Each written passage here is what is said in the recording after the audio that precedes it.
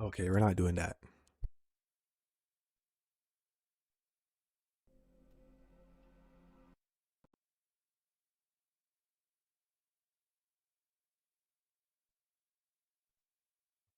You missed me with that.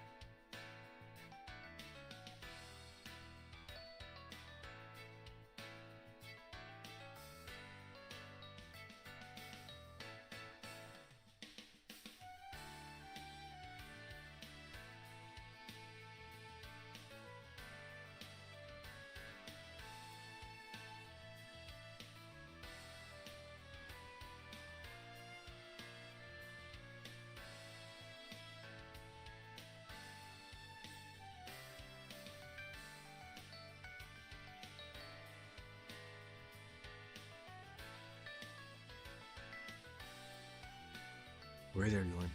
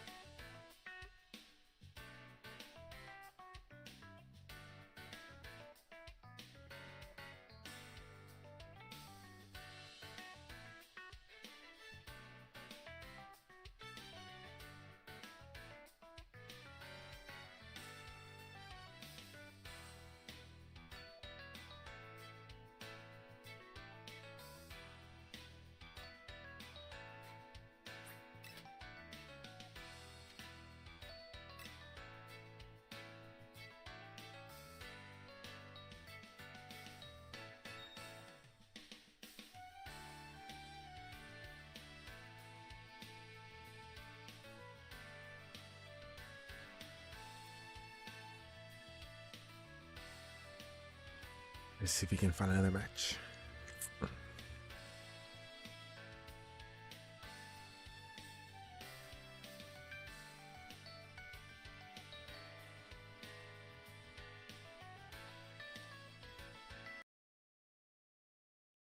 Gave Cosmo Taito his life. To ensure Piccolo wouldn't be revived, Master Roshi personally threw the jar at the bottom of the ocean, and no one had heard of Piccolo again until today. Chaozu worries that maybe Roshi's old friend Shen brought Piccolo back, but Roshi insists he'd never do something that foolish. Given the information they've just learned, Yamcha worries about Goku facing Krillin's killer, and Tien questions just how Goku's going to find the monster. Launch says he'll likely find it with the Dragon Radar, and Tien wonders about that, along with what the Dragon Ball is. As Roshi ponders over Piccolo's intentions with the Dragon Ball and the Tenkaichi Budokai registration list, the scene shifts to a grand airship. Aboard is an aged green figure with pointed ears, adorned in clothing bearing the distinct demon emblem. This formidable presence is none other than the infamous Demon King Piccolo. He has a pterodactyl-looking guy for a henchman right next to his throne, and Piccolo wonders about having any wish granted once all 7 Dragon Balls are gathered. Aboard the airship is the Pilaf gang as well, as their leader questions Piccolo on if he plans to wish for world domination. Piccolo, however, laughs, explaining that world domination for him doesn't require a wish, and what he truly desires is eternal youth. Pilaf then brings up how he found Piccolo, freed him from the electric jar, and told him the secret of the Dragon Balls. Piccolo questions what Pilaf is getting at, and the Emperor inquires for half of the world to dominate in return, and also mentions how he explained the greatest martial arts gathering at the Tenkaichi Budokai. Piccolo sits in silence, so Pilaf retracts his request to a third or maybe just a fourth of the world, and Piccolo says he'll think about it. The Demon King then looks down at the electric jar, thinking about the very martial artist that locked him away. He blows up the jar with an I-beam attack and notes he plans to eliminate any martial artist with even a little bit of power. Back at the Budokai, Master Roshi realizes why Piccolo wanted the registration list, as one of the fighters on that list could possibly perform the evil containment wave and seal him away again. Tien says he probably intended to kill all of the martial artists on that list, and Master Roshi agrees. Meanwhile, Goku catches up to Piccolo's monster henchman, infuriated and ready for revenge. The creature, a half-winged, half-dressed monster, notices Goku closing in. He holds on to the martial arts registration list in one hand, and seeing the 4-star Dragon Ball in his other hand sends Goku into a fury as he demands the creature to return the ball and his friend Krillin's life. The monster deduces that this Krillin was the youngster who dared to oppose him and chuckles, recalling how effortlessly he met his end. Now infuriated more than ever, Goku vows to avenge his friend by killing the monster before him. Unfazed, the creature questions Goku's counterattack strategy. Goku lunges, but the monster evades with a leap, kicks Goku, and sends him flying from Nimbus. Nonetheless, Nimbus swiftly dives to rescue him, with Goku irritated about depleting all his energy during the Budokai. Defiantly, Goku tells the demon that had he been re-energized, he would have ended things quickly. However, the demon interrupts, mentioning his satisfaction, and aims to silence Goku forever. He then discharges a powerful beam, narrowly missing Goku but obliterating the flying Nimbus. Subsequently, he bids Goku a farewell and knocks him downward, causing him crash landing into a dense forest below. As night falls, everyone at the Budokai grows anxious for Goku's return. Master Roshi assumes Goku's been killed, and Yamcha vents his frustration, noting that they're likely next on the hit list. Oolong feels exempt from concern as he's not a martial artist, but Bulma warns of the catastrophe if Piccolo gains control of the world. Tien queries about the evil containment wave, but Master Roshi discourages its use, stating that he doesn't know how to do it himself. The announcer questions if he should call the police, but Roshi fears they wouldn't be able to help and it would only incite chaos. He then requests the announcer to inform Goku of their departure should he return, inviting Tien and Chaozu to join the group. With dawn breaking, presumably the following day, the creature presents the 4-star ball to Piccolo aboard the airship. He also hands over the Budokai registration list detailing the decade's participants. Piccolo instructs him to display them on the wall, and Pilaf's group eagerly assists. Names like Nam and Ranfan pass, and when the creature reaches Krillin's poster, he deems it unnecessary to post as he killed Krillin already. Mai draws Pilaf's attention to a specific entry, and they're shocked to recognize Goku. Having competed twice and securing second place both times in the Tenkaichi Budokai, the creature dismisses this poster too, claiming he finished off Goku as well not long ago. ago. Pilaf's crew is in disbelief, but the monster remains confident in his claim. As if someone of Goku's caliber was only second best, he states the current world martial arts champions must be relatively weak. Nevertheless, Piccolo prefers caution, again telling his henchmen to kill every martial artist on the registry and all others who oppose him. As Piccolo discusses world domination and the Pilaf gang worry amongst themselves, down below, Goku remains motionless. Piccolo daydreams of regaining his youth, then calls his demon, referring to him as Tambourine. He orders Tambourine to eliminate the top martial artist, prompting the pterodactyl-like creature to question who would gather the Dragon Balls. Piccolo states he'll create another demon, to which Pilaf grimaces, fearing another nauseating spectacle. The pterodactyl-like being cautions against spawning another egg given Piccolo's current condition. However, Piccolo is confident that he's strong enough to handle the task. Now ready to spawn a dragon-themed warrior to collect the Dragon Balls, Piccolo starts a chant and throws up a massive egg. He names the soon-to-emerge creature Symbol and commands it to awaken. Suddenly, a chubby dragon with wings resembling tambourines emerges, and Piccolo instructs Symbol to retrieve the 6 remaining Dragon Balls. Piccolo questions Pilaf about the next Dragon Ball's location, and Pilaf indicates it on a massive radar display. As Symbol notes the location, Tambourine sets his sights on his next target of the tournament, Nam. Both Symbol and Tambourine then take flight, and while Shu is apprehensive about trusting Demon King Piccolo, Pilaf comforts him and Mai, expressing confidence in acquiring half of the world. Back at Kame House, Tien and Chaozu seem to have been briefed on the Dragon Balls. Bulma emphasizes that their primary wish should be to resurrect Krillin, but Yamcha suggests they wish to kill Piccolo, although Puar points out to the group that they'll have to wait 1 year before resurrecting Krillin if they do that. Oolong jokes about the possibility of resurrecting Krillin after such a long period, suggesting he'd return as a zombie. This prompts Bulma to contemplate creating a preservation capsule to preserve Krillin's body instead. Master Roshi meanwhile goes back to being a pervert, and an infuriated Bulma retaliates by knocking him over the head. Everyone's attention is then drawn to the TV, where a news report announces Nam's demise and the discovery of another demon note. The group deduced that other tournament participants are now at risk, triggering concerns of a global hysteria if more people were to find out. Master Roshi questions Bulma about the timeline for crafting a new radar, to which she estimates a rush job would take at least half a day. Subsequently, the group depart in an aircraft, seemingly leaving Bulma behind. Elsewhere in the jungle, Goku gradually regains consciousness, wondering how long he's been out. He's then enticed by the aroma of food and discovers a large fish roasting over an open flame. Goku thinks this incredible looking fish must be a dream. He leaps onto it and devours it, leaving only its skeleton behind and his stomach bulging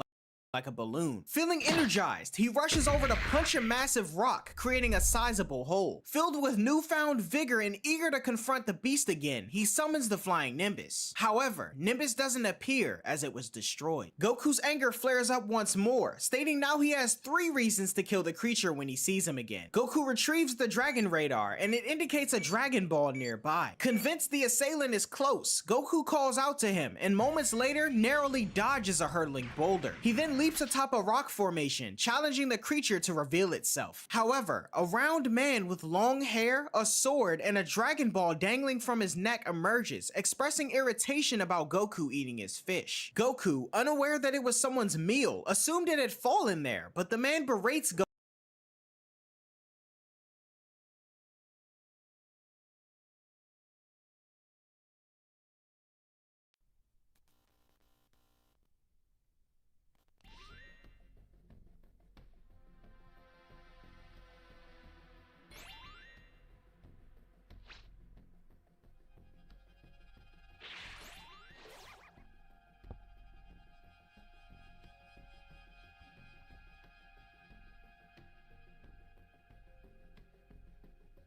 Level 9 Broly. Hopefully it's not too bad.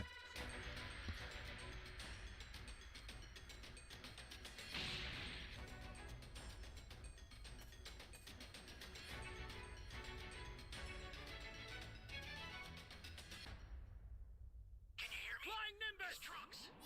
I've set a super time machine, as well as a crate of supplies. Here's how to launch. Find the power keys, then place them in the right spots.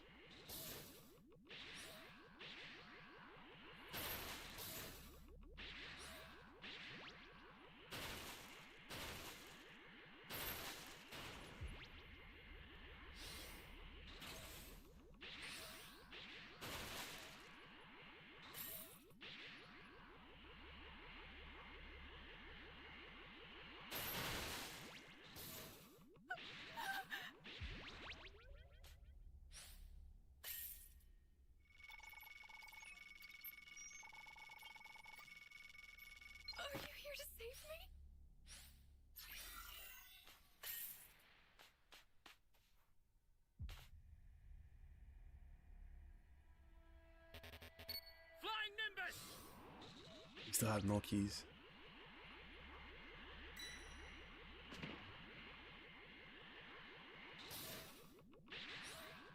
Power key radar.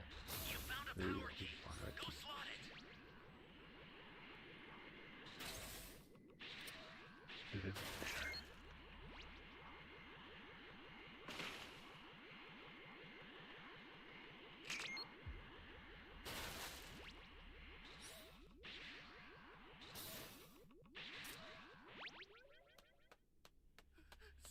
Someone! That's a new power key. Place it now. Savior.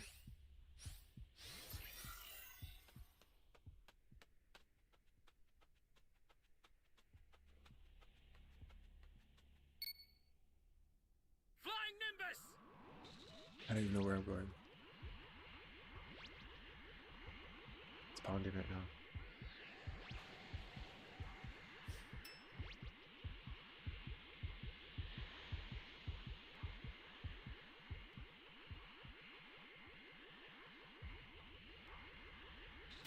Just in case.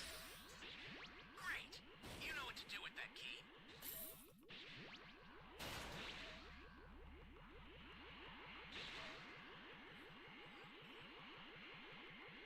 Out here. Where you at, miss? Please help me.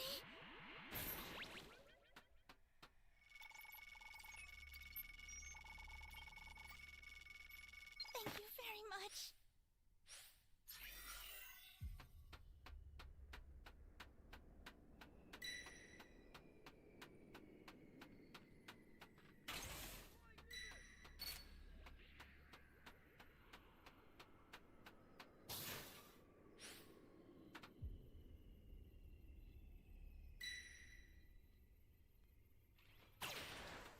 Welcome. Thank you. Welcome.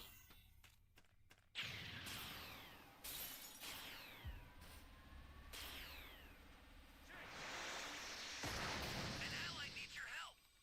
We don't know what danger awaits. Think before Lights rushing and in. sell though. Ally down. If you intend to rescue them, watch out for enemies.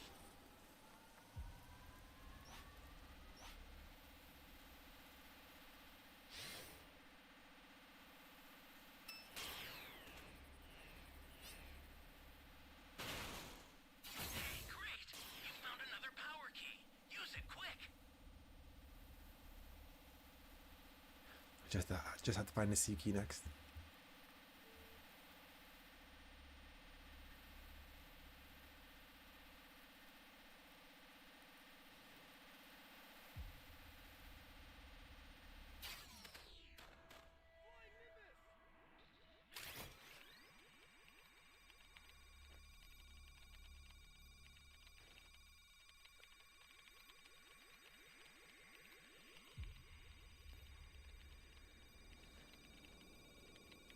Over there.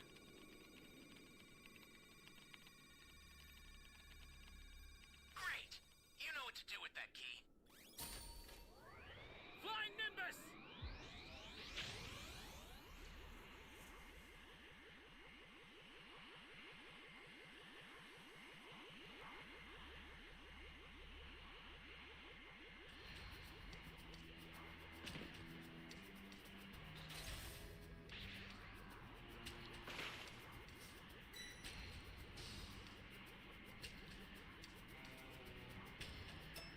He only went to level 2, so it's easier to jump him now. Someone has time patrol duty.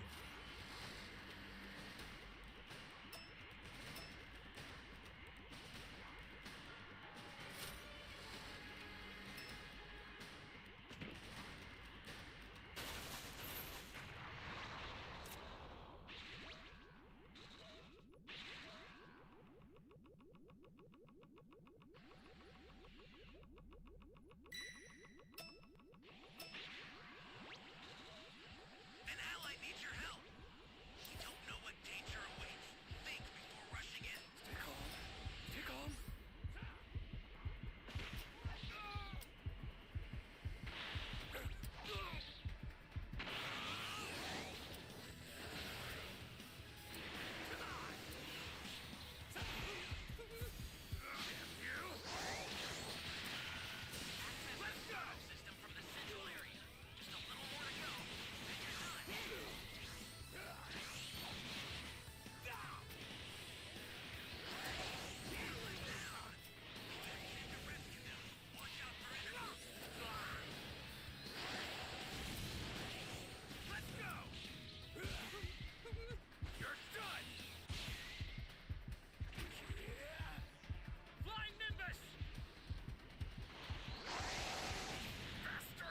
Bro, how many barriers and shields does this guy have?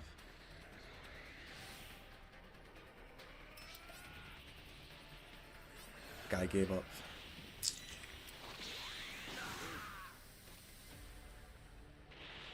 Yo, from now on, if I see Broly, I'm just gonna rage quit, man. Sick of this guy.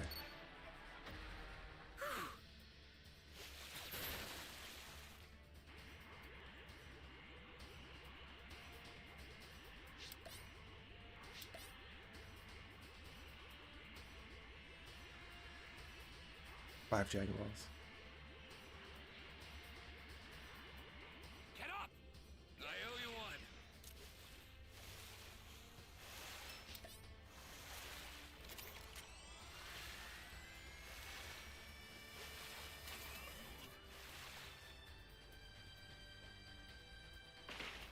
I'll send some supplies to help. Make good use of them. The startup system's under attack. It's dangerous, so tread carefully if you want to get closer. The startup system is under attack. Stop it if you can, but retreat if you need to. Got it? Flying Nimbus!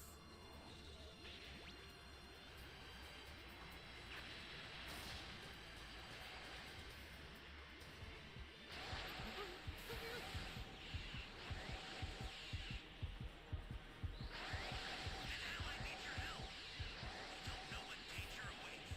Think before rushing in.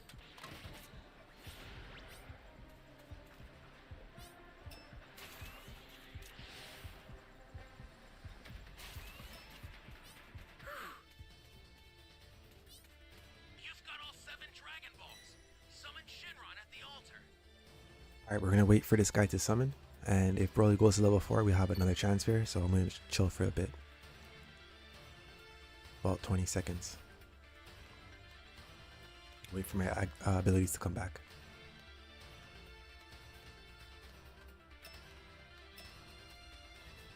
Flying Nimbus! I can try to save that guy.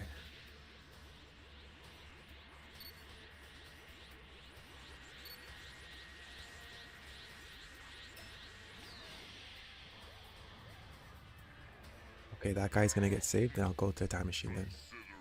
Ally down! If you intend to rescue them, watch out for enemies.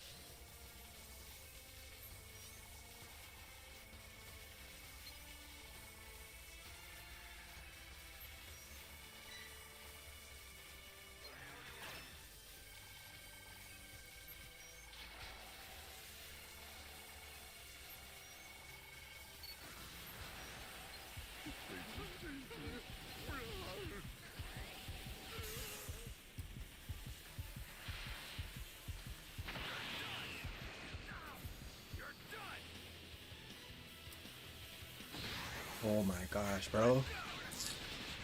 So sick of this guy and his fucking barriers.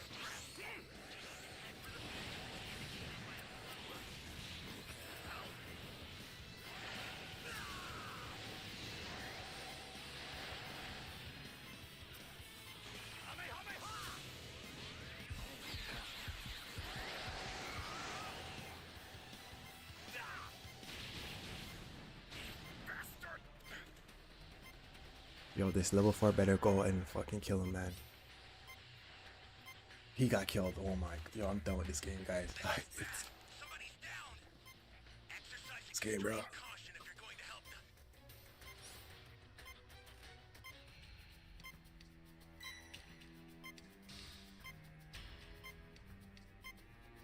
I've sent the escape time machine.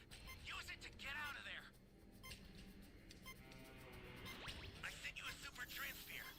Use it to hold the enemy back.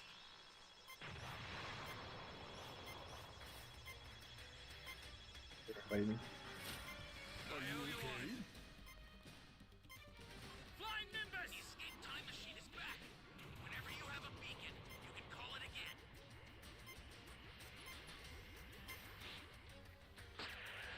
Let's have a final dragon change. Fuck it.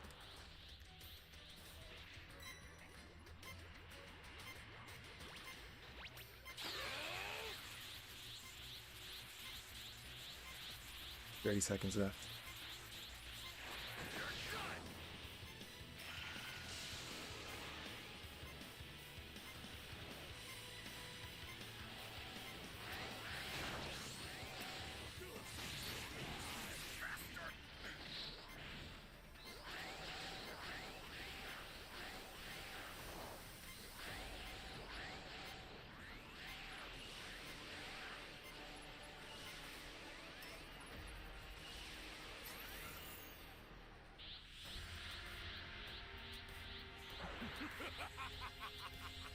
You know what we have to do, guys?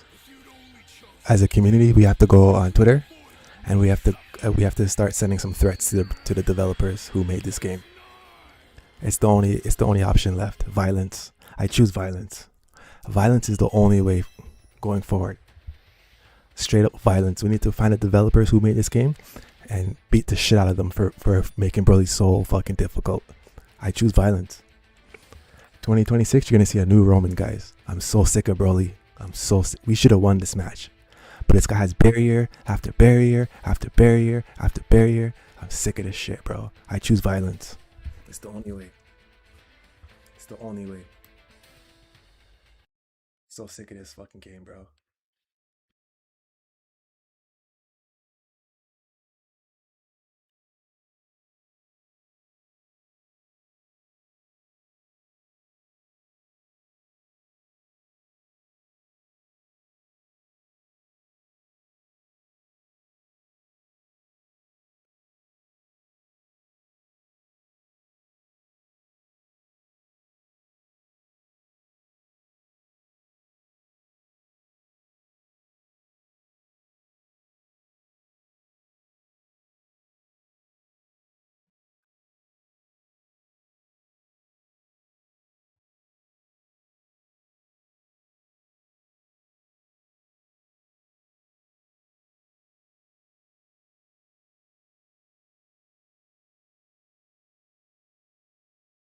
Goku for thinking a cooked fish would randomly drop from the sky. Goku descends and spots the Dragon Ball on the man's necklace. Although he isn't close enough to discern the star's number, he assumes it's his Dragon Ball. Believing the man to be an accomplice of the winged creature, Goku inquires about its whereabouts. However, the man, harboring resentment for the stolen fish, gets ready to fight. As they charge toward one another and lock in, Goku parries the man's blow until a fierce headbutt sends him back. However, Goku springs back up and retaliates with a head punch, sending the man stumbling. A swift kick from the man is dodged by Goku, who then lands a solid punch to the man's face. Following this, a kick sends the man crashing into a mountain. As the man recovers and the two assess each other, Goku realizes the ball the man possesses isn't his grandpa's. He questions the man on where his came from and learns he found it 3 years prior. Goku offers his apologies for the misunderstanding, yet the man remains determined for him to replace his stolen breakfast. Soon after, a flying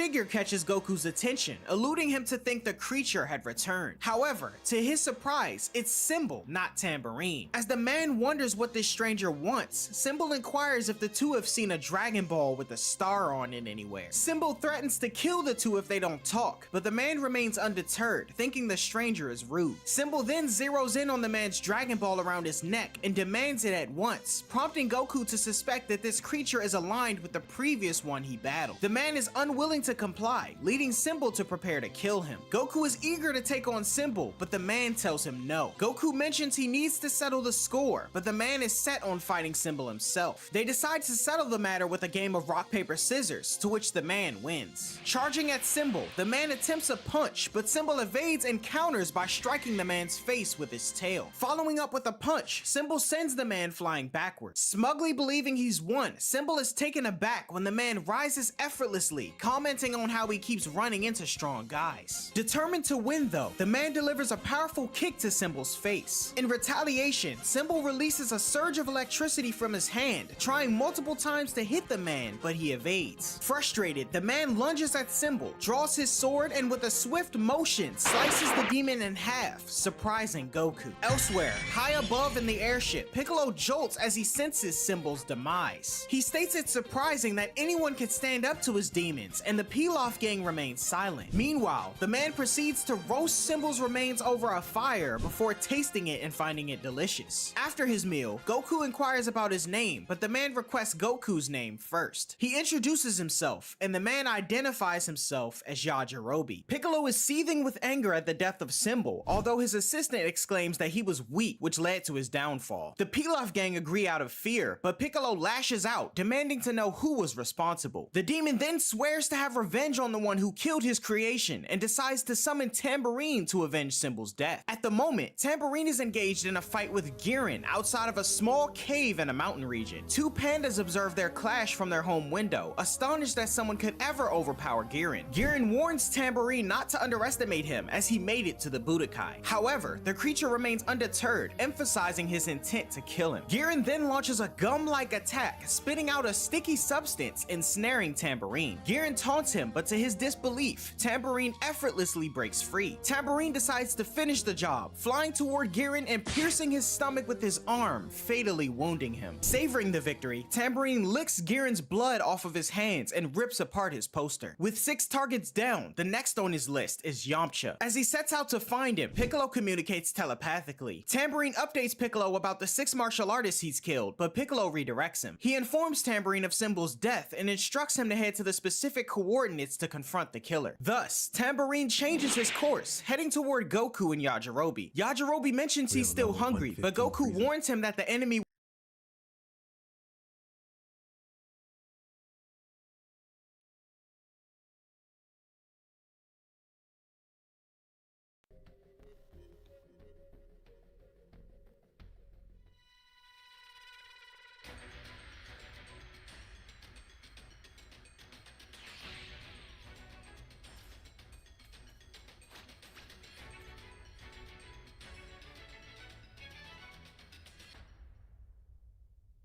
Can you hear me? Flying Nimbus!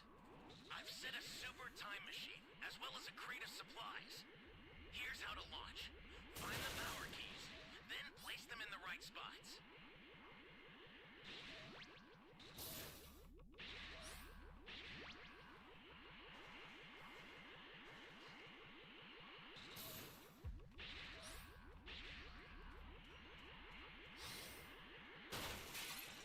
You found a power key.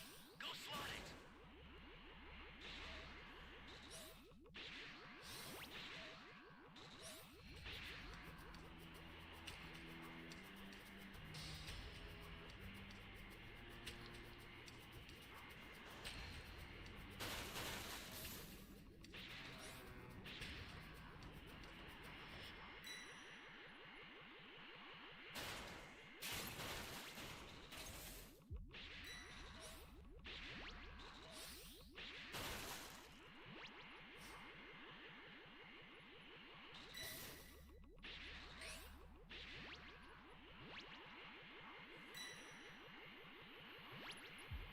This is bad.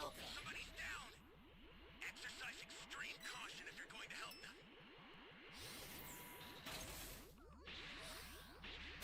What is this place? I need to find a power key radar.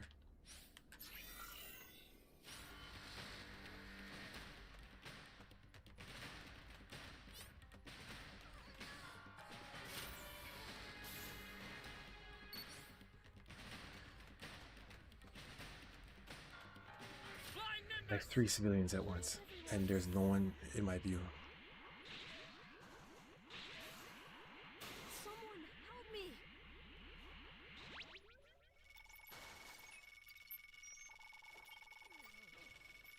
You really want to save me? Grateful.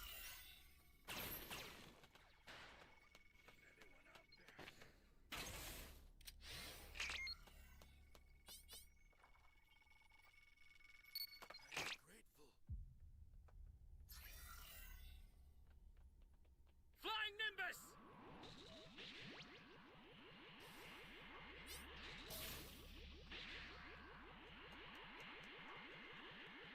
What's up, me after you steal my civilian?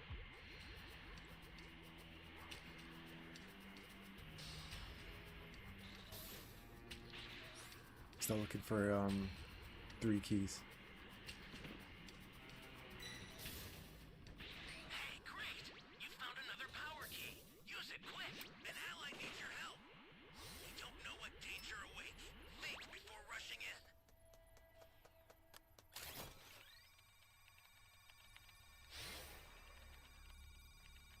I need this level 4.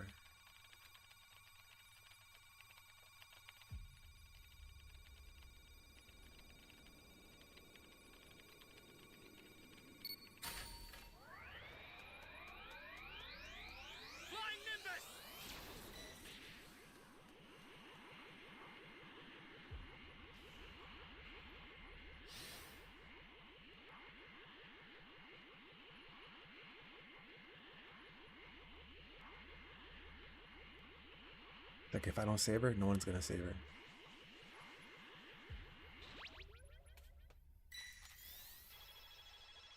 No one even tried.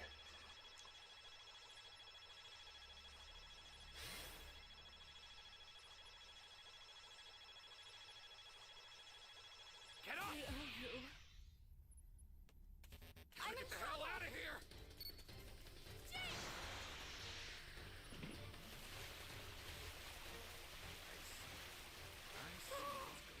Great! You know what to do with that key.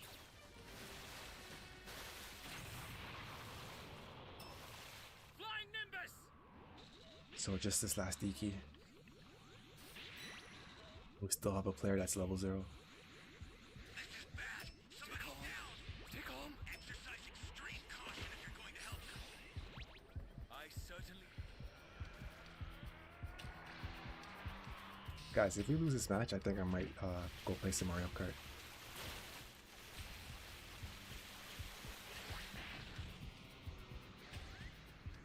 What's the big idea? Ally down! If you intend to rescue them, Flying watch Nimbus! out for enemies. Nowhere I can run to. Trapped. The super time machine is ready. Head there now. An ally needs your help. We don't know what danger awaits. Think before rushing in.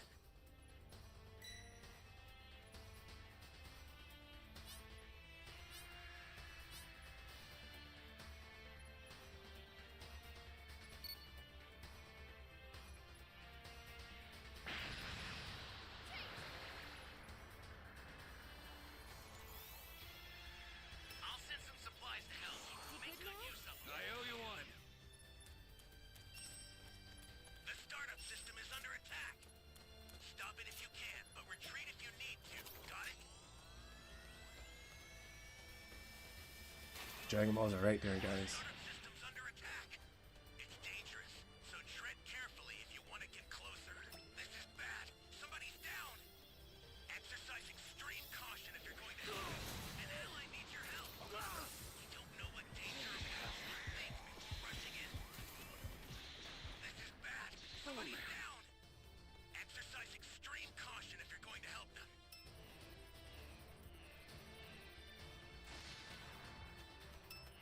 The match is over. Fuck it. Just kill me, man.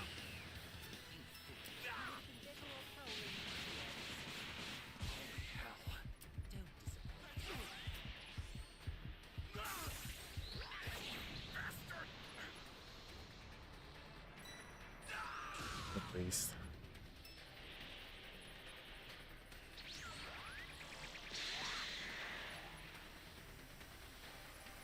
I'm gonna go eat my food.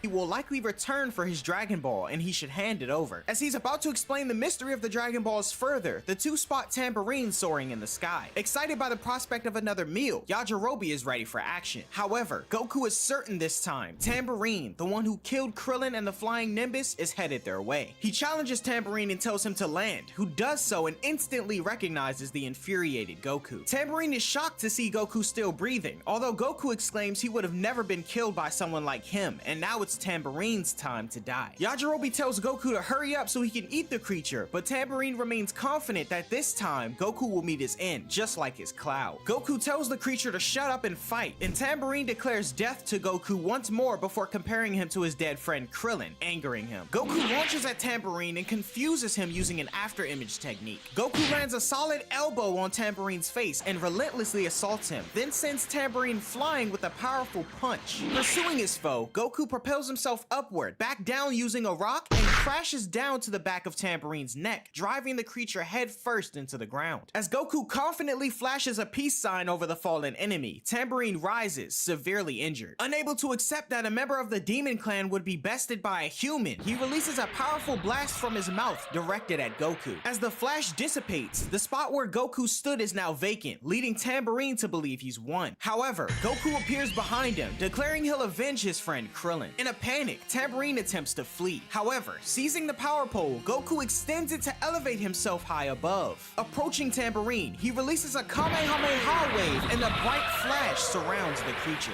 On board the airship, Piccolo jolts once more as he senses Tambourine's death, demanding Pilaf to take the airship to his creature's last location as he decides he'll personally identify and defeat the killer himself. Piccolo seethes with rage as the airship heads toward the location of the one-star ball. However, Pilaf spots on their radar that 4 Dragon Balls are clustered together and in motion, indicating someone else is also collecting them. Tien, Chaozu, and Master Roshi are the ones in question, flying around in a small plane. Tien contemplates if the 5th Dragon Ball they're heading for might be the one taken by Piccolo's minion after Krillin's death. Master Roshi then states if what he's saying is true, they'll likely have no choice but to fight the demon themselves. Roshi then states that confronting Piccolo is futile, and they should use the Dragon Balls to command Shenron to annihilate the Demon King, then resurrect Krillin and the others in a year's time. Tien brings up the possibility of using the evil containment wave, but Master Roshi dismisses the idea, stating that if they proceeded, their lives would be lost. Tien says he understands, although he thinks to himself that he's sure Roshi knows the secret to the technique. In the midst of this, Pilaf is distressed over competition for the Dragon Balls, but Piccolo remains unfazed, stating that his only priority at the moment is punishing the killer of his creations. Meanwhile, Goku examines the radar, and Yajirobe says he'll give Goku the one-star ball if he can kill another monster and give it to him to eat. Suddenly, the radar indicates the next ball is nearby, and the two look up and spot a hovering airship. An announcement declares the arrival of Demon King Piccolo, and recognizing the title, Goku deduces that this must be the leader of the monster that killed Krillin. Yajirobe, remembering where he's heard the name, hastily hands Goku the one-star ball and plans his exit. Goku finds this sudden change of heart strange, but now wears the one-star ball necklace, bracing himself for the Demon King's descent. Aboard the airship, Pilaf, Piccolo, and their crew peer down. With binoculars, Pilaf identifies Goku and recounts to Piccolo how this young boy has consistently thwarted his plans, emphasizing Goku's unexpected strength. Determined to avenge the dishonor brought upon the Demon Clan, Piccolo prepares to confront Goku with his demonic powers, stating how his minions didn't deserve the confidence he placed in them as they were killed by a mere child. Descending from the airship, Piccolo finally meets Goku face to face. When questioned, Piccolo confirms he's the mastermind behind Krillin's death and the theft of the Dragon Ball. He commends Goku for overcoming 2 of his elite warriors, and in retaliation, Goku vows to defeat Piccolo just like he did the others. Amused, Piccolo belittles Goku, stating he must not understand the gravity of the situation. However, infuriated, Goku lunges at Piccolo, insulting him as Yajirobe hides behind a tree. Goku lands a swift punch on Piccolo's face, pushing him back with the sheer surprise and force of the attack. He propels himself from the ground, charging at Piccolo once more. As Piccolo tries to block him, Goku uses his tail to latch onto Piccolo's arm, attempting another face punch. However, Piccolo's quick reflexes prevail, intercepting Goku and slamming him toward the ground. Yet Goku, unfazed, uses his hands to spring back into action, delivering a solid kick to Piccolo's chest and sending him airborne and hitting the ground. From the airship, Pilaf cautions the group to consider an escape. However, Piccolo's henchman urges them to stay composed, expressing confidence in his king. It's clear Piccolo intends to ramp up the intensity as he discards his cape, revealing a basic gi underneath. Asserting his might, Piccolo charges headlong at Goku, propelling him high with a kick. Ascending rapidly, Piccolo lands a fierce punch, driving Goku into and through the earth below. Descending, Piccolo grabs Goku from the resulting crater, hoisting him up effortlessly and dealing another brutal blow to his face. Despite his injuries, Goku's resilience shines as he bites Piccolo's thumb, leading the Demon King to cast him aside. Goku barely regains his footing, visibly in awe of Piccolo's prowess. With a smirk, Piccolo mentions Goku should consider escape, as Goku thinks to himself that his power and speed don't even begin to compare to Piccolo's. Amused, Piccolo admires Goku's strength, but states once more his intent to kill him. Goku then positions his hands in the iconic Kamehameha stance, which Piccolo assumes to be the evil containment wave at first glance. However, Goku releases the energy blast, and as the dust settles, Piccolo stands untouched. A concerned Goku looks on in awe, while a mocking Piccolo declares that the time has come for the boy to face his end. Goku is taken aback by the sheer power before him, while Yajirobe is grateful for his decision to stay hidden. Piccolo then prepares a formidable attack, positioning his hands inward before launching a powerful ki blast at Goku. Goku narrowly dodges the blast by leaping over it, but as he's airborne, Piccolo fires another ki blast, hitting Goku head on. Goku crashes to the ground, appearing gravely injured. Approaching the unconscious unconscious Goku, Piccolo puts his hand over his chest and states there's no heartbeat, alluding to the boy's death. Piccolo then seizes the one-star ball from around his neck and ascends to the airship, declaring his intention to collect Right now the we're 6 remaining out of 8. Dragon Balls to regain Just need his 2 youth. more. As the airship departs, Yajirobe cautiously emerges from his hiding spot and examines Goku's seemingly lifeless body. To his surprise though, Goku moves and he detects a faint heartbeat. Desperately trying to wake him, Yajirobe grabs Goku and dunks him into a nearby river to wake him up and drink water. A drenched and irate Goku emerges, stating Piccolo defeated him as if he were nothing. This prompts Yajirobe to state that Goku was bound to come across someone stronger than him one day and emphasize the unparalleled threat of Demon King Piccolo. Goku then inquires of Yajirobe to take him to Korin's tower as he can't move, and the man obliges, thinking there might be a doctor there along with something to eat. Meanwhile, Master Roshi and Tien are diligently searching the grasslands, while Chaozu locates the 3-star ball. This addition brings their collection to 5, and consulting the Dragon Radar, Master Roshi observes the final 2 balls are converging on their location. Tien deduces that it must be Demon King Piccolo, and simultaneously, Yajirobe and Goku race toward Korin Tower in a capsule car. Pilaf alerts Piccolo about the approaching 5 Dragon Balls from the opposing group, much to Piccolo's delight. Concurrently, Master Roshi observes the 2 remaining Dragon Balls converging on their location, but believes that a direct confrontation won't yield victory. As Goku and Yajirobe journey to Korin Tower, Goku expresses admiration for Yajirobe's vehicle. Yajirobe, however, adopts a more serious tone, emphasizing to Goku that even though he overcame Piccolo's subordinates twice, facing Piccolo is an entirely different challenge. He recounts tales of a time when Piccolo was a global menace and says that only an expert martial artist was able to stop him. Curious, Goku questions Piccolo's previous defeat, but Yajirobe admits he's unsure how it happened. Yajirobe's curiosity about the Dragon Balls prompts Goku to share the lore of Shenron and the power of wishes. Meanwhile, Master Roshi and the others land their plane amidst a landscape dotted with rock formations. After safely storing their plane in a capsule, Roshi crafts a hiding spot by punching a hole in the ground, directing Chaozu to secure the Dragon Balls there. Roshi then details their strategy. Chaozu will stay hidden, while he and Tien will attempt to snatch the remaining Dragon Balls from Piccolo. The ultimate aim is to combine all 7 and summon Shenron swiftly. Upon checking the radar, Master Roshi realizes Piccolo is closing in, prompting everyone to hide. As Pilaf informs Piccolo they're near the other Dragon Balls, Piccolo senses an ambush. Tien and Roshi, concealed behind rocks together, spot Piccolo's airship, acknowledging the added challenge of stealing from it. When Piccolo's group confirm their location right above the Dragon Balls, Piccolo, anticipating the group's plan, ingests his 2 Dragon Balls, ensuring they can't be taken unless he's slain. Witnessing this, Tien and Master Roshi conclude that they have no choice but to battle Piccolo. However, Roshi insists on facing the threat solo, claiming he drank from the Fountain of Youth, which gives him eternal life. Tien protests, but is silenced when Master Roshi immobilizes him with a spray. Admitting the Eternal Youth tale was a lie, Master Roshi expresses he's the only one who stands a chance against Piccolo. He states that should he fail, Tien would be the last line of defense against the Demon King. After communicating a revised plan to Chaozu, Master Roshi boldly reveals himself and challenges Piccolo. As Piccolo descends from the airship, admiring Roshi's courage, Roshi reveals the location of the buried Dragon Balls and says that Piccolo will have to kill him to get them. Piccolo seems intrigued by this brave elder, all while a fearful Chaozu and incapacitated Tien observe anxiously. Piccolo chuckles at the audacity of the elderly man daring to face him, to which Master Roshi responds that their paths have crossed before. Roshi mentions being present during Piccolo's confrontation with his mentor named Mutaito, causing visible fear in Piccolo's expression. Master Roshi then unveils an electric jar from a capsule, intensifying Piccolo's alarm. Recognizing the situation, Tien senses the impending move, while Master Roshi reminds Piccolo of the fateful technique that once sealed him away. Attempting to escape, Piccolo takes to the skies, but Master Roshi, with his arms raised, unleashes the evil containment wave. Enveloped by a mystical force, Piccolo is whirled around with the intention of sealing him in the electric jar. However, Master Roshi's aim falters, causing Piccolo to crash just shy of the jar, much to the surprise of him, Tien, and Chaozu. Fatigued, Roshi acknowledges his failure to defeat the Demon King, but remains confident in Piccolo's eventual downfall. Tragically, he then collapses, lifeless, as Piccolo cackles in victory. Somewhere distant, Goku senses an unsettling disturbance, though can't pinpoint its nature, leading Yajirobe to find his behavior peculiar. Triumphant, Piccolo revels in Master Roshi's death, with Pilaf and his crew celebrating aboard the ship. Convinced of his invincibility, especially since no one remains feigns to wield the evil containment wave against him. Piccolo gloats and states he isn't afraid of anything anymore. With a simple gesture, he extracts the 5 Dragon Balls from the earth and regurgitates his own pair, uniting all 7. Eagerly anticipating the restoration of his youthful might, Piccolo prepares while Tien awaits helplessly. With the Dragon Balls now beneath him, Piccolo summons Shenron, causing the skies to darken ominously. Recognizing the grave implications of a rejuvenated Piccolo, Tien watches anxiously as the Dragon Balls radiate intense light. Rising majestically, Shenron astounds everyone, including Piccolo. Using telepathy, Tien urgently instructs Chaozu to voice his wish before Piccolo can. Shenron tells the one before him to state their wish, and as Piccolo begins to articulate his request, Chaozu dashes forward, attempting to ask Shenron to destroy Piccolo as the Demon King snaps his gaze toward him in surprise. However, before Chaozu could finish his plea, a lethal blast from Piccolo sends him flying backward, killing him. Enraged yet powerless to react, Tien watches helplessly as Piccolo states he should be more careful as Roshi 7 out of wasn't 8, alone. just need one more. Impatient, Shenron prompts Piccolo to make his wish, and without hesitation, the Demon King demands his youth to be restored. Acknowledging the simplicity of the request, Shenron commences the transformation, smoothing out Piccolo's aged features and granting him power beyond imagination. Elated, Piccolo feels the raw might of his newfound youth coursing within him, and observing the darkened skies from afar, Goku deduces that Shenron has been summoned, all while Korin Tower emerges on the horizon. Piccolo revels in his triumph, much to the delight of his villainous companions. Shenron decides to now take his leave, but Piccolo, defiant, unleashes a powerful blast from his mouth toward the mighty dragon. A tremendous explosion ensues, leading to Shenron's destruction and dissipation. As the Dragon Balls transform into lifeless stones, Piccolo exalts over Shenron's demise, confident that no one can challenge him. Witnessing the devastating turn of events, Tien is left in sheer disbelief before losing consciousness. Upon reaching Korin's sacred land, Goku, with the skies returning to their normal state, examines the Dragon Radar. With the Dragon Balls missing from the radar, Goku deduces that Shenron must have indeed been summoned by Piccolo. As they approach the base of the tower, Upa rushes out, overjoyed to see Goku. Upon seeing him, Upa calls out to his father. Yajirobe inquires about the feast he had been promised, to which Goku assures him it's on the way. As Bora emerges, he senses something amiss with Goku, then realizing he's been beaten up. Meanwhile, aboard the flying vessel, Piccolo declares his intent to reclaim the world and sets a course for the king's palace. Proclaiming himself as the new Demon King Piccolo, he laughs at the impending chaos he plans to unleash. An anxious Pilaf offers his congratulations, subtly reminding Piccolo of their prior agreement to divide the world. At Piccolo's command, the creature now known as Piano summons the duo Mai and Shu to the ship's main chamber. Piccolo then tells the Pilaf gang to get off the ship, as they serve no purpose to him anymore. A stunned Pilaf tries to reason with Piccolo, but the monster threatens to kill them if they don't leave. The trio of Pilaf, Mai, and Shu are then forcibly ejected from the vessel, and back at Korin's tower, Goku fills Bora in on the current predicament and expresses his desire to meet Korin to enhance his abilities. Given Goku's weakened state, he suggests Yajirobe to help him ascend to the tower. Initially reluctant, Yajirobe's interest is piqued upon hearing about the Sensu feast awaiting at the top. With Goku now on his back, Bora offers to help them start their climb, and meanwhile, in a distant desert, Pilaf and his crew, battered but alive, recover from their perilous fall. Bora lifts Yajirobe with a frail Goku secured on his back, as Upa sends them off with good wishes. With a mighty throw, Bora sends them soaring through the clouds until Yajirobe manages to grip onto the tower, commencing their climb. Meanwhile, at King's Castle, Piccolo makes his appearance and informs his henchman Piano that he plans to claim it as his own. As they approach the main entrance, a guard challenges them, stating access is only for authorized personnel. Undeterred, Piccolo declares himself the king and incapacitates the guard with a swift strike. When another guard fires at him, Piccolo retaliates with a lethal eye beam. Using his telekinetic powers, Piccolo forces the gates open, and both he and Piano head toward the castle, easily dispatching any guards that attempt to halt their progress. Back at Korin Tower, night has fallen, and an irritated Yajirobe persists in his ascent with Goku. Inside King Castle, Piccolo and Piano leave a grim trail of defeated guards in their wake. A formidable guard confronts Piccolo, demanding he stop and surrender. However, Piccolo remains unimpressed. The guard lunges at Piccolo, only to have his punch effortlessly caught. Demonstrating his own strength, Piccolo delivers a powerful blow, sending the guard crashing into a wall. Demanding the location of the king, Piccolo turns aggressive, effective, delivering a fatal blow to the guard when he doesn't get the answer he wants. The other guards attempt to flee, but Piccolo uses his speed to stop them and inquire about the king's whereabouts. One guard reveals that the king is in the West Tower Pinnacle, but Piccolo notices the king attempting to flee in a small aircraft. Concurrently, as Yajirobe nears the summit of Korin's tower, he tries to alert a sleeping Goku, growing frustrated when he doesn't respond. Transitioning back to King Castle, Piccolo leaps on the escaping king's aircraft, surprising everyone inside. Piccolo forcefully shatters the protective glass bubble, confronting the king, a fancy dog dressed in a suit complete with glasses and a mustache. The king is startled and questions the intruder's identity, to which he reveals he's Piccolo, his new king. As a guard in the aircraft begins to shoot at him, Piccolo is annoyed and states they still haven't grasped his true identity. In a show of dominance, Piccolo seizes the guard and casually drops him from the aircraft, leading to the guard's death. The anxious king inquires about Piccolo's demands, and unwavering, Piccolo states his ambition to become the new king and wants the current king to publicly announce it to the world. The king hesitates, refusing to comply. In response, Piccolo powers up immensely and annihilates a vast section of the adjacent city. Threatened in seeing the magnitude of Piccolo's power and realizing Piccolo could destroy the earth if he wanted to, the king finally agrees. Atop Korin's tower, Goku and Yajirobe have reached their destination. Before Goku can relay his purpose for the visit, Korin interrupts, mentioning he's already aware of Demon King Piccolo's reign of terror. Intrigued, Goku wonders how Korin could possibly know, to which Korin replies he often watches the world below out of sheer boredom. Sharing his intention to train to defeat Piccolo, Goku is met with an immediate solution from Korin, a sensu bean. Yajirobe, disgruntled, believes the sensu to be the promised feast and hastily consumes a bunch. To his surprise, his belly grows immensely, prompting Goku to explain that a single bean is equivalent to 10 days of nourishment. Korin then questions Goku on if he's healed, and Goku is elated to find himself completely rejuvenated. Eager to commence training, Goku questions if he can start right away. However, Korin states that he has no further teachings to offer Goku. He grimly notes that it seems no one can defeat Piccolo, not even Master Roshi, who died fighting the monster. Distraught over Master Roshi's fate, Goku attempts to take off prematurely, but before he could do so, Korin interjects, suggesting that there might be one potential solution: the Divine Water. Goku inquires if the Divine Water can enhance his strength, but Korin clarifies it's not that simple. He explains that this water can reveal a person's hidden strength, making them more powerful than before. However, if you've already harnessed all your innate strength, the Divine Water won't further amplify it. Goku contemplates whether he still possesses untapped power, while Yajirobe suggests he should give it a try. However, Korin reveals a shocking revelation: the Divine Water can also be a terrible poison. If a person isn't strong both physically and mentally, the drink will kill them. Yajirobe expresses his reservations about the poisonous nature of the drink and inquires if anyone has ever survived its consumption. Korin then reveals that 14 individuals have tried the Divine Water, but none have lived to tell the tale. Shocked, Yajirobe dismisses the drink as nothing more than a lethal poison given its track record, but Goku is resolute in his decision to consume it. Yajirobe predicts a grim outcome for Goku, who retorts that he would likely be killed by Piccolo either way. Yajirobe remains skeptical, but Goku is driven by his desire to seek revenge for Krillin and Master Roshi. Without delay, Korin fetches the Divine Water and fills a cup. Before Goku can drink, Yajirobe, driven by curiosity, samples it and reacts violently, nearly choking. However, Goku remains determined, takes a moment to prepare himself, and gulps down the water. Immediately, he screams in agony and clutches his throat, prompting Yajirobe to urge him to throw up the water. However, Goku defiantly declares he won't give up. Elsewhere, amidst the rocky terrain under the moonlight, Tien is diligently practicing the evil containment wave, but struggles to aim it into the electric jar. Motivated by the sacrifices of Master Roshi and Chaozu, he refuses to give up. As dawn breaks over Korin Tower, Yajirobe notes that Goku has been struggling for 6 hours. Just then, Goku's great ape vitality emerges, and Korin, sensing a shift, feels Goku's latent power awakening as he wakes up. The day also greets Tien with success, as he finally captures the magic essence within the electric jar. Yajirobe, witnessing Goku's resilience, is in awe of his remarkable fortitude. Korin commends Goku's endurance, and an exhilarated Goku can't contain his excitement over his newfound strength, exclaiming he can feel the power flowing within him. In the aircraft, Tien soars through the sky and radios Kame House. Yamcha picks up, and Tien informs them of their failure to collect the Dragon Balls. He explains that Piccolo intervened, seized the balls, called Shenron, and regained his youth. He also explains that both Master Master Roshi and Chaozu tried to thwart Piccolo's plans, but died in the process. This news profoundly shocks everyone, and Tien adds that with Piccolo's enhanced power, the world will soon move into chaos. Determined, Tien declares he's going after Piccolo and directs the others to pick up the corpses of Master Roshi and Chaozu. Yamcha urgently pleads with Tien to reconsider and return, but Tien reveals he can use the evil containment wave. Realizing Tien's willingness to risk his life, Yamcha protests. However, Tien clarifies he's not solely acting for the world's sake and mourns the death of the martial artists. Bulma urges Tien to instead pursue the Dragon Balls, and suddenly, Oolong points out a broadcast on TV. The king, visibly distressed, announces his resignation, naming Demon King Piccolo as his successor. However, in a desperate plea, he beckons a hero to challenge this tyrant. The screen shifts to Piccolo, who menacingly holds the king by his throat. Piccolo then addresses the global audience, asserting his reign, and Tien, tuning in from his aircraft, discerns Piccolo's location at King's Castle and heads there. During his speech, Piccolo condemns virtues like justice and peace. He announces an era where chaos reigns, the repeal of the police force, and encouragement of war, theft, and violence. Those seeking justice will face elimination, while malevolence thrives. While Yamcha seethes with anger, Launch, in her aggressive form, says that Piccolo might not be that bad. At Korin Tower, Goku, filled with newfound strength, marvels at his power. Korin privately acknowledges Goku's immense potential, and yet Goku's mood shifts as he senses an ominous energy, identifying it as Demon King Piccolo. Determined to confront him, Goku prepares to leave, and Korin offers his support, summoning the Flying Nimbus, which surprises Goku. A massive cloud approaches, and Goku inquires if it's the same one Master Roshi had given him. Korin confirms he was the original source, and Goku, ecstatic, leaps onto the vast cloud. Witnessing this, Yajirobe expresses shock. Goku then breaks off a small part of the cloud for his use and invites Yajirobe to join him, although he declines. Goku expresses his gratitude to both Yajirobe and Korin and takes off. Yajirobe then asking if he can have a Flying Nimbus. Korin, however, tells Yajirobe he wouldn't be able to ride it, then thinks to himself if Goku will actually stand a chance against Piccolo. Elsewhere, Piccolo, still speaking on television, encourages the world to commit the most atrocious acts of violence. He then announces that there are 43 districts worldwide, and Piano presents him with a small box. Since the day is May 9th, the day marking his ascent to power, he declares it as Piccolo Day. Every year to commemorate this day, Piccolo states he'll conduct a lottery, drawing a number from the box. He says that whichever district he picks corresponding to the drawn number will be destroyed on the spot simply for his pleasure of witnessing human despair. However, for those impatient enough not to wait 43 years for potential doom, Piccolo jokingly emphasizes they can visit King Castle anytime to face punishment. Tien continues to monitor these events, growing more eager to use the evil containment wave. As Piccolo delves into the box for today's unlucky number, even residents of Jingle Village, including Snow and her family, are glued to their screens. The drawn number reveals the target as District 29, West City. Alarmed since her parents reside there, Bulma radios Tien, urging him to use the evil containment wave, promising they'll resurrect him with the Dragon Balls if need be. Tien replies, saying he'll do what's needed. He's set on using the evil containment wave, but warns Bulma that the Dragon Balls are gone. Undeterred, Bulma says they'll regain functionality in a year. However, Tien reveals that Piccolo has slain Shenron and the Dragon Balls are no more. As their conversation continues, Tien nears King Castle, and Yamcha, despite his injury, insists on taking action. Spotting Piccolo and Piano preparing to board an aircraft from a tower, Tien reverses course and challenges Piccolo. Noting Tien's presence, Piccolo remarks on yet another idiot with a death wish. Meanwhile, Goku speeds toward the unfolding drama atop his new Flying Nimbus. Piccolo and Piano descend to confront Tien, and as the warrior prepares for the showdown, he notices the electric jar meant for trapping Piccolo is cracked, likely while he was training. Being goaded further by Piccolo to hurry up and meet his end, Tien decides against using the compromised vessel and opts for a direct confrontation. Descending, he catches Piccolo's attention, who observes Tien's an expert martial artist. Tien expresses confidence in his victory, to which Piccolo retorts he has a problem with respect. Then, wanting to avoid dirtying his hands, Piccolo chooses to produce a new minion. He regurgitates an egg, spitting it onto the ground and unsettling Tien. From the egg emerges a large, ogre-like demon, whom Piccolo introduces as Drum, and undeterred, Tien believes he can defeat both adversaries. Drum readies himself to face Tien as Goku approaches King Castle. Tien Tien lunges at Drum, attempting a strike, but Drum evades and counters with a punch. Tien manages to catch Drum's fist and retaliates with several kicks. However, Drum dodges and lands a punch on Tien's face, pushing him back. Not letting up, Drum delivers 2 swift kicks and then elbows Tien, sending him flying back. Tien quickly regains his footing and retaliates with a forceful headbutt, amusing Piccolo. Equally amused, Drum chuckles at Tien's tenacity, while Tien is taken aback by Drum's surprising strength and agility, especially considering he is merely a henchman of Piccolo's. Seizing an opportunity, Drum swiftly gets behind Tien and delivers a powerful blow to his back. As Tien falls to the ground in pain, Piccolo instructs Drum to finish him off, aiming for the heart. As Drum looms over Tien, preparing for the final strike, he's suddenly and violently knocked away, surprising Piccolo. Standing in front of everyone is Goku, much to Tien's relief. However, Piccolo isn't pleased by this new arrival. Observing the change in Piccolo's appearance, Goku remarks on it. Piccolo then retorts that he's regained his youth, and with it, a significant boost in power. Tien urgently tells Goku to flee, but Goku remains unfazed. Piccolo, growing impatient, states that Goku will be dead before he knows what's going on, and without warning, Drum springs at Goku, but the warrior promptly reacts, leaping and delivering a devastating kick to Drum's head, crushing it as both Tien and Piccolo are left in disbelief. Drum falls to the ground, and Tien wonders what's happened to Goku. Piccolo can't believe he dares defy him again, and Goku insists he'll kill him this time. Meanwhile, 2 planes depart from Kame House. One has Oolong, Puar, and the Turtle as they're off to collect Master Roshi and Chaozu's dead bodies. The other has Yamcha, Bulma, and Launch as they're going to help Tien. Launch is fired up to help out, and Yamcha is actually relieved to see her like this for once. However, she sneezes and changes back to her good self, much to the group's surprise. Piccolo tells Goku that he's powered up since their last encounter, and Goku says he has as well. Piccolo wants to end things quickly so he can visit West City and holds up 5 fingers, telling Goku that he'll be finished with him in 5 seconds. Piccolo charges at Goku to deliver a blow, but Goku easily blocks it, much to everyone's surprise. Piccolo throws a punch at Goku, but Goku easily catches it with his much smaller hand. Goku then surprisingly throws Piccolo by his fist into part of the castle, shattering it. Piccolo gets up from the rubble, visibly irritated, and Goku tells him 5 seconds are already up, angering the Demon King as he jumps into the air and dives down toward Goku, firing a ki blast at him. Goku jumps over it, and Piccolo fires another blast at Goku, similar to their first encounter. Goku crosses his arms to shield himself and is merely thrown back a bit by the blast. Goku latches onto a pole protruding from one of the castle's buildings and swings off of it back down to the ground. Goku faces Piccolo, who wonders how the kid was able to counter his attack so gracefully. Tien can't believe what he's seeing, and Piccolo's visibly enraged. Goku braces himself for his next attack, and Piccolo shouts at him, claiming he'll end him here. Goku then tells Piccolo that he killed his friends and that he'll never forgive him. The 2 lock eyes, while Piano and Tien look on. Suddenly, Goku zips into the air and lands a massive punch to Piccolo's face, sending him crashing into Piano, who seems to have died during the impact. Tien reflects that Goku moves so swiftly he couldn't even see, and ponders this as Goku stands tall. Brushing himself off, an even more enraged Piccolo rises. He lunges at Goku once more, attempting to hit him, but Goku evades and trips Piccolo over. As Piccolo recovers, Goku charges, only for Piccolo to land a kick on his midsection. However, Goku rebounds from the ground, retaliating with a forceful kick to Piccolo's torso. Goku dashes at Piccolo, striking him relentlessly in the belly, followed by a kick to the face, pushing Piccolo back slightly. Tien is in awe, and with a smirk, Piccolo concedes that Goku is the first to genuinely piss him off. Goku challenges Piccolo to unleash his full strength, surprising Tien as the monster apparently wasn't going all out. Intrigued, Piccolo remarks he doesn't typically use his maximum power as it reduces his lifespan, but he'll make an exception this time. As Piccolo powers up, Tien is astounded by his overwhelming ki. Goku remains unfazed, and Piccolo believes he's reached a sufficient level. Goku then mentions he can also give it his all, leaving Piccolo skeptical that Goku hasn't already. As Piccolo gestures, Goku withstands the resulting shockwave created by his hand, acknowledging his strength. In a burst of energy, Piccolo lunges at Goku, attempting a devastating strike. Yet, Goku effortlessly leaps over the attack, positioning himself behind Piccolo. Without missing a beat, Piccolo whirls around to deliver a powerful blow to Goku's back, sending him crashing to the ground and forming a massive crater. Revealing his seeming triumph, Piccolo laughs while Tien fears it might be the end. However, from the depths of the crater, a voice echoes, drawing the attention of both both Tien and Piccolo. As the chant continues, Goku launches from the crater and unleashes a Kamehameha at Piccolo. Bracing to counter the blast, Piccolo is taken by surprise when Goku suddenly redirects it. The energy beam curves around, slamming into the back of Piccolo's head, much to his surprise. Tien watches in awe, hardly able to believe Goku just manipulated a Kamehameha's trajectory. Shouting at Piccolo to rise to his feet, Goku is met with a grumbled remark about him being a monster. Goku, however, retorts,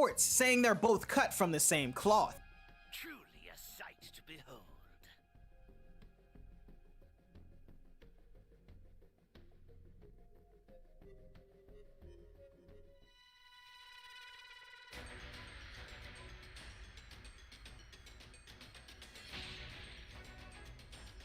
Let's get it.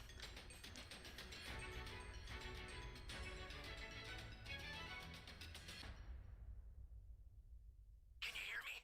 It's Trunks. I've set a super Flying time Nimbus! machine, as well as a crate of supplies. Here's how to launch. Find the power keys, then place them in the right spots. You're really tired, bro. Sleep.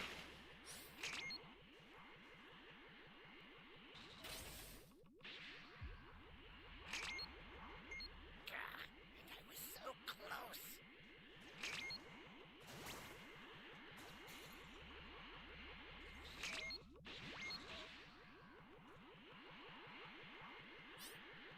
I don't understand where this Dragon Ball is.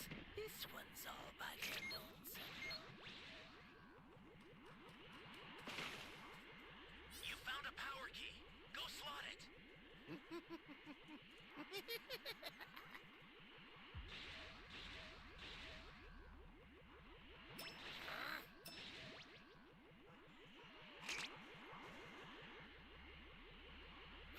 What? What is this feeling of intimidation?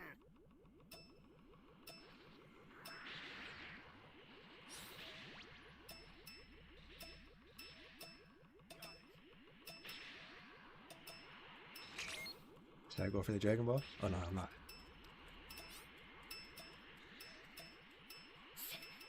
Saiyans.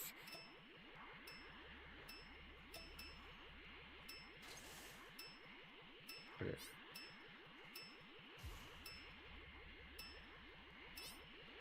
Hey, great! You found another power key. Use it quick.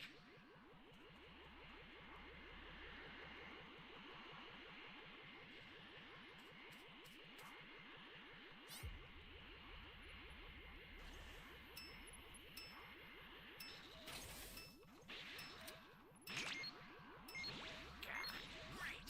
You know what to do with that key. I have no Dragon Change.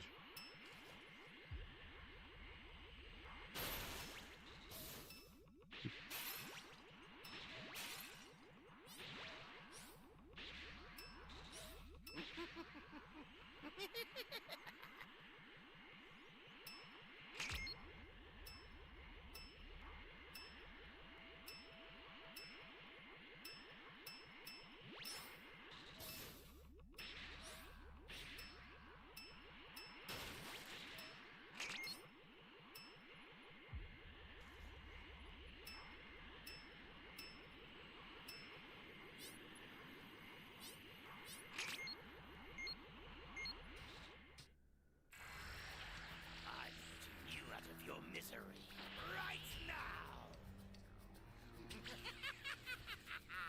This is bad. Somebody's down. Exercise extreme caution if you're going to help them.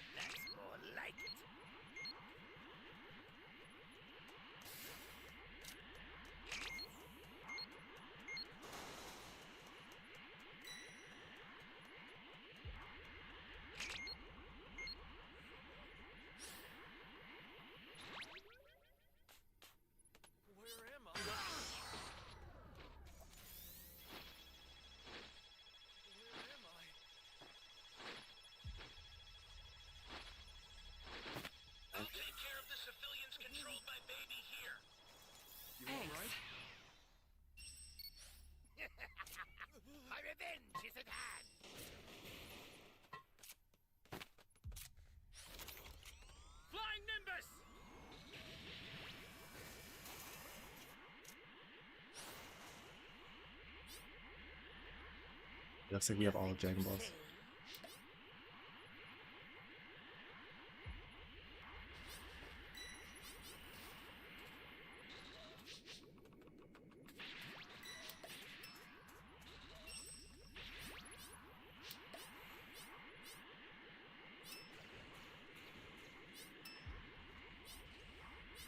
Ally down! If you intend to rescue them, watch out for enemies. You've got all 7 Dragon Balls. Summon Shenron at the altar. An ally needs your help. You don't know what danger awaits. Think before rushing in.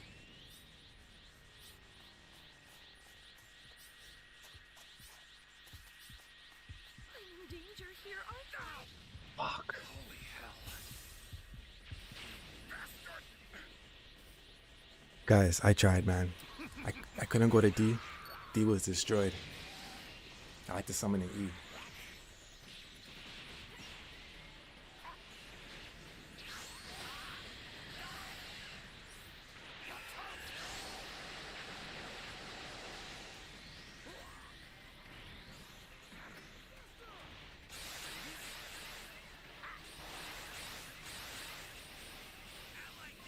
Hit me with the sensu. Fucking revive yourself. Exercise extreme caution if you're going to help. Fucking bitch. Watch out for enemies.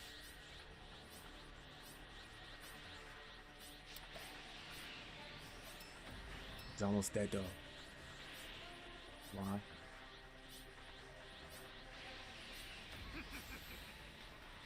We're hit. We have one level 3. We have one level 3. Go in, go in, go in, go in. A level 3 and a level 2. You guys need to go in. Oh, you fucking missed.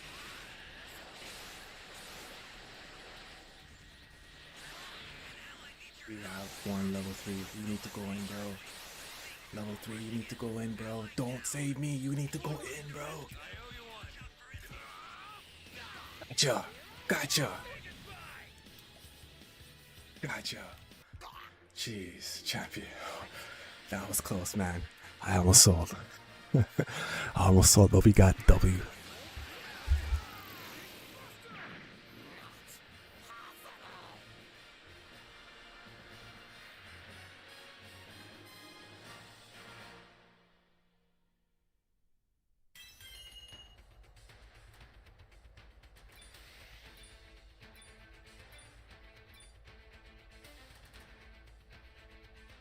Shout out to the team, bro. Everyone did their job.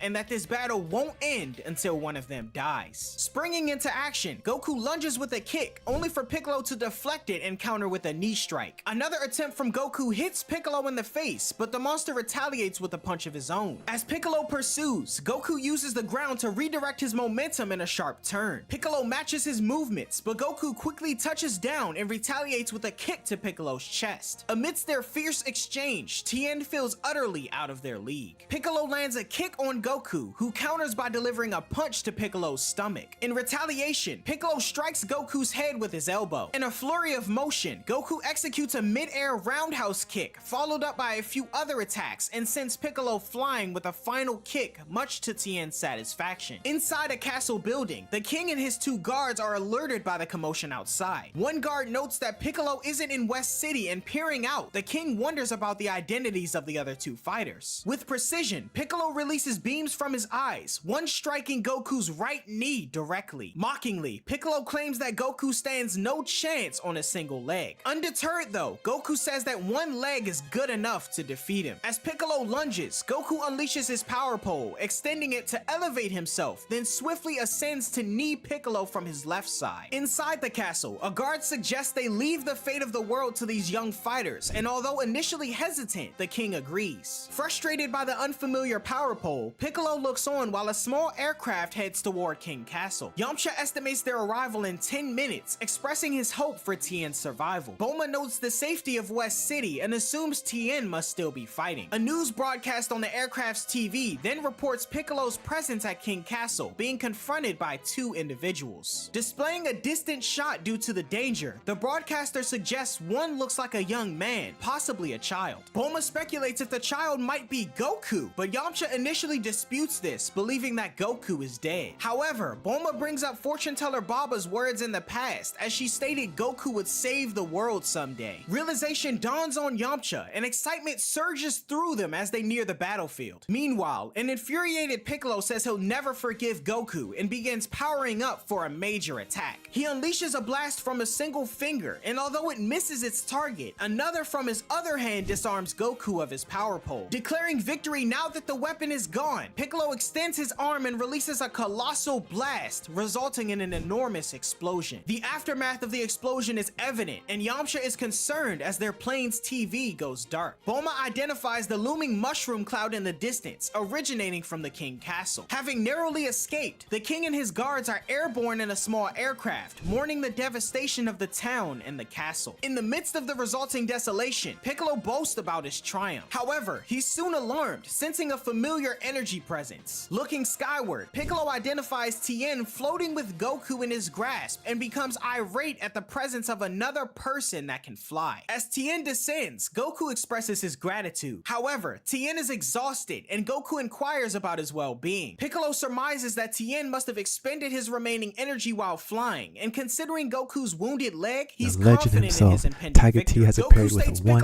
199 energy is super too low chat. to pose He much says, of a threat, "We but sold gathering back." energy, That's Piccolo right, homie. We warns just against got the W. underestimating We the almost took demonic a L, power but within it him. came However, clutch. this is exactly Thank you what so much for Goku the wanted, 199. as Piccolo Appreciate left it, man. himself wide open. He lunges at Piccolo, landing a solid blow to his stomach. The effect is evident, but Piccolo remains undeterred, as Goku acknowledges the diminished strength from his injury. Piccolo then retaliates with a colossal blast once more, forcing Goku to brace for the impact as he's hit head on. A massive detonation ensues, leaving Tien incapacitated. As the dust settles, a vast crater appears at Goku's last known location, leading Piccolo to assume his triumph once again. However, Goku's voice calls out to the flying Nimbus, and the cloud swiftly dives into the crater, emerging with Goku clinging onto it. In disbelief, Piccolo watches on as Goku recovers and taunts him about his decreasing power. Rejecting the notion that he, Demon King Piccolo, could be challenged by a mere mortal, Goku retorts that his tail suggests he's not entirely human. Acknowledging his own depleted energy, Goku proposes a final battle to the end, but unwilling to engage on those terms, Piccolo menacingly seizes Tien, threatening to crush his skull should Goku make a move. Tien bravely tells Goku to focus on defeating Piccolo and not to concern himself with his safety, but Piccolo, having heard enough from the warrior, tightens his grip on Tien's skull. Desperate to prevent harm to his friend, Goku shouts for Piccolo to stop, saying he'll comply with his demands. As a precaution, Piccolo picks up a stone and hurls it at Goku, rendering his left arm useless. Mockingly, Piccolo points out that humanity's downfall is its emotion and states that someone like Goku could never defeat evil. Although momentarily hesitant, Goku realizes that Piccolo will just kill them anyway and tells Tien to forgive him as he prepares to fight. Shocked, Piccolo questions if Goku would actually sacrifice Tien, and Goku remains optimistic, asserting he'll revive him with the Dragon Balls. Amused, Piccolo reveals that he's eliminated Shenron, leaving Goku in disbelief and distraught. Seizing the moment, Piccolo sends another stone speeding toward Goku, incapacitating his left leg and causing him to collapse. Mocking Goku's defenseless state, Piccolo deems Tien unnecessary, casting him aside. He decides he'll deal with him later, but first he has a score to settle with Goku. Gloating once more over Goku's seeming inability to defend himself, Piccolo believes his victory is imminent. He soars high, ready to finish off the one obstacle preventing him from plunging the world into darkness. distance. As Piccolo descends rapidly toward Goku, Goku calls him out, highlighting his one functional arm. Channeling his energy into said arm, Goku aims it downwards and releases a powerful Kamehameha, propelling himself skyward towards the oncoming Piccolo. With everything at stake, Goku readies his fist while Piccolo gears up to counter with a block. Goku rockets towards Piccolo, and in an unexpected twist, his fist punches right through the demon, leaving a gaping hole. As Goku descends, emotional over finally avenging Krillin and the others, Piccolo reflects on his impending doom, but acknowledges Goku's ability to overcome him. In a final act to ensure the survival of the Demon Clan, Piccolo regurgitates an egg and shoots it far into the distance. With his last breath, he instructs the being within to avenge him, and a massive explosion emanates from Piccolo, propelling Goku downward. Tien fears for Goku's impending crash, but to everyone's surprise, Yajirobe swoops in to the rescue. In the distance, Yamcha, limping due to his injury, along with the others, take cover behind a destroyed wall. Puzzled by the earlier explosion, Yamcha seeks answers. Bulma, gripping a firearm, wonders if they should assist, to which Yamcha firmly believes they should stand by their friends. After a brief discussion, Yajirobe offers a ride to heal their wounds, but Tien opts for Yajirobe to just take Goku, as he wishes to inform those at Kame House of the unfolding events. As they depart, Goku inquires about the fate of Master Roshi, to which Tien confirms that he and Chaozu are dead. The news about Shenron is equally grim, and Goku falls silent. Eager to move forward, Tien expresses his intent to train for the next Tenkaichi Budokai and challenges Goku to do the same. As Yajirobe drives away a now sleeping Goku, Tien contemplates Goku's remarkable fighting spirit. He then discovers the discarded power pole, realizing an exhausted Goku overlooked it. Upon Yamcha and the group's arrival, they're briefed about Piccolo's downfall, and later, inside their plane, Bulma gets in touch with the TV station, announcing the world's safety and attributing the victory to the Earth's defenders. With Demon King Piccolo now destroyed, the people on Earth begin to celebrate. However, despite this apparent moment of triumph, the narrative hints at a short-lived peace. The earlier egg, now cracked open, reveals a miniature version of Demon King Piccolo, vowing revenge against his father's adversary and displaying an intense hatred of peace. The Demon King Piccolo arc is one of my favorite in Dragon Ball. This storyline masterfully dives deep into the series' roots, intertwining martial arts and mystical elements while pushing our beloved characters to their limits. It introduces Demon King Piccolo as a formidable antagonist whose sheer power and evil intentions drastically raise the stakes. The saga not only provides thrilling battles, but also adds layers of emotional depth as we witness the sacrifices of key characters and Goku's unremarkable spirit to protect his loved ones and the world. But what lies in store for our heroes? How will Krillin and the others be revived? Find out when we cover the next arc, the 23rd Tenkaichi Budokai. But what do you guys think of this arc? Let me know down in the comments below. I also want to take a moment to thank all of our channel's members. It really means a lot that you guys are willing to stick around for the content. But if you enjoyed the video, leave a like, don't forget to subscribe, and I'll see you guys next time.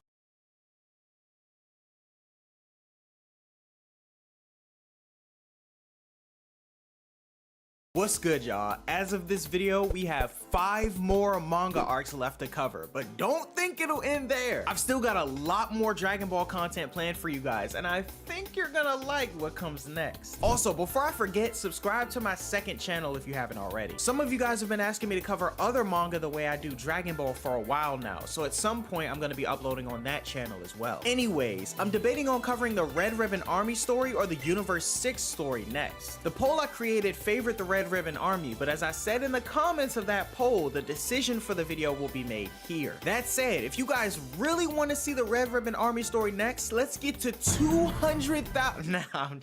Event of Goku's demise, Korin claims he would have personally gathered the Dragon Balls to resurrect him and his friends. Goku is taken aback by Korin's knowledge of the Dragon Balls, to which Korin asserts his all-encompassing awareness, stating there's nothing he doesn't know. However, Yajirobe informs Korin of Shenron's demise at the hands of Piccolo, which surprises him. Goku grows angry, wishing he could revive his friends, but Yajirobe dismisses their deaths as part of their destiny. Korin then states that the problem with their deaths is that their souls can't rest in peace, as they were killed by demons. When Goku inquires about this, Korin elaborates, revealing that the souls of those slain by the Demon Clan won't move on, but will linger in the universe for eternity. Goku insists on finding a way to revive everyone, but Korin deems it impossible without Shenron. Suddenly, Korin recalls a crucial detail he'd forgotten, contacting the creator of the Dragon Balls to revive Shenron. Goku seeks the identity of the creator, and Korin discloses that it's none other than Kami, otherwise known as God. Goku is unfamiliar with this entity, and Yajirobe immediately dismisses it as fake, prompting Korin to explain that he's indeed real, but only sees those who are strong, brave, and pure of heart. This makes Goku eligible to meet him, but Yajirobe unfortunately doesn't meet the criteria. Curious about Kami's whereabouts, Goku learns that his palace is situated above Korin Tower. Yajirobe expresses disbelief, but Korin tells him to shut up and clarifies that they can't see the palace because it's too high to be seen from their vantage point. Goku suggests using the flying Nimbus to get there, but Korin dismisses the idea, stating that it can only fly as far as his tower. Yajirobe proposes stealing a rocket, but Korin says it won't work as it would be rejected mid-flight. Korin then insists that the only way to reach Kami's palace is by using the power pole to get there. Goku wonders about this, and Korin explains that the power pole was originally created to connect the Earth to Kami's sanctuary. He states that he lent it to Master Roshi a while back, not thinking that anyone would actually need it. Realizing it was passed down to him from his grandpa Gohan, Goku reaches for the power pole to get started, but discovers it's missing. Panicking, and reminded that he misplaced his pole after his battle with Piccolo, Goku calls on the flying Nimbus, leaving quickly to find it. Unable to find the power pole on the battlefield, Goku continues to panic at the thought of not being able to revive his friends, but suddenly recalls that fortune teller Baba could locate it for him. He visits her, requesting assistance in locating the staff, prepared to repeat the custom of fighting her 5 challengers in order to get the information. However, Baba insists that nobody wants to fight the person who killed Demon King Piccolo, and offers to reveal the location to Goku for free. After a quick reading, Baba reveals the power pole is at Kame House. Confused on what it's doing there, Goku takes off, as Baba thinks on how Goku actually managed to save the Earth. Soon after, Goku arrives at Kame House, rushes in, and is greeted by his remaining friends. In a hurry, he grabs the power pole and excitedly announces his plan to visit God and restore life to his friends as he takes off, leaving everyone confused at what he just said. Back at Korin Tower, Goku, with the power pole in hand, catches his breath. Korin instructs Goku to place the staff in a connector on the tower's roof, which will extend to reach Kami's sanctuary. Korin then provides Goku with a bell as a symbol to prove his worth, and despite Yajirobe's concern about Goku's appearance in his tattered clothing, Korin assures him it won't matter, as they'll get messed up anyway, confusing the two. Goku seeks clarification, wondering if Kami is violent, but Korin states he's a great man, but elaborates that Goku will undergo a test in the Divine Realm, expressing confidence in Goku's abilities. Though Yajirobe is uneasy about the prospect, Goku remains unconcerned. With determination, Goku activates the power pole, propelling himself upward. Korin anticipates Goku's reaction upon encountering Kami's face, and Yajirobe questions if he's ugly. Korin says yes, but states his face will look quite familiar. As the power pole ascends, Goku finally sees the colossal spherical structure in the distance and draws closer. The staff halts, connecting to a large fixture with a small hole at its tip. Goku notices a ladder above him, skillfully uses his tail to reach it, and ascends from the power pole to reach the sanctuary. He finally arrives at his destination, the tiled floor lacking walls or a ceiling, featuring meticulously maintained trees and a temple on the opposite side. In the center of it all, though, stands a figure with distinctive features: black skin, large eyes, and lips. Greetings exchanged, Goku queries if the figure is Kami, only to discover he's Mr. Popo, Kami's servant. Mr. Popo wonders how Goku managed to defeat Piccolo, surprising Goku of his knowledge of the battle, but Mr. Popo claims that Kami knows all. Goku expresses curiosity about Kami's dwelling and expresses his desire to visit. To gain entry though, Mr. Popo demands proof of Korin's approval. Goku presents the bell, prompting Mr. Popo to initiate a test, a match against himself. He states that if Goku wins, he'll earn the privilege of meeting Kami. Confident, Goku readies himself and begins with an after-image technique, but Mr. Popo effortlessly lands a punch, surprising Goku. Unfazed and assuming it to be a lucky hit, Goku charges again, asserting the match will end with one powerful hit. However, Mr. Popo casually delivers another successful punch to Goku's face. Popo jokes about him being lucky again and calls Goku weak,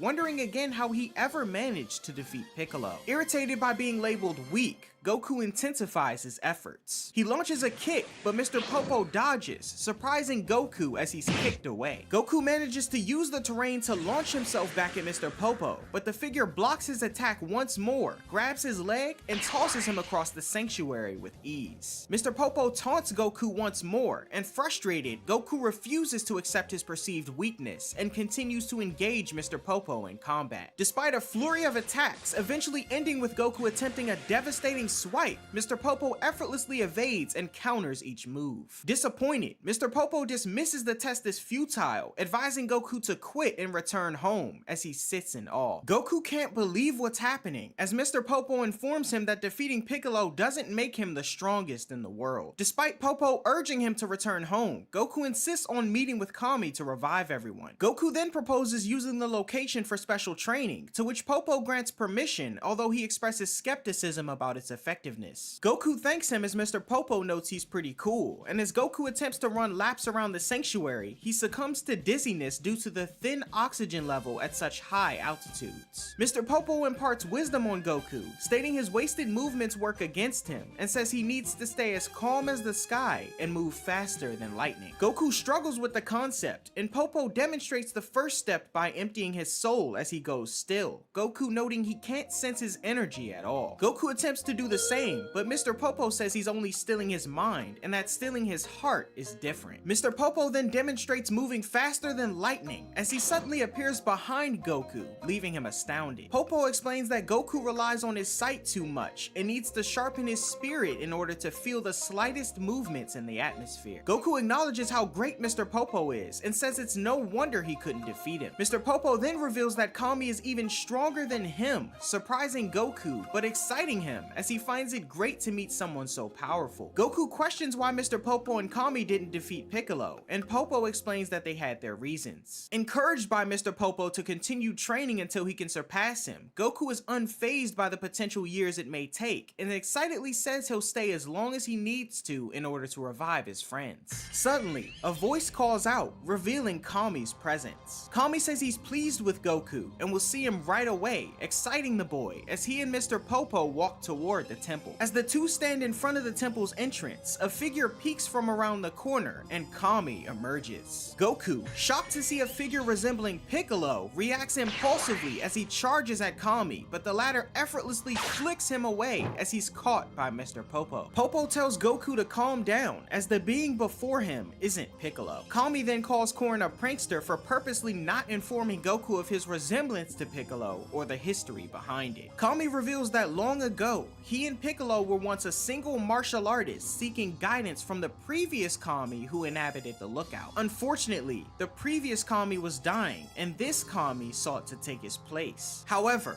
the previous Kami wouldn't allow it, as he noticed his potential successor was harboring an evil deep within his heart. With extensive training, Kami expelled the evil, which manifested itself as the Demon King Piccolo, wreaking havoc on Earth until Goku's victory over him. As a token of gratitude, Kami offers to grant Goku's wish to revive his friends, under the condition that he stay with him to train a bit longer, to which Goku states he wanted to do that anyway. Kami then reveals that he can resurrect Shenron to grant the wish for Goku, but warns him that once it's fulfilled, this will be the last found a time match, he but, does it. Kami says that down a Goku and person. the Earthlings need to be able to depend on their own strength, and Only moves 6 to of us. reactivate the Dragon Balls as Goku thanks him for his help. Kami instructs Mr. Popo to fetch Shenron, and he returns with a glass-encased Shenron statue in pieces, mirroring the real Shenron's state. Kami requests Popo to repair it, and as Popo meticulously reassembles the statue, Goku inquires about its origin. Popo reveals that he crafted it, and Kami has the ability to bring it to life. Kami then says that in truth, he didn't plan on reviving Shenron, as he created him to instill hope for the people of Earth, but all they've done is use him for their own selfish desires. Kami acknowledges Goku's difference in character, and with Popo finishing the task, tells them to step aside while he begins his work. A magical blast from Kami rejuvenates the Shenron statue, and the dragon's energy emerges, descending toward Earth. Kami explains that he's returning to the Dragon Balls, and unlike the usual year of dormancy, a wish can be granted immediately. Goku is eager to reunite with everyone, but Kami reminds him that he promised to stay behind and train. He says that after 3 years of perseverance, Goku can see his friends at the next Tenkaichi Budokai, as Piccolo will be there too.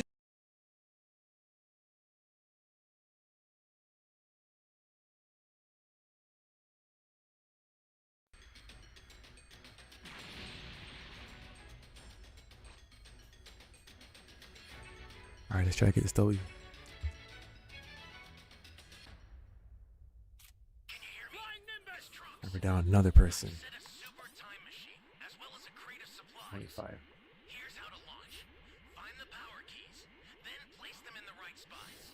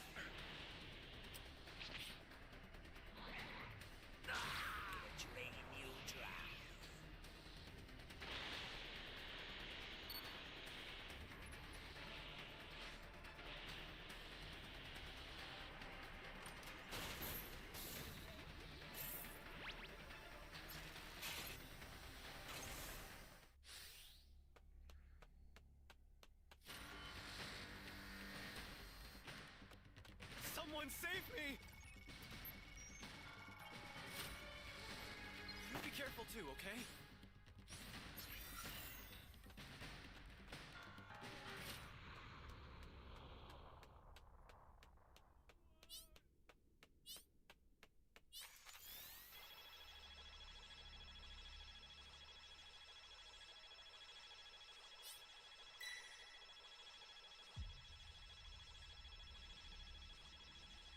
I owe you one.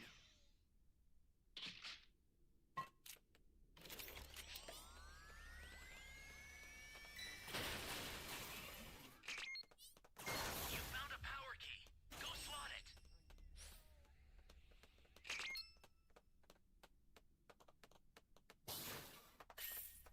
Flying Nimbus!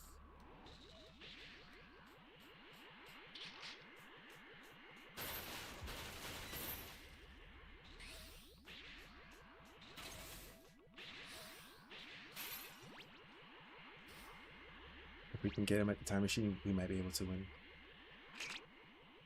We have to key rush him quick. And I searched here, no fucking key. I went to the front, no key. If you intend to rescue them, watch out for enemies.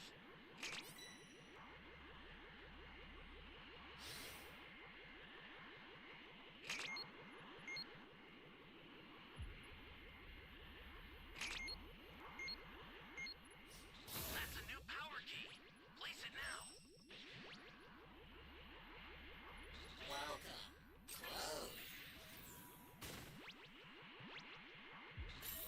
So take that barrier. This is shield. fast. Somebody's down. Exercise extreme caution if you're going to help them.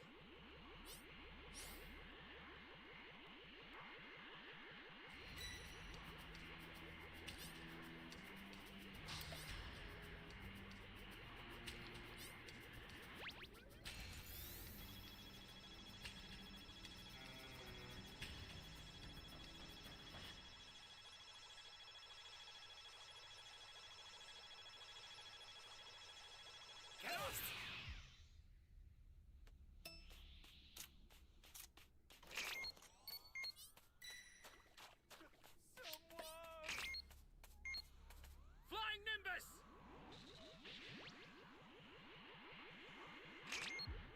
An ally needs your help. We don't know what danger awaits. Think before rushing in. Great. Matches a wash, You know bro. what to do with that key.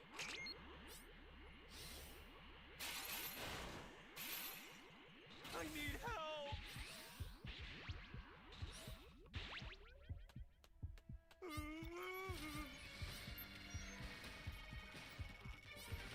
Thanks.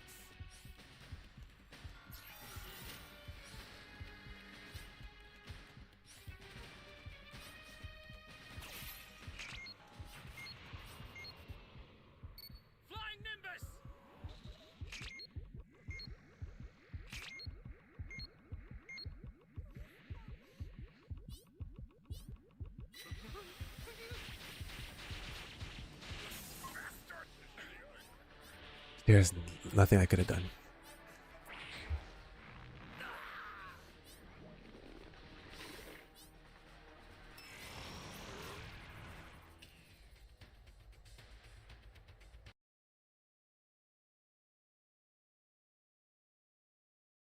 Looking to take his life. Shocked, Goku questions Piccolo's resurrection, prompting Kami to reveal that Piccolo, having left behind an offspring, is alive and growing stronger, seeking revenge on Goku. Only Goku can confront this threat, as neither Kami nor Mr. Popo can engage him in battle, and Kami instructs Goku to kill Piccolo once and for all after his 3 years of training has ended. Goku expresses a desire to start training immediately, but excuses himself to use the restroom first, prompting a comedic fall from Kami and Mr. Popo. As Goku departs, Popo questions Kami about the consequence of Piccolo's defeat, as they used to be the same being, meaning if Piccolo dies, Kami will die as well. Kami acknowledges the inevitability of his demise, viewing it as his duty, and takes responsibility for Piccolo's rampage in the first place. He reveals that he's awaited someone like Goku and sees potential in him to succeed. Meanwhile, at Kame House, the Dragon Balls are gathered and Shenron appears in his majestic form. Bulma and the others are surprised at the dragon's resurrection, learning that Goku asked Kami to revive him and is training at the sanctuary for the next Tenkaichi Budokai. Already aware of the group's wish, Shenron grants it, and Krillin, Master Roshi, Chaozu, Nam, and Girin are revived. The Dragon Balls disperse, and the news about Piccolo's defeat spreads among the newly revived, as they wonder about Goku's whereabouts. Yamcha reveals that Shenron said something about Goku being trained at the sanctuary, surprising Master Roshi, who notes that this could only mean that Goku's trainer is none other than God. This news shocks everyone, and Master Roshi notes how amazing Son Goku is, and how in terms of strength, he's far inferior to him. Yamcha speculates on Goku's increasing strength, while Tien expresses eagerness to train and defeat Goku at the next Budokai. Meanwhile, Goku meditates at the sanctuary, discontent with the stillness. Kami emphasizes the need to first train his spirit, and on Earth, Tien, Yamcha, and Krillin intensively train, anticipating their reunion with Goku. 3 years come and go, and outside of the Tenkaichi Budokai grounds, rain pours as Master Roshi and Launch stand under an umbrella, awaiting the arrival of the others. A taxi pulls up, and Bulma,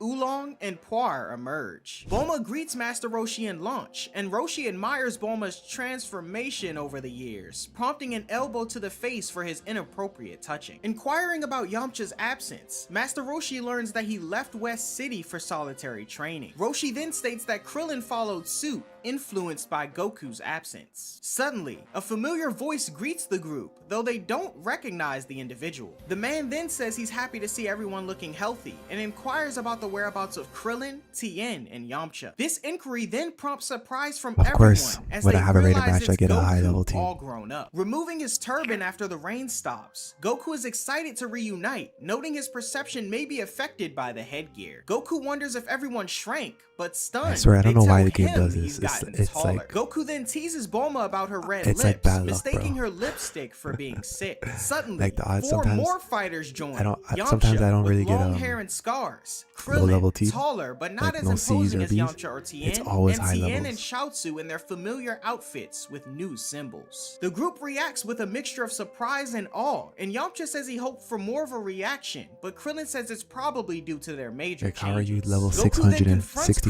Krillin, bro? telling him he looks Touch grass. great, and a long silence falls between everyone in the group. Krillin wonders if this is really Goku, and when his friend confirms, outside the and two touch some share a grass. heartfelt moment as the others express their astonishment at Goku's change in appearance. As time passes, a megaphone announces participants to head to the competition hall, as elimination rounds will begin soon.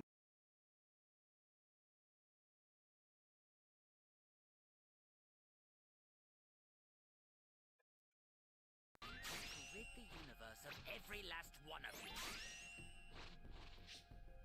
Make me immortal!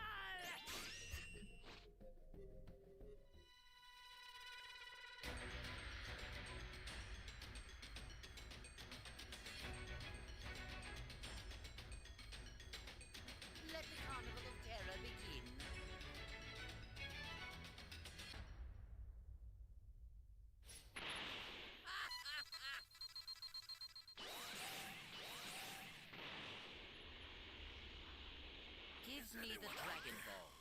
I have no clue what that is. If you do not have them, then I have no need for you. Give me the Dragon Balls.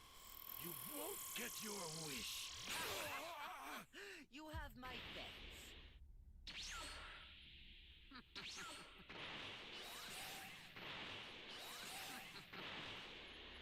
Everyone! Give me the Dragon Balls. You have my thanks. Get that AK pretty fast. Everyone's close to level 1. This will be like before, and I won't.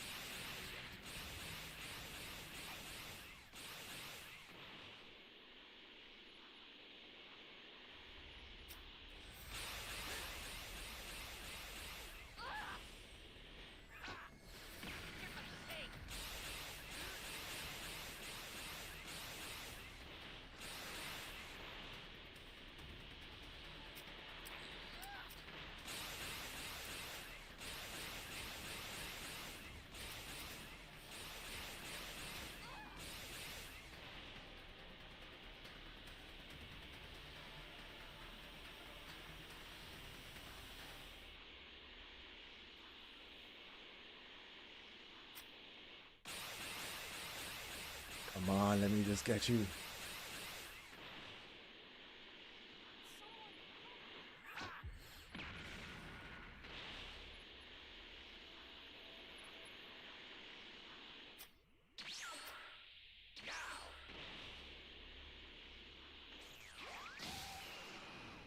Almost got it.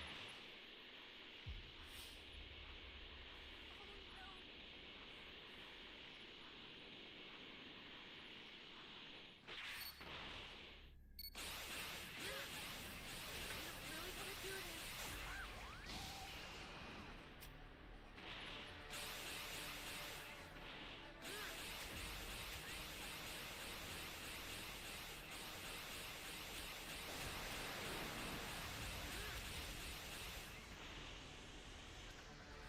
We low key get key rushed.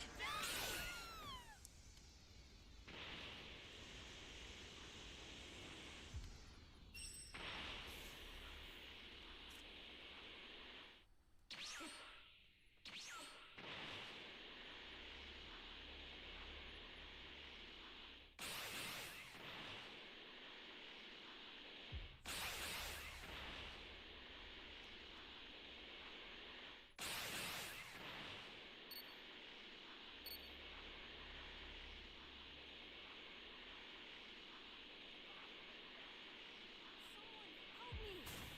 Where are the Dragon Balls? What do you mean?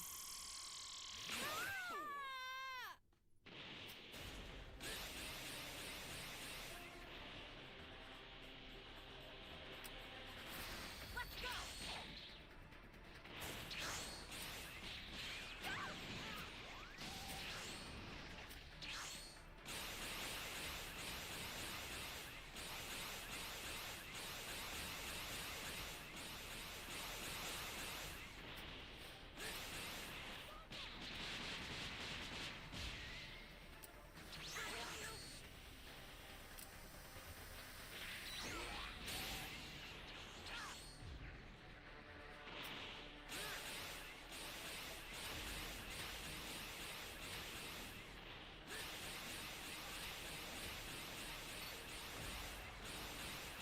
He says level 2 key blaster.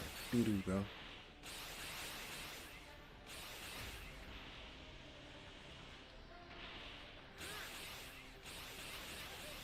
How long does this wall last?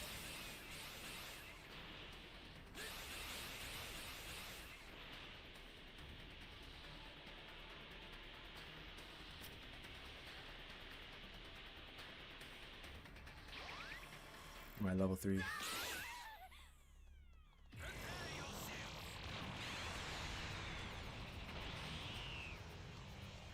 Oh, for sure, bro. It happens to me every time I get my Raider match. I get a freaking pre-made.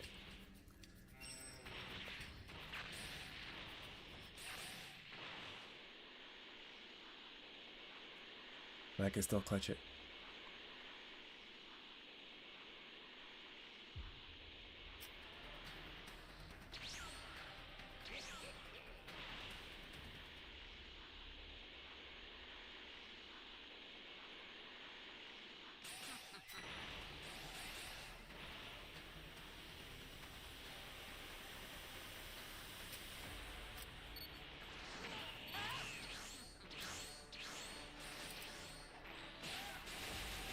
dropped it by accident.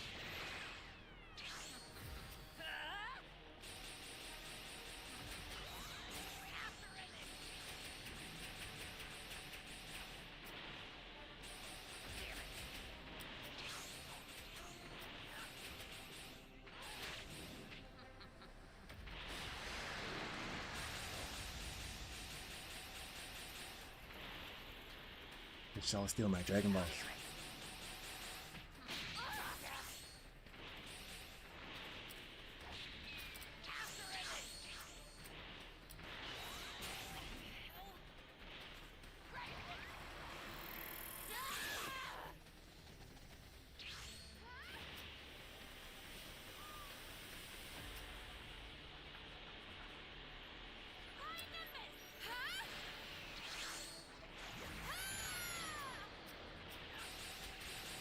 Really want to do this.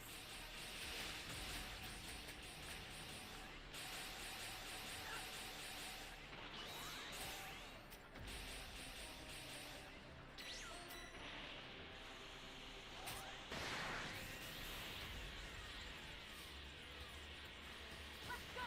It's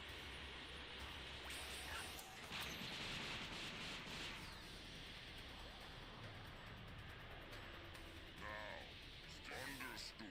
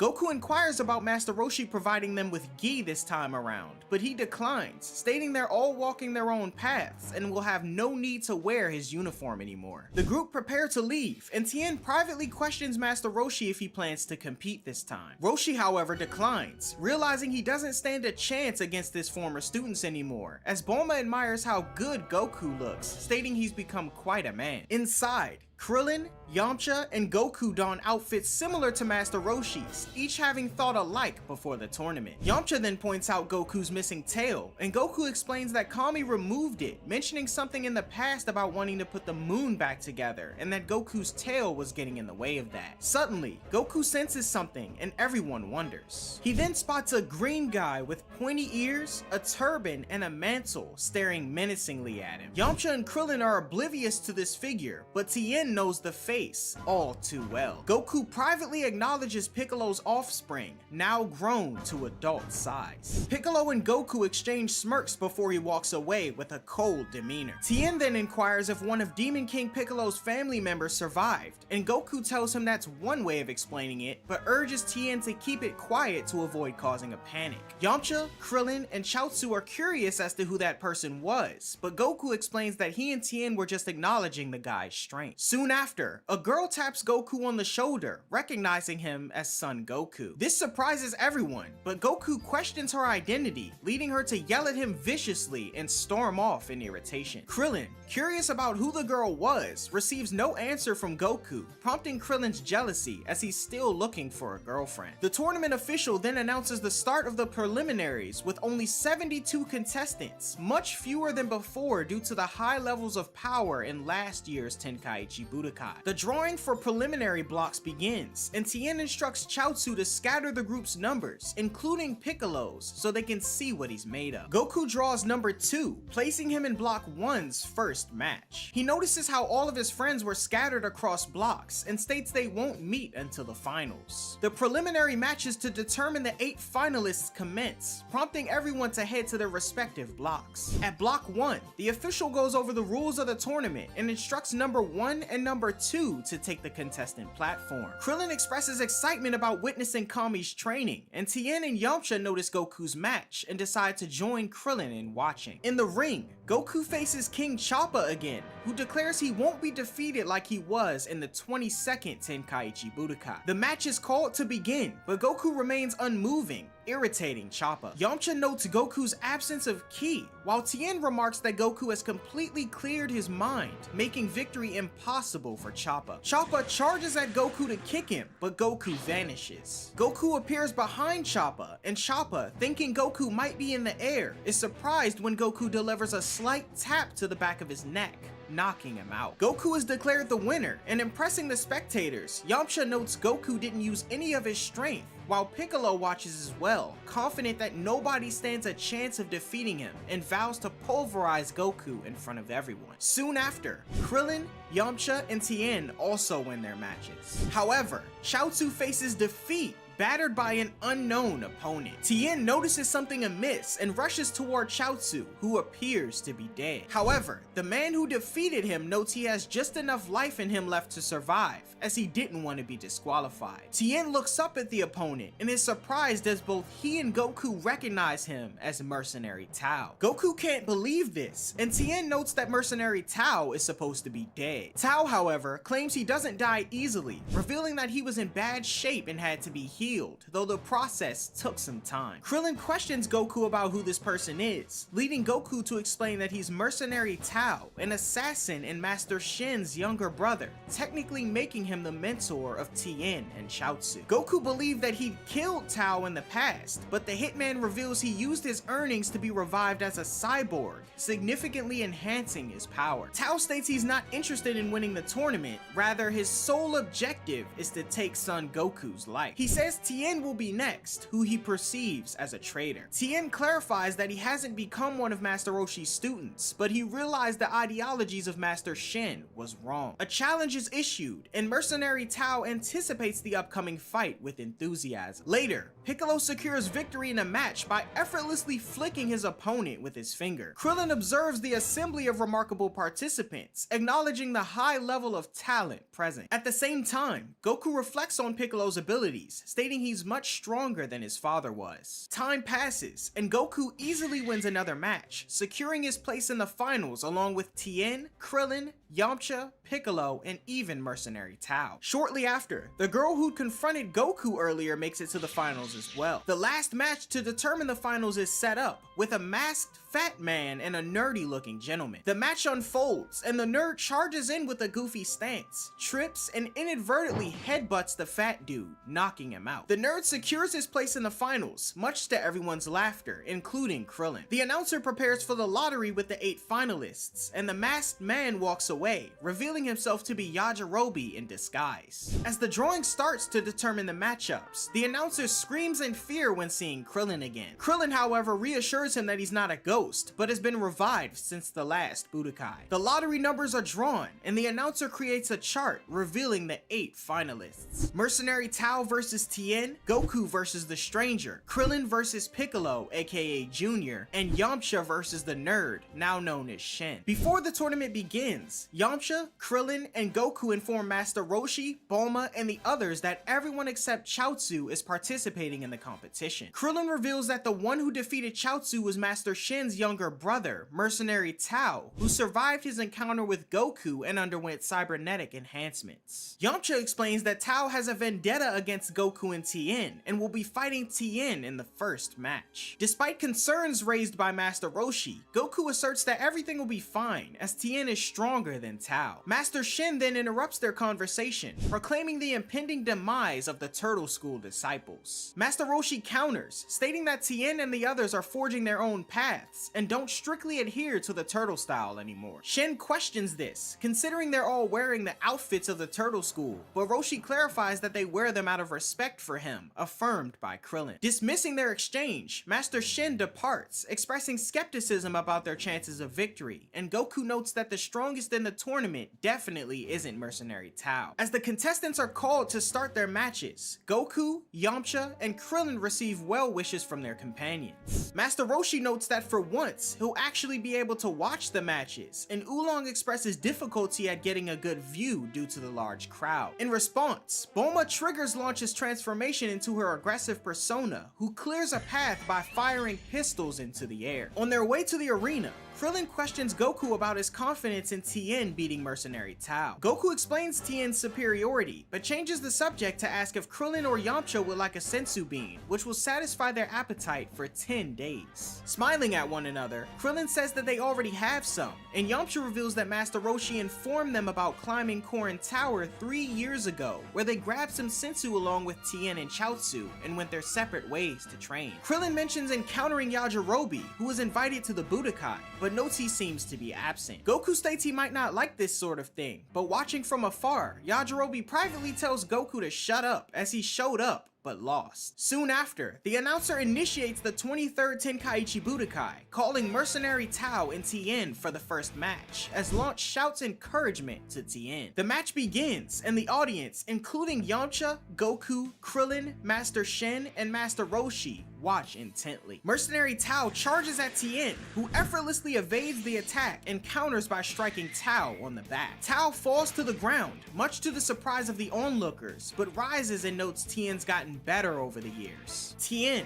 noting he already forgave Tao for what he did to Chaozu, tells him to forfeit, but Tao refuses. Tien then swiftly maneuvers, reappearing behind Tao, asserting his newfound strength. Tao expresses irritation at Tien's sudden appearance and the assertion that he's gotten too strong for him to handle. Tien, however, unfazed, remarks that he knew he was stronger as soon as Tao tried to attack him. Despite the mercenary's angry advances, Tien effortlessly evades strikes, kicks, and eventually catches Tao's fist, shocking Master Shen. Influenced by the teachings of his former master, Tien expresses reluctance in defeating Tao in such a humiliating manner and urges him to withdraw. Tao, however, pulls away, leaving his mechanical fist in Tien's grasp. A sharp blade then emerges from the socket, and Tao slashes Tien across the chest. This leaves a noticeable cut on the fighter, surprising Goku and the others. The announcer protests the foul play, asserting that Tien wins the match by default, but Tao disregards the rules, driven solely by his intent to kill Tien. Master Shen then screams out, encouraging his younger brother to eliminate all affiliates of the Turtle School. Tien then discards his slashed shirt, furious as his former master has lost all his pride as a martial artist. Mercenary Tao then removes his other hand, revealing a gun that he plans to use on Tien. Yamcha and Krillin offer to step in to help, but Tien declines any assistance, opting to handle the situation himself. Tao targets Tien, introducing him to his secret weapon, the Super Dodon Pa, capable of killing its opponents in an instant. Tao tells Tien it's pointless to dodge, prompting Tien to yell out in fury for the mercenary to do his worst. Tao then unleashes the Super Dodon Pa, and as the blast hurtles toward Tien, he stands still, much to the surprise of the others. In response, Tien emits a resounding cry, nullifying the blast completely. Tao can't believe what he's seeing, and Tien rushes forward, delivering a punch to Tao's stomach, rendering him unconscious. Tien carries the mercenary to Master Shen and tells him he'll likely stay unconscious for several days. Requesting them to leave, Tien tells the two to never show their faces around them again, and Master Shen departs with Tao on his shoulders. As Tien walks backstage, Goku praises his efforts, and both Yamcha and Krillin note that Tien is becoming a more formidable opponent. The second match is announced, and the announcer calls out Goku and the strange woman, who refuse to give her real name. Goku enters the ring and seeks an explanation for the girl's anger, but she blames it on him. Goku questions the girl, asking if she might be confusing him with someone else. However, she confidently asserts that he is indeed who she's looking for. The spectators ponder her identity, while the announcer signals the start of the match. The girl initiates with kicks and strikes aimed at Goku, who skillfully evades her attacks. Perplexed, Goku inquires if they've met before, prompting the girl to confirm their previous encounter. She continues her assault while expressing frustration about Goku not understanding a girl's emotions and being kept waiting for so many years. Claiming that Goku has forgotten a promise, the girl launches into the air, delivering kicks that Goku narrowly dodges. Observing her movements, Master Roshi notes similarities to the Turtle Hermit style. Goku and the girl both descend back to the ring, and Goku, still puzzled, questions the nature of the forgotten promise. The girl then reveals that it was a promise to take her as his wife, surprising Krillin, Yamcha, Master Roshi, and the others. Goku, unaware of the concept of marriage, consults Krillin for an explanation, prompting a comedic fall from everyone. Krillin and Yamcha react humorously, with Krillin wondering when Goku managed to get engaged to such a cute girl. Yamcha then clarifies the meaning of marriage, emphasizing spending the rest of his life with her. Goku wonders when he promised such a thing, and questions the girl on her name, but she says she won't give it to him unless he defeats her. Determined to fulfill such an easy task, Goku prepares himself, although the girl claims she won't be so easily defeated. On the sidelines, Oolong, aware of the girl's identity, taunts Bulma and mentions that they were present during Goku's first meeting with her. Goku, ready for the match, throws a punch that creates a shockwave, sending the girl out of the ring. This development surprises everyone, and Goku says he might have overdone it a little. The announcer then declares Goku the winner of the match, although nobody actually saw what happened. Master Roshi then explains to himself, thinking that the girl was simply thrown out of the ring by the wind of Goku's blow. Goku encourages the girl to stand up, and Piccolo, watching from above, recognizes Goku's technique is similar to the Demon Clan's. The girl, now rising, says she chose well to pick Goku as her husband, and announces herself as Chi-Chi, the Ox King's daughter. This prompts shocked reactions from Goku, Yamcha, Master Roshi,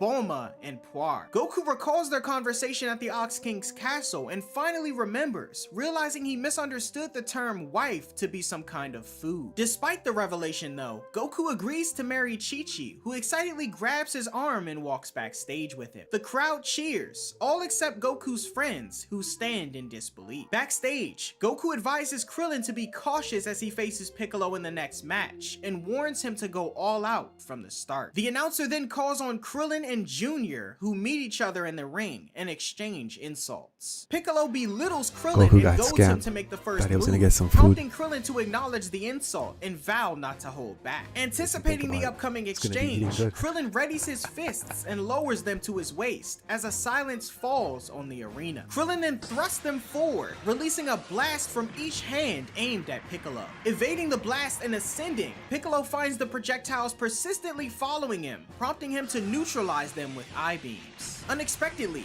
Krillin leaps into the air and delivers a punch to Piccolo's face, Alright, we found propelling a him match. into the distance. Should start in 2 minutes. Halting himself mid-air, Piccolo notes that Krillin isn't as weak as he looks as he descends back into the ring. Krillin charges toward Piccolo, who skillfully sidesteps the attack. Undeterred, Krillin jumps sideways, launching a series of punches at Piccolo. Despite Piccolo's successful blocks, Krillin persists, prompting Piccolo to ascend once again. Following suit, Krillin jumps after him, only to be kicked down toward the ring's perimeter. Goku and the others believe the match to be over, but in a surprising twist, Krillin halts himself mid-air, revealing his newfound mastery of flying, much to the realization of Master Roshi, Tien, and Goku. Krillin lands back in the ring, and impressed, Piccolo states that Krillin's movements and endurance aren't to be underestimated. As a show of good faith, Piccolo decides to unveil a glimpse of his true power. Bulma encourages Krillin, dismissing Piccolo's display as a bluff and urges him to defeat the adversary. However, Goku issues a word of caution, acknowledging the validity of Piccolo's statements. Piccolo questions if Krillin is prepared, but Krillin tells him to hurry up, as he wouldn't have waited even if he wasn't. Reassuring him, Piccolo declares that he has no intention of killing Krillin, but thinks to himself that he will, eventually, in addition to Goku and the rest of his friends. The arena falls silent, and in a swift motion, Piccolo pulls back his arm and extends it across the ring, seizing Krillin's leg. This move shocks the others, and effortlessly retracting his arm, Piccolo yanks Krillin back and delivers a powerful punch, sending him hurtling towards the rear wall. Undeterred, Krillin rebounds off the wall and charges at Piccolo with a punch. However, Piccolo evades the attack, responding by kicking Krillin high into the air. In pursuit, Piccolo ascends after Krillin, who recognizes that this is his final opportunity to win the battle. Initiating the Kamehameha technique, Krillin starts the chant.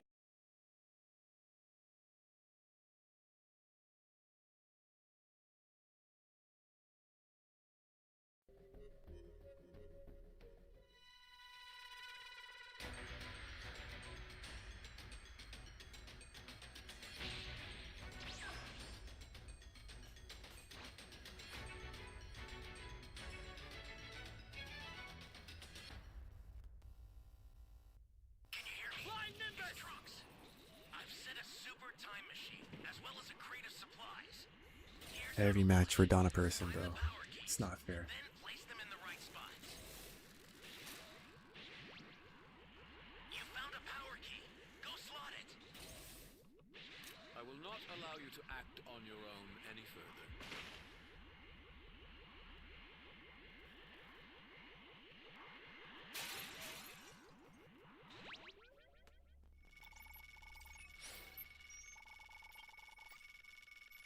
You be careful too, okay?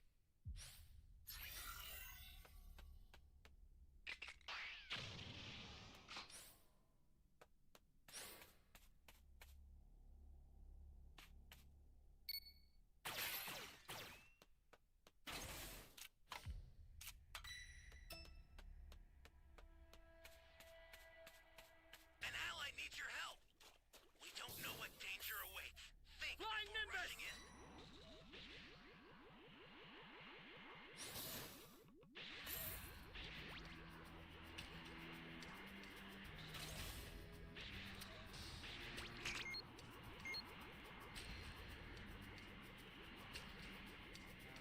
Hey, great!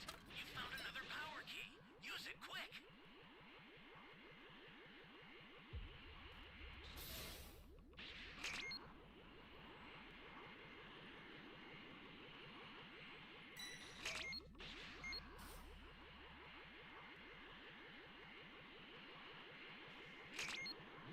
Yeah, where the fuck is his ball? If you intend to Or this rescue key? them, watch out for enemies. That's a new power key. Gotta get the hell out of here.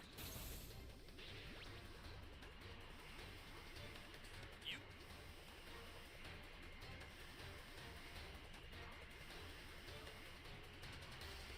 give me a freaking break.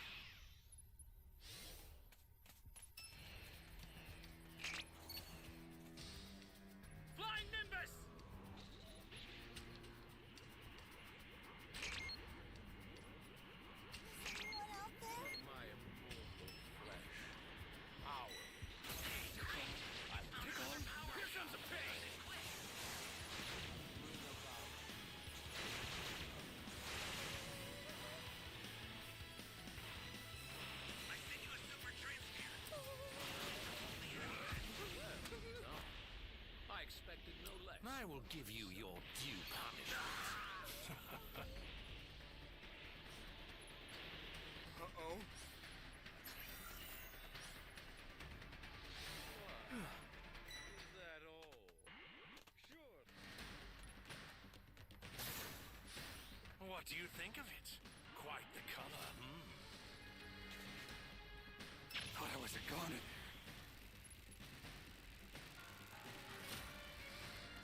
I think you could have got a transfer. All right. I owe you one. Flying Nimbus!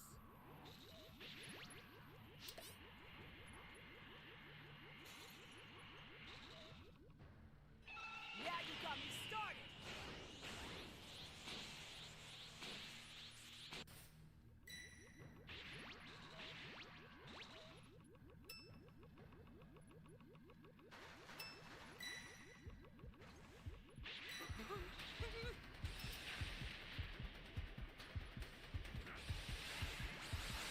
Where's this guy shooting at?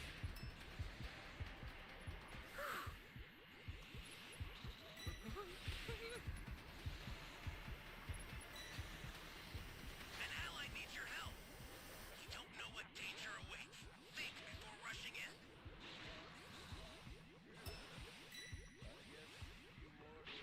Access the startup system from the central area. Just a little more to go. The dragon and you're change. done. From the gods came the universe. It exists for us alone. The holy domain. As Zamasu coming here, bro? so too do we destroy. This is the natural way of Here goes. the proper order. Blasted. We're at level 3.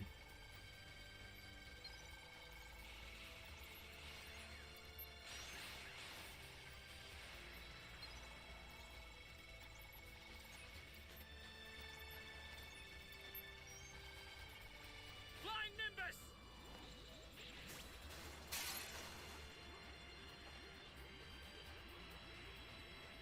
Ally down. If you intend to rescue them, watch out for enemies.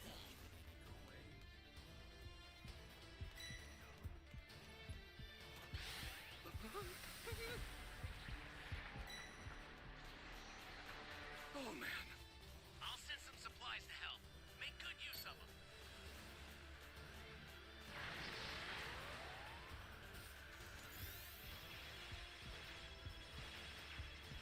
This is bad. Somebody's down. We should get one more transfer, right? Is that before? You're going to help them. Get up! Or whatever. Flying Nimbus!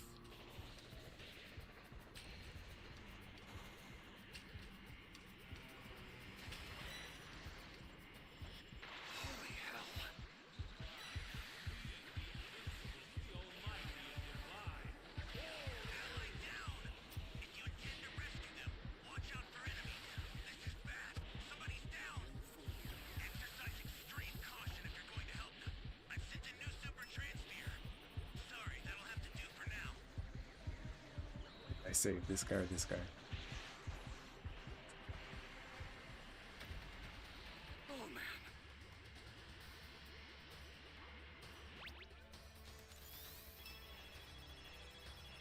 Ally down. If you intend to rescue them, watch out for enemies.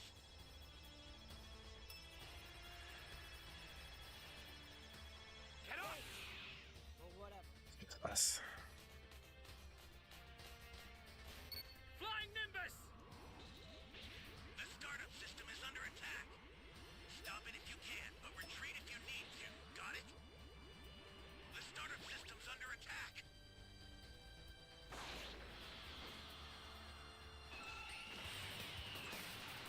It's dangerous, so tread carefully if you want to get closer. The startup system's destroyed. The escape time machine's almost prepped. You need to head for the beacon that's indicated by a blue light.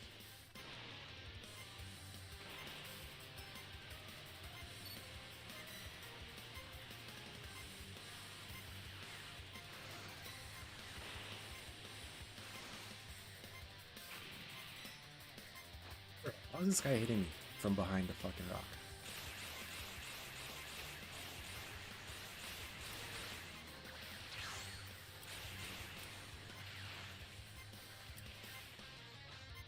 this guy, my life depended on it.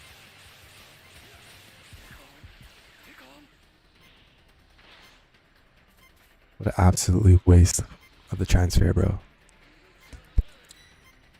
I've sent the escape time machine. Use it to get out of there. That was whack.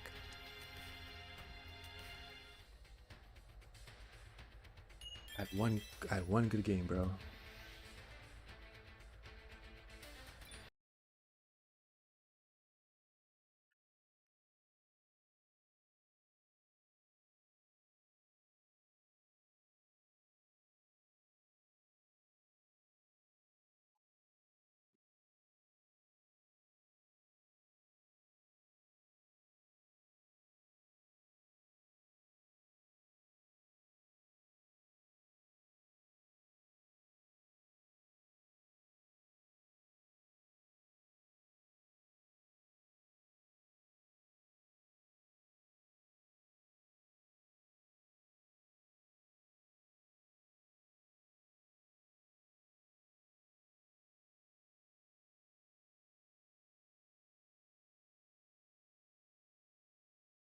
But Piccolo swiftly appears behind him. Krillin abruptly turns around and releases the energy blast with a resounding cry, and although the attack connects, Krillin realizes that Piccolo utilized the after image technique to avoid it. Goku urgently warns Krillin to look behind him, and the real Piccolo bids Krillin a farewell as he forcefully smashes the fighter down toward the ring before he can react. Forcefully, Krillin collides with the ring's surface, lying motionless, surprising the onlookers. Landing beside him, Piccolo assumes he's killed Krillin with just an ounce of his true power and says he'll be disqualified. However, Krillin slowly rises to his feet, much to Piccolo's astonishment. The warrior ultimately collapses though, stating he can't fight anymore and gives up. The announcer declares Piccolo the victor, acknowledging Krillin's incredible and memorable performance. Goku assists Krillin off the stage as he's met with cheers from the enthusiastic crowd. Master Roshi notes that Krillin has indeed become a great martial artist, and Piccolo thinks to himself that the world may not be so easy to conquer after all. The announcement for the fourth match is made, and Shen nervously approaches the ring. Krillin comments to Yamcha that he's lucky, and Yamcha confidently makes his way to the ring, anticipating a swift victory. Shen tells Yamcha that he hopes they'll have a fair fight, and Yamcha playfully agrees. Observing from the audience, Yajirobe, noting both fighters in the arena, says that Yamcha is destined for a pitiful loss. Goku also senses something peculiar about Shen,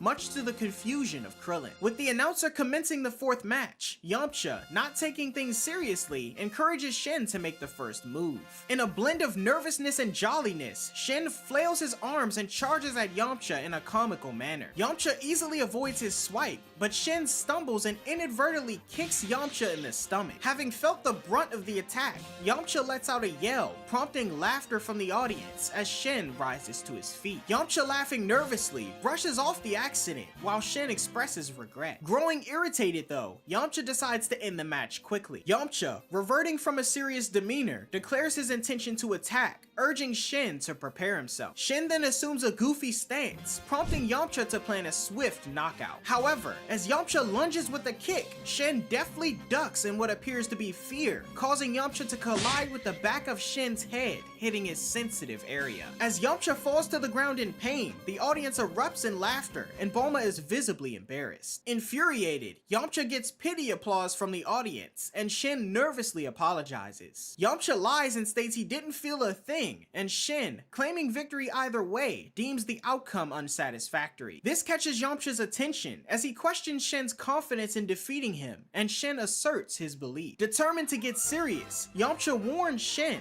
who tells the fighter to give it his best. The two prepare to engage, and in an unexpected twist, Shen quickly delivers an elbow strike to Yamcha, sending him crashing to the arena floor. This development shocks everyone, including Goku, as Yamcha rises to his feet, wondering wondering what just happened. Shin proceeds to lecture Yamcha, stating he made assumptions about his strength based on his outward appearance, and because of that, he failed to examine his inner power and see how strong he truly was. Yamcha stands in disbelief, his mouth bloodied, and Yajirobe, recognizing Shin's extraordinary abilities, isn't surprised. The crowd's demeanor is changed from laughter to silence, and Yamcha, shocked by Shin's skills, shifts to a serious demeanor and vows to win no matter what. Shin asserts he can't let that happen, and as Yamcha charges at him, his punches are blocked repeatedly, and his feet are kicked backward as he drops to the ground. Yamcha attempts to kick at Shin, but Shin skillfully blocks it and counters with a punch to Yamcha's face. Krillin wonders what's going on, and Bulma yells for Yamcha to finish the match. However, Master Roshi states it won't be that easy, and acknowledges the strength of Yamcha's formidable opponent. Undeterred, Yamcha launches another kick at Shin, who effortlessly dodges it and reappears behind Yamcha, delivering a powerful kick to his back. Shin, criticizing Yamcha's impractical jumping, emphasizes the difficulty it poses in avoiding attacks. Goku, observing the fight, wonders about the mysterious nature of this opponent. Yamcha rises to his feet, angered that Shin is treating him like a child, but Shin informs Yamcha that he's simply much stronger than him, and says that achieving his level would require extensive training. Shin then cryptically mentions that he's not human, and in response, Yamcha questions if Shin is an alien. Shin clarifies that his current form is merely a borrowed body, not his true identity, prompting Goku to contemplate what this could mean. Determined to step up his game, Yamcha decides to unveil a new technique. Extending his right hand with curved fingers and the palm facing up, Yamcha thanks Shin for the advice, but declares that he won't lose. Focusing his energy to a greater extent, Yamcha generates a sizable ki ball. Readying himself to attack, he launches what he declares the spirit ball at Shin,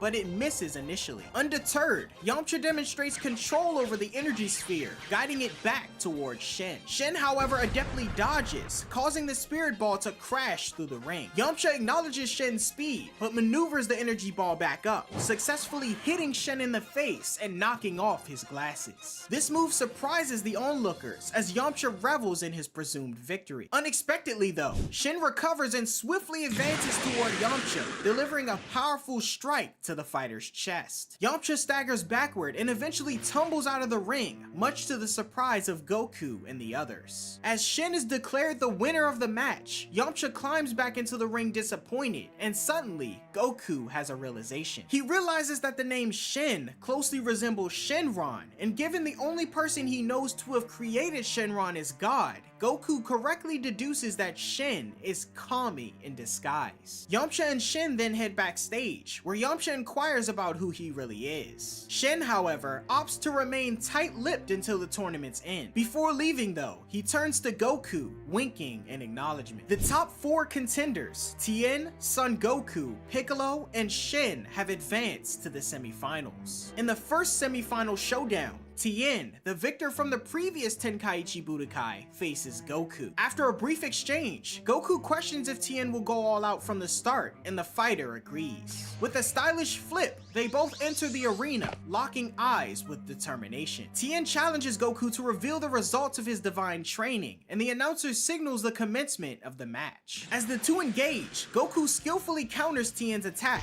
blocking an elbow with his knee. Tien attempts several strikes, but Goku evades with backflips and aerial maneuvers. A blast from Tien is deflected by Goku, leading to an intense mid-air confrontation. The two continue to exchange blows in the air, and descending to roof level, they break apart and propel themselves off the ground, continuing their battle at a blistering pace, too swift for most spectators to follow. However, Piccolo, Krillin, and Yamcha manage to keep up with the rapid exchanges. Returning to view, Goku and Tien clash, intertwining their hands in a test of strength. Goku gains the upper hand by leaning back and propelling Tien into the air. Rapidly ascending, Tien manages to bring himself back down to the arena and charges at Goku, who evades the attack. Pursuing Goku, Tien lands behind him and attempts an attack to the back of the head, head, but is met with the realization of Goku's after image, much to his surprise. Goku points out that Tien fell for such an old trick, and seemingly out of breath, Tien smiles, as does Goku. Piccolo watches from afar, and although the announcer considers both Goku and Tien to be evenly matched, Master Roshi observes that after everything so far, Goku isn't even tired. Tien acknowledges Goku's impressive progress, stating that he's even better now than he was 3 years ago. However, he asserts that Goku will never be able to win, as there's one thing he hasn't improved on over the years: his speed. Closing in on Goku, Tien suddenly disappears, prompting Goku to vanish as well. The skirmish elevates into the air, with Goku vigorously kicking at Tien. Returning to view, Tien admires Goku's sight and challenges him to cope when his vision fails. Taking a superior position above Goku, Tien elbows him toward the ring. Goku lands safely and executes a few front flips to strike at what's revealed to be an after image with an elbow attack. Ready to resume, Tien reappears and kicks Goku away from the ring. However, Goku swiftly spins back like a tornado and lands, praising Tien's speed. Tien asserts his confidence in winning due to his speed, prompting Goku to request a minute to change his clothes. Goku removes his top, shreds his undershirt, and drops it with a hefty thud, much to Tien's surprise. Upon moving himself to examine Goku's clothing, Tien is astounded as it's extremely heavy. When questioned if Goku was fighting with this weight on, Goku confirms, stating it was a part of Kami's training. Tien then realizes the weight extends to Goku's wristbands and boots as well, which the fighter also removed. Krillin and Yamcha assist Goku by carrying his heavy gear backstage, expressing shock at their weight, as Goku notes each piece is 50 pounds. Tien calculates the combined weight to be at least 250 pounds, causing a stir amongst the announcer and audience. Goku, now feeling much lighter, is ready to resume, and Tien, relishing the challenge, exclaims things are getting more interesting. Tien charges at Goku, who disappears, reappearing as Tien targets him with an elbow. Goku successfully blocks the attack, leading Tien to believe Goku's speed is unimpressive. However, Goku reveals he has Tien's belt, causing the fighter's pants to fall down. Tien gazes down in disbelief as Goku holds his belt, and even Piccolo, observing from the roof, acknowledges Goku's speed. While Tien admits that Goku moves so swiftly that even his own eyes couldn't track him, he asserts that the match isn't over yet. Tien proceeds to reveal a formidable technique, a sure-to-win move, but before explaining further, Goku returns his belt as Tien hastily pulls up his pants. Goku inquires if the technique is the Tri-Beam again, and Tien expresses the danger of the Tri-Beam for both of them and introduces an alternate technique that requires less power but is absolutely unavoidable. He explains that his 3 eyes are insufficient to perceive Goku's movements, but with 12 eyes, nothing can escape his sight. Shocked, Goku questions the concept of 12 eyes, and Tien folds his arms, declaring victory for himself. Suddenly, Tien splits into 2, and those 2 split again, resulting in a total of 4 Tien. Shocked, Goku clarifies that this isn't an after image, as all 4 are real entities. Each of the 4 declares this technique as multi-form and immediately charges in, taking each corner of the ring. Goku ponders his next move as all Tien simultaneously unleash blasts towards him. With no other choice, Goku leaps into the air, prompting the Tiens to notice and shoot eye blasts at him, all of which connect head on. Mid-air, Goku is left visibly stunned, eliciting shock from the onlookers. Descending back to the ring, Goku lands, meeting a confident Tien who tells him to give up. Despite the barrage, Goku refuses to yield, stating he won't be hit again anyway. On the sidelines, Master Roshi notes that Goku's not even tired and believes his stamina makes him a formidable opponent. At the same time, Tien believes Goku to be bluffing, prompting the fighter to claim to have discovered 2 weaknesses in Tien's attack. This surprises Tien, and watching from above, Piccolo confidently asserts that Son Goku will win. Skeptical of Goku's claims, Tien asserts that his next attack will secure victory. The 4 Tiens position themselves in separate corners once more, unleashing a barrage of blasts towards Goku in unison. Once again, Goku effortlessly leaps over the projectiles, prompting a Tien to declare that escaping their 12 eyes is impossible. However, Before the Tiens can utilize their I-beams once more, Goku employs the Solar Flare, leaving everyone blinded except for the sunglasses-wearing announcer and Master Roshi. Descending back to the ring, Goku points out the first weakness of the Tiens, their reliance on their superior eyesight. As the Tiens attempt to attack Goku blinded, Goku explains that their ability to perceive an opponent's movements with their eyesight alone becomes a vulnerability when deprived of their eyes. While one Tien argues that Goku faces the same limitation, Goku playfully disagrees, revealing that he can anticipate an attack without relying on his eyes, a skill acquired during his training with Kami and Mr. Popo. With Tien's vision returning, Goku states he'll need to end the match, prompting a Tien to boast that Goku won't beat the four of them single-handedly. Goku, however, proceeds to expose the second weakness in Tien's technique, criticizing the decision Alright, to guys, you found the divide match. into four individuals. Hopefully this one works. Charging at each Tien, he strikes them successively, sending all four flying out of the ring. Goku explains that by dividing into four, their attacks, defense, and speed are all reduced to a quarter of their original power. Tien notes Goku's impressive perception of his technique, while Master Roshi, Yamcha, and Krillin sit in awe at the fighter's progression. And with that, the announcer confidently declares Goku's advancement to the finals. Chi-Chi praises Goku upon his return backstage, and Tien confides in Yamcha and Krillin, who thought he stood a chance, asserting that Goku had yet to unleash his true power. As Tien ponders on his inability to have pushed Goku to even use the Kamehameha, Krillin wonders just how much power Goku is really holding back. Observing from a distance, Piccolo acknowledges Goku as a worthy opponent indeed. Meanwhile, the announcer calls upon Piccolo and Shin to determine Goku's final opponent. In the backstage area, Shin readies himself to step into the ring, and Goku requests Chi-Chi to wait outside for a moment. In a private conversation, Goku refers to Shin as Kami, and Shin reveals to Goku that he's borrowing a human body. Goku questions why Shin is here to kill Piccolo, and Shin states that it's because Goku can. Goku questions this, but having been reminded about his awareness of Shin's connection to Piccolo through Mr. Popo, Goku remains silent. Shin is frustrated by Mr. Popo revealing too much, but states once more that the death of Piccolo means the death of Kami as well. Shin goes on to state that Goku's knowledge of this fact will prevent him from doing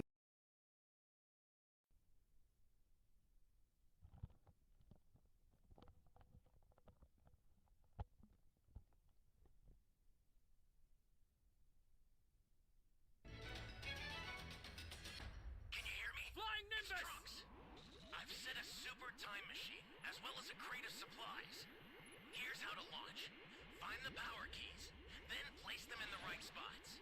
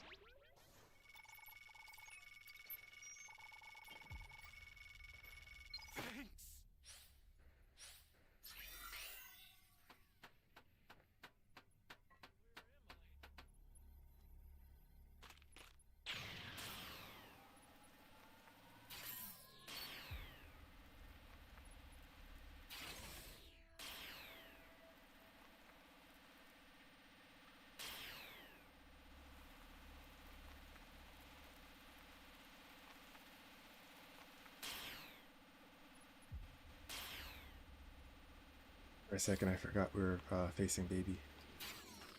Flying Nimbus! Want to be saving those civilians right now.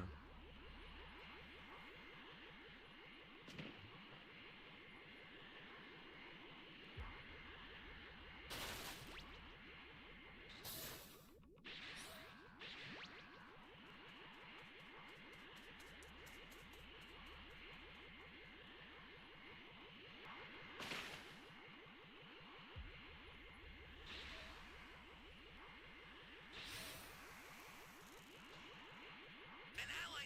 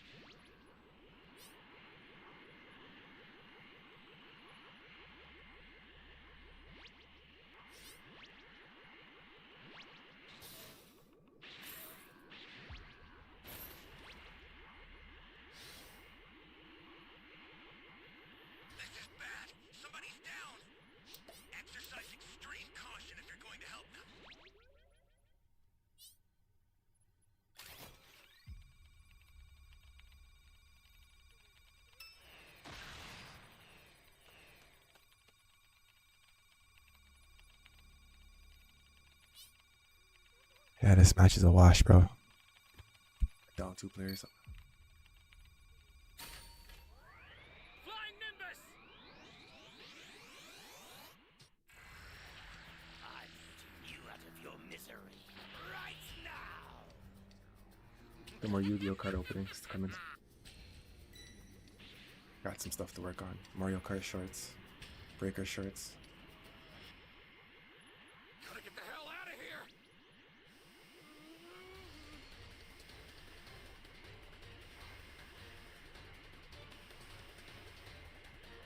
Thought I was a goner.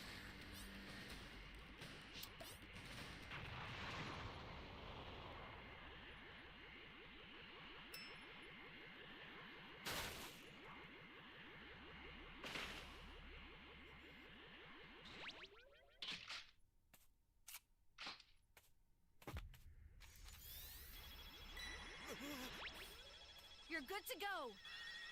Thanks.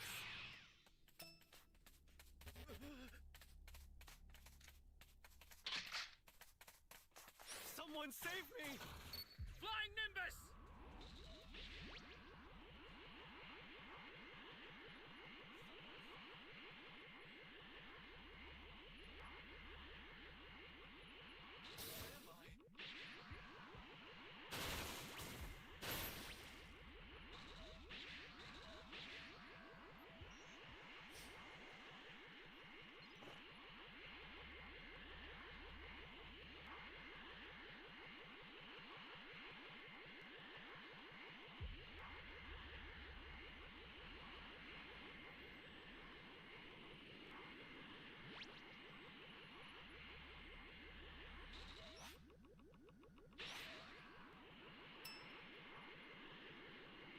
And I see this D key anywhere.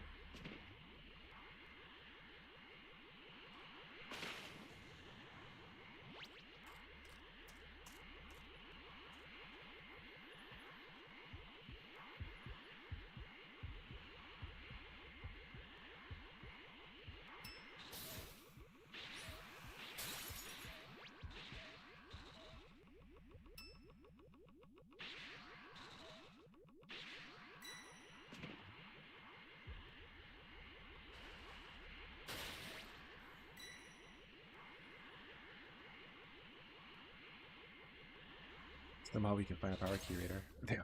Bless. Bless.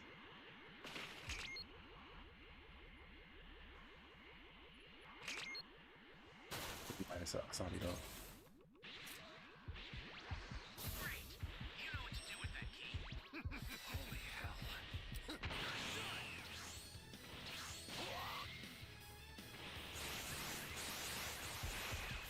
Here comes the pain!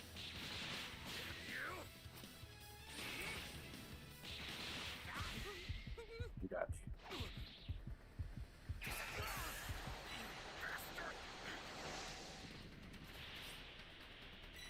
I have a wondrous Start for my D key though.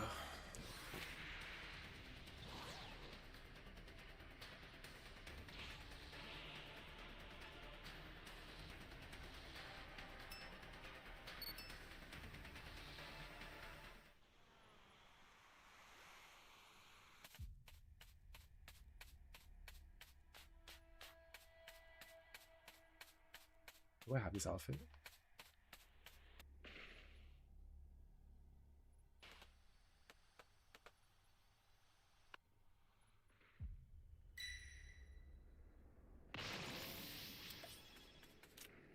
You good now?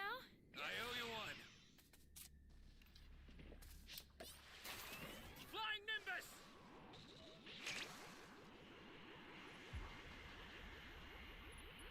welcome. Thank you. Welcome. Whoa. Whoa. Find that D key.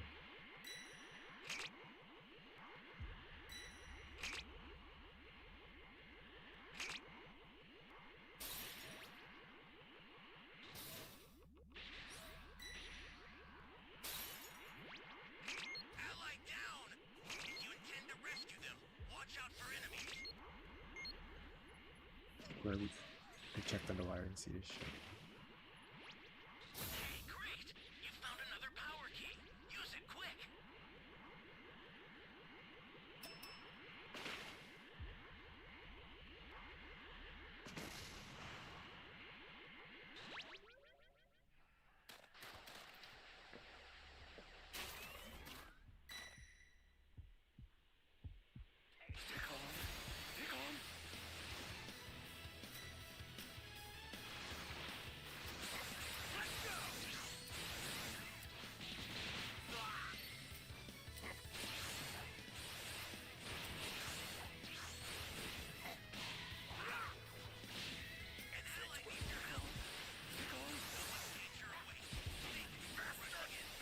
Well, GG's. I'm gonna go downstairs and grab me some water. I'll be right back. Before you die, allow me to show you what a fully evolved Tuffle is truly capable of. The right thing. Goku suggests finding an alternative to killing, but Shen insists that there's no other option as he desires to eliminate the seed of Demon King Piccolo that he sowed. Outside the ring, the match is ready to begin, and the delay prompts curiosity among the onlookers. Krillin notices Goku and Shen engaged in conversation, and Shen informs Goku that he believes he's the only one who can defeat Piccolo, as he left most of Goku's training under Mr. Popo and doesn't have much of a grasp of his true power. Goku questions if Shen plans to die, but he cryptically states that Goku shouldn't worry, as he picked up a few things while living amongst humans. With this, Shen heads to the ring, informing Piccolo that he was in the bathroom. Krillin queries Goku about his discussion with Shen, and Goku says he'll tell him after everything's over. As the announcer signals the start of the match, Piccolo clarifies to Shen that Goku is his true target, and says he'll end things quickly. Shen questions if Piccolo intends to eliminate Goku to reclaim world domination, and Piccolo was puzzled about how Shen knows this. Unwilling to let him achieve his goal, Shen generates a massive shockwave, sending Piccolo airborne. Piccolo halts himself mid-air, and Shen ascends to confront him. Piccolo fires a blast at Shen, questioning his identity, but Shen manages to dodge, causing the blast to crash into the ocean. Suddenly, Piccolo knocks Shen back down toward the ring. Upon landing, Shen finds Piccolo behind him, but when Piccolo attacks, Shen vanishes.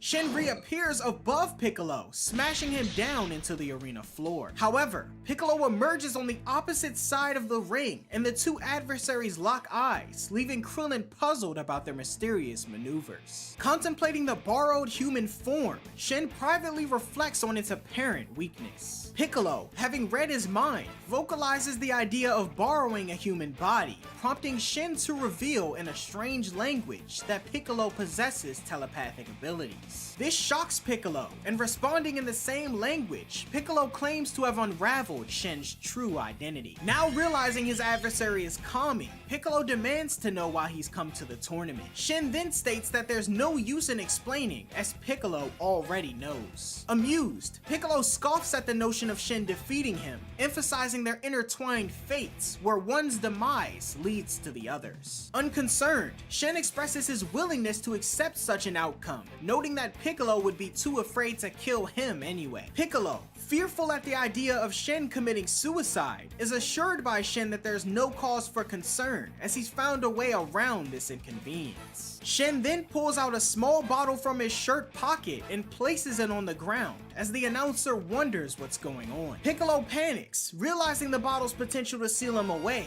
and Shen declares the initiation of the evil containment wave. This revelation surprises everyone but Goku, as waves of magic swirl toward Piccolo. However, rather than succumbing to the technique, he smirks and proclaims the reverse evil containment wave. The magical force reverses its course, now targeting Shen, much to the shock of Master Roshi. As Shen, powerless to move, is watched by Goku and the others, he expresses his surprise to see that Piccolo managed to counter such a technique and vows to return his borrowed body before it's too late. Kami then emerges from the borrowed human body, urging Goku not to worry about his demise and to rid the world of Piccolo. Following Piccolo's guidance, Kami is directed into the small bottle, and Piccolo seals the top. With a triumphant smirk, Piccolo holds the bottle as the onlookers react in shock, asserting that with Kami now sealed away, he has no weaknesses. Piccolo revels in sealing away Kami, and the announcer begins a countdown on the fallen Shen, who's left lying face first after Kami's departure from his human body. The count reaches 10, declaring Piccolo the winner with his mysterious technique, securing his spot in the finals. Goku, astonished by the fact that Kami is trapped in the bottle, privately voices his disbelief as the announcer tends to the incapacitated individual. individual. Applause ensues as the nerd, having regained consciousness, rejoins the audience, questioning if he had just participated in the Tenkaichi Budokai. His child admires his strength, much to his confusion, and the announcer announces a 10-minute break before the grand finals. As Piccolo makes his way backstage, Goku urges him to hand over the bottle, but Piccolo refuses and instead swallows it, claiming Goku would have to kill him to retrieve it. However, killing Piccolo would result in Kami's demise as well. Piccolo walks away, laughing at his advantageous position, and Master Roshi appears, questioning the situation. Tien wonders what's going on as well, expressing disbelief that Piccolo could just be an ordinary member of the Demon Clan. Goku then answers their questions, stating that the identity of this individual is the Demon King Piccolo. Shocked, Tien states that Goku killed Piccolo 3 years ago, but Goku recounts Kami's explanation about Piccolo being born from an egg just before Demon King Piccolo's death, and states that this Piccolo and the Demon King Piccolo are one and the same. Goku then says that from what he can tell, this reincarnation is even stronger than his predecessor. Yamcha and Tien recall seeing Piccolo emerge from Shen's body during the evil containment wave, and Goku clarifies that it wasn't Piccolo, but Kami, having temporarily borrowed a human body to confront Piccolo. Goku further explains the shared history of Kami and Piccolo as once being one person, with the evil expelled from Kami having transformed into Demon King Piccolo long ago. Therefore, killing one will lead to the demise of the other. With Goku seemingly the last resort against Piccolo's might, the group ponder their next move, assuming that Piccolo must have shown up to the tournament for the sole purpose of killing Goku. Piccolo interrupts their conversation and confirms, asserting that Goku is the real reason he's here, and states that in truth, he hates him even more than Kami. Piccolo warns Goku that this time he won't be holding back, as he's improved dramatically since their last battle, and Goku notes the same for himself. Piccolo talks confidently about his impending victory and the vision of his new demon world, and walks away laughing. The announcer calls Piccolo and Goku for the finals, and Piccolo threatens Goku on the way to the ring, stating that he wouldn't bother telling his friends goodbye, as he'll reunite them soon enough. Krillin questions Goku on if he can defeat Piccolo, but Goku asserts that he doesn't know how this battle will end.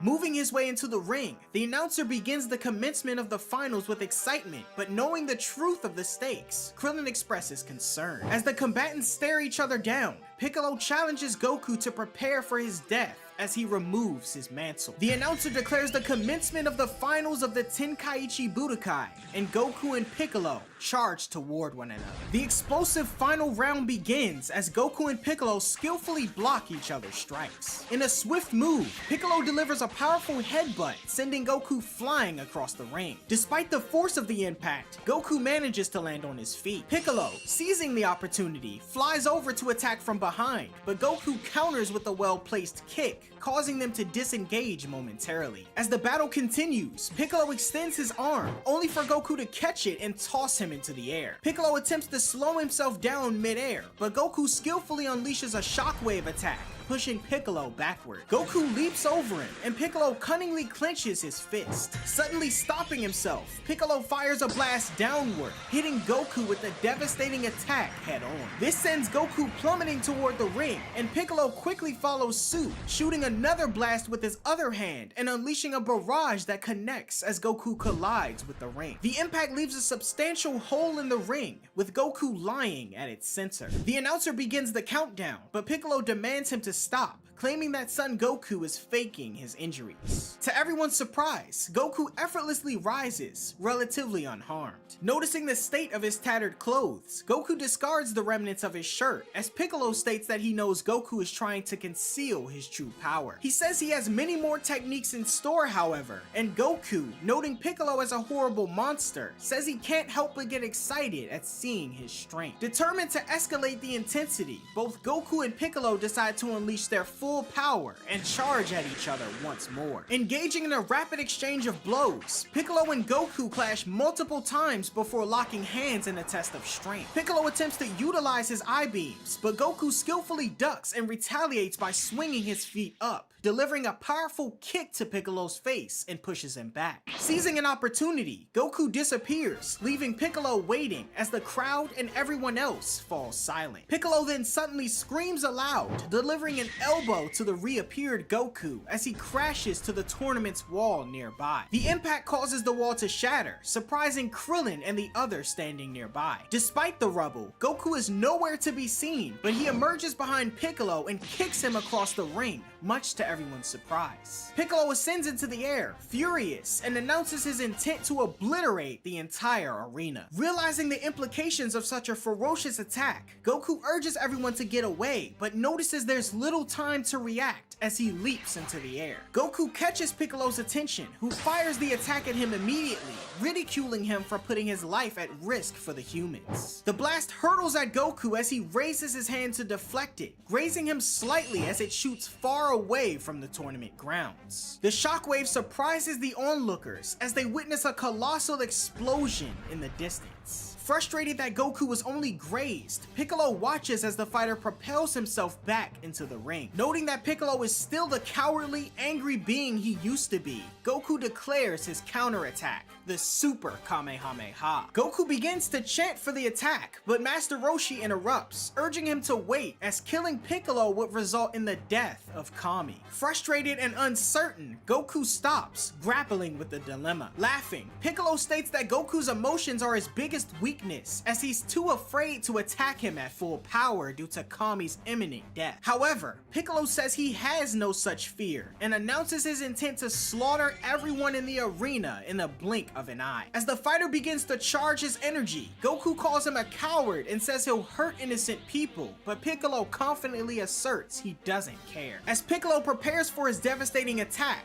everyone begins to panic. However, Krillin intervenes, shouting to Goku that even if Kami dies, they can use the Dragon Balls to revive him, allowing Goku to proceed with the Super Kamehameha. As Goku prepares his attack, thanking Krillin, Piccolo retorts that Shenron died 3 years ago, dismissing the idea as he unleashes his devastating blast. Undeterred, Goku counters that Shenron was indeed revived, and with a resolute cry, he unleashes the powerful Super Kamehameha. The beams collide with a forceful impact, but Goku's energy wave overwhelms Piccolo's massive blast as he's caught in the explosion. Despite shielding himself, Piccolo takes a direct hit as the tournament grounds and the onlookers are all affected by the aftermath of the attack. When the smoke clears, Goku looks up to notice Piccolo's still alive, but visibly battered with torn clothes and seething rage. Descending back to the ring, Piccolo impressively withstood Goku's Super Kamehameha. Having had a taste of true fear, Piccolo grows angrier, asserting that he can never forgive Goku and will beat him within an inch of his life. As the announcer notes the amazing course of events taking place, he suddenly pauses in confusion as he and the crowd notice this fighter looks oddly familiar without his cape and turban. Launch points out the resemblance to Demon King Piccolo, and the sentiment is echoed by the rest of the onlookers. In that moment, Piccolo himself declares that it's only natural he resemble him, as he's the reincarnation of the great Demon King Piccolo. This revelation shocks the crowd as Piccolo elaborates on his intention to conquer the world once Goku is killed. This prompts a mass exodus of the audience as they all scream in fear, recounting the events of the previous Demon King's rule. In an instant, everyone is gone, leaving the arena completely empty aside from Oolong, Launch, Bulma, Puar, and the announcer, who continues to observe and narrate. Goku instructs Krillin and the others to move away as things are about to get dangerous, and they exit through the back wall arena into the remnants of the audience. Piccolo notes how quiet it is since everyone's gone, and Goku, resolute, tells Piccolo that he won't allow him to take over the world. Confident that Goku won't be able to stop him after his next technique though, Piccolo begins to power up. Suddenly, he undergoes a startling transformation, growing to a gigantic size. This technique surprises the remaining onlookers as Piccolo asserts that Goku's death is quickly approaching. With a powerful punch and subsequent stomp, Piccolo attempts to strike Goku, who narrowly evades both. Goku positions himself at Piccolo's eye level, prompting Piccolo to swat him down to the ring with a forceful impact.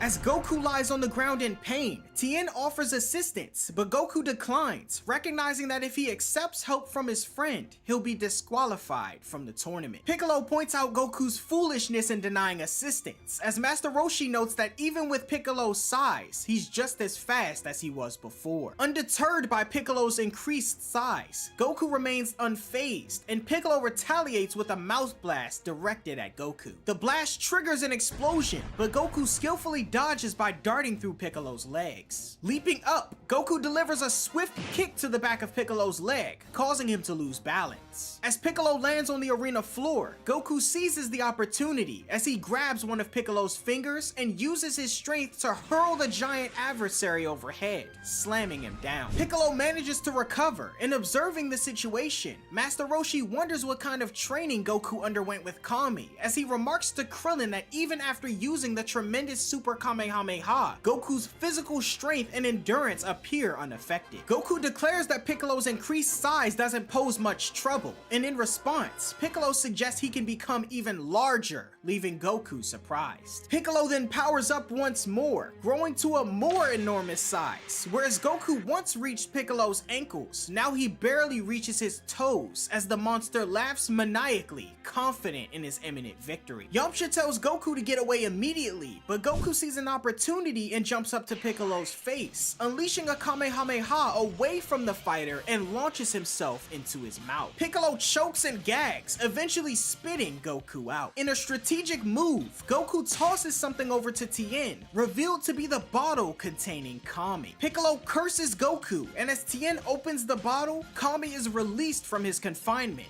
much to Goku's pleasure. Perplexed by the turn of events, Kami questions the situation, while Bulma voices her shock at the existence of two Demon King Piccolos. Recalling his deflected evil containment wave, Kami realizes Goku's clever plan, a fact explained by Master Roshi. Annoyed, Piccolo reverts to his normal size, glaring angrily at Goku before he suddenly rushes in to attack, as both he and Goku disappear. This development shocks Krillin and the others, including Kami, who notes Goku and Piccolo's movements are too rapid for even his eyes to follow. Elevating their battle to the skies, Goku and Piccolo engage in a fierce aerial exchange, the swiftness of their blows leaving everyone astonished. In the midst of the confrontation, Piccolo lands a series of rapid strikes on Goku, sending him hurtling back toward the ring. However, Goku counters by propelling himself back up using a Kamehameha fired from his feet. Ascending into the air, Goku delivers a powerful double-fisted blow to Piccolo's face as the fighter plummets toward the arena floor. Piccolo stops himself though and retaliates by unleashing electrical blasts from his antenna, severely injuring Goku as he descends to the ring. Piccolo makes his way toward Goku, and as Goku hits the ground, he attempts to rise in pain, noting he let his guard down. Piccolo lands swiftly and prepares to deliver a final blow to the weakened Goku, but just before the punch lands, Kami intervenes, having rushed into the ring and intercepted Piccolo's strike. Determined to defeat Piccolo together, Kami urges Goku to join forces with him, but Goku declines, much to Kami's surprise. Goku asserts that he and Piccolo haven't finished their fight and says that he doesn't want Kami to interfere. On the sidelines, Krillin is surprised as well, noting that if Piccolo isn't killed, the world is doomed,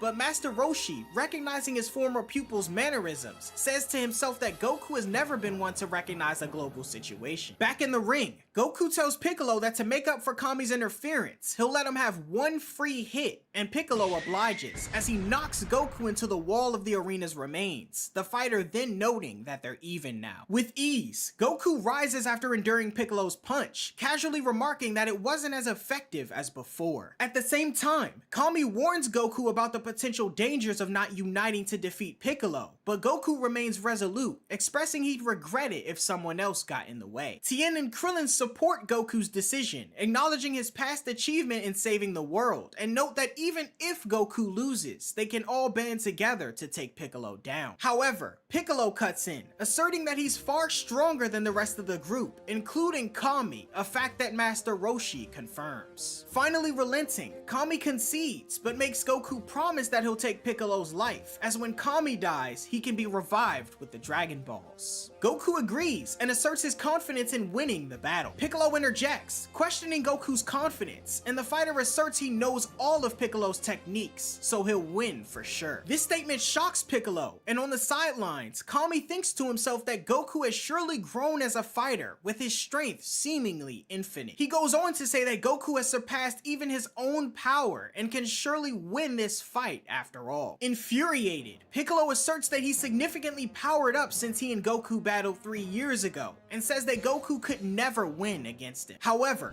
Goku claims his strength is superior. In response, Piccolo suddenly releases a massive blast toward Goku. Dodging the initial attack, Goku finds himself pursued by the relentless blast, prompting him to take to the air. Piccolo scoffs at Goku's attempt to evade, asserting that the blast will follow him wherever he goes. Descending back to the ring, Goku positions himself in front of Piccolo as the warrior revels in his presumed victory. However, Goku rushes toward Piccolo as the blast follows, surprising him as Goku swiftly dodges the attack before impact, allowing Piccolo's own blast to collide with it. This results in a sizable explosion, and when the smoke clears, the impact renders Piccolo's left arm useless, leading Goku to tell him to surrender. Contrary to expectations though, Piccolo smiles and defiantly rips his damaged arm from his body, much to everyone's shock. Initiating a power-up, Piccolo regenerates a new arm in its place. He then grows increasingly frustrated,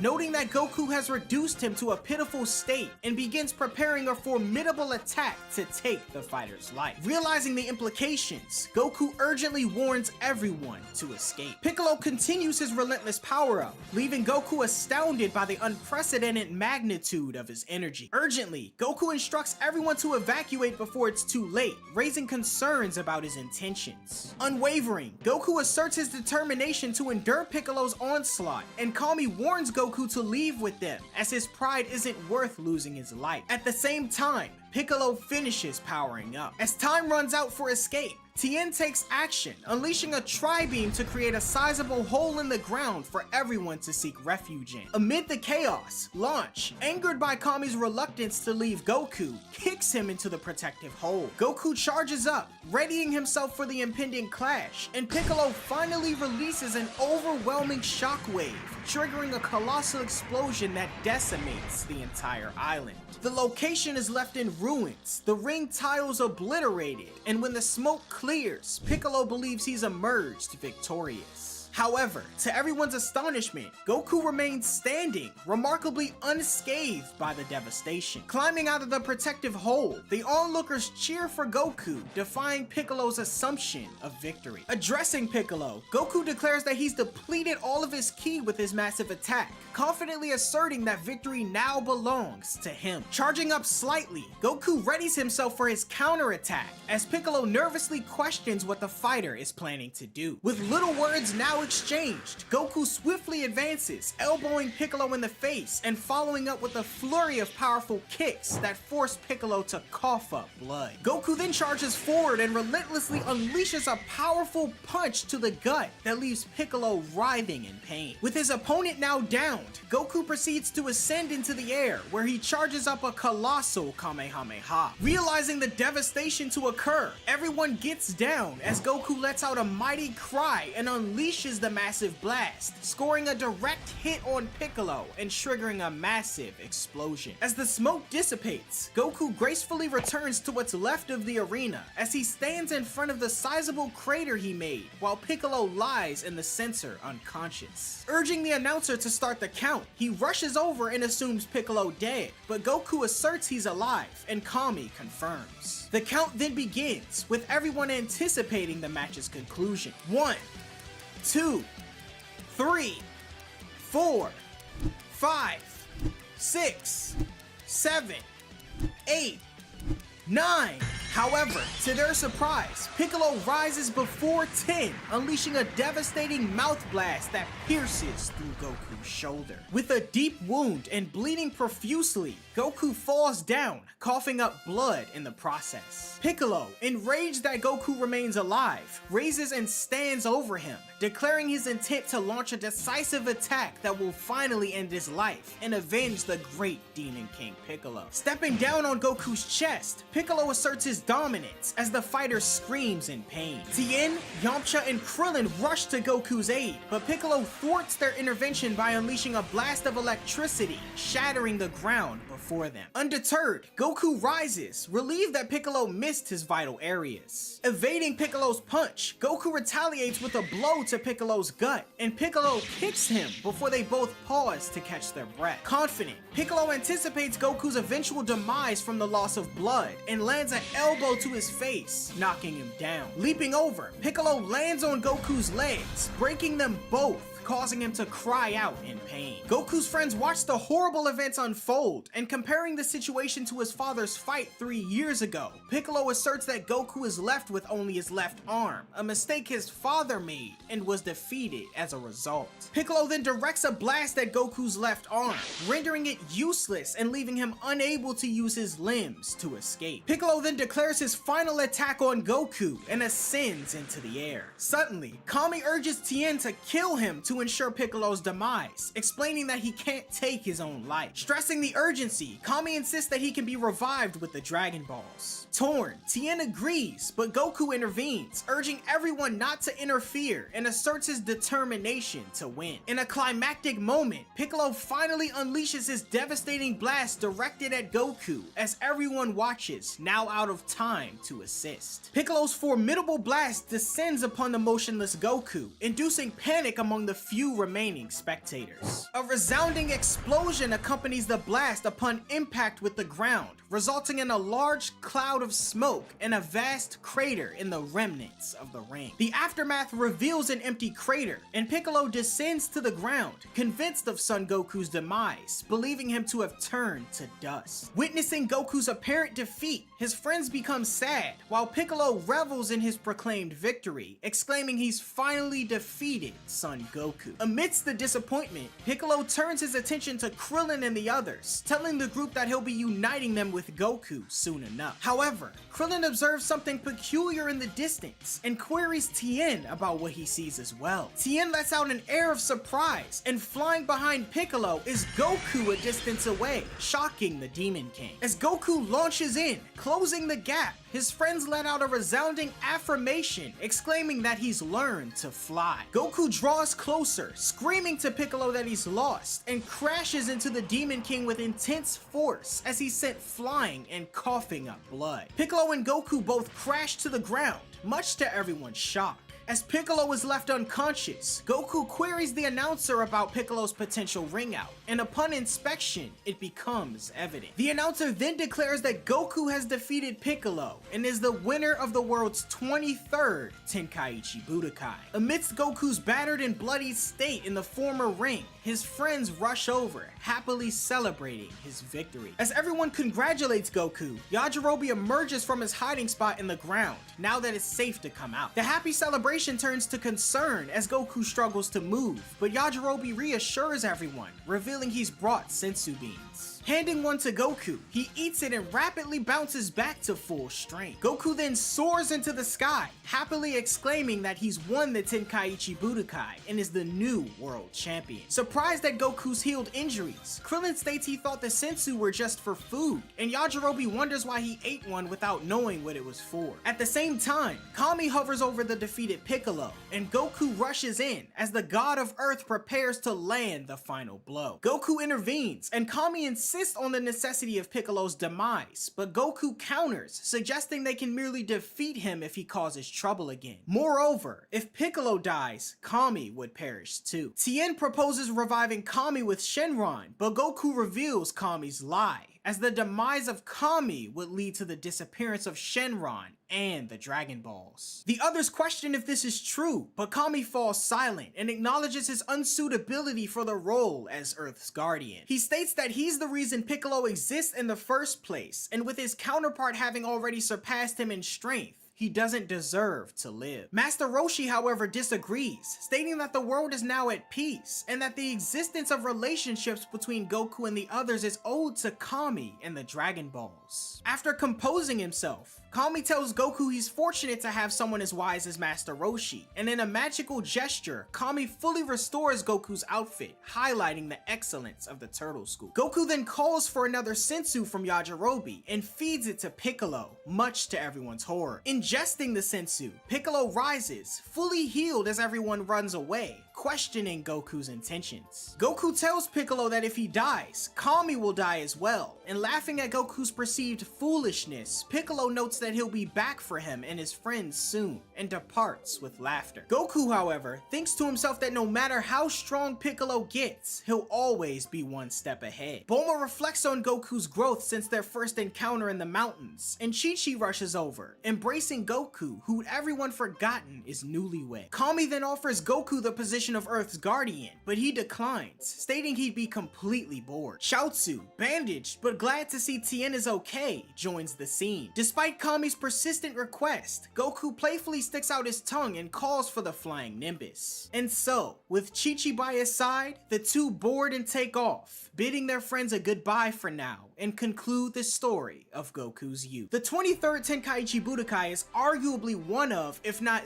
the best arc in all of OG Dragon Ball. It not only intertwines characters from past parts of Goku's journey, but is filled with intense combat between said characters, and ends with a beautiful transition to the story of Dragon Ball Z. But what did you think of this arc? Did you enjoy it? Let me know down in the comments below. Thanks so much for watching. Don't forget to drop a like and subscribe, and I'll see you guys next time.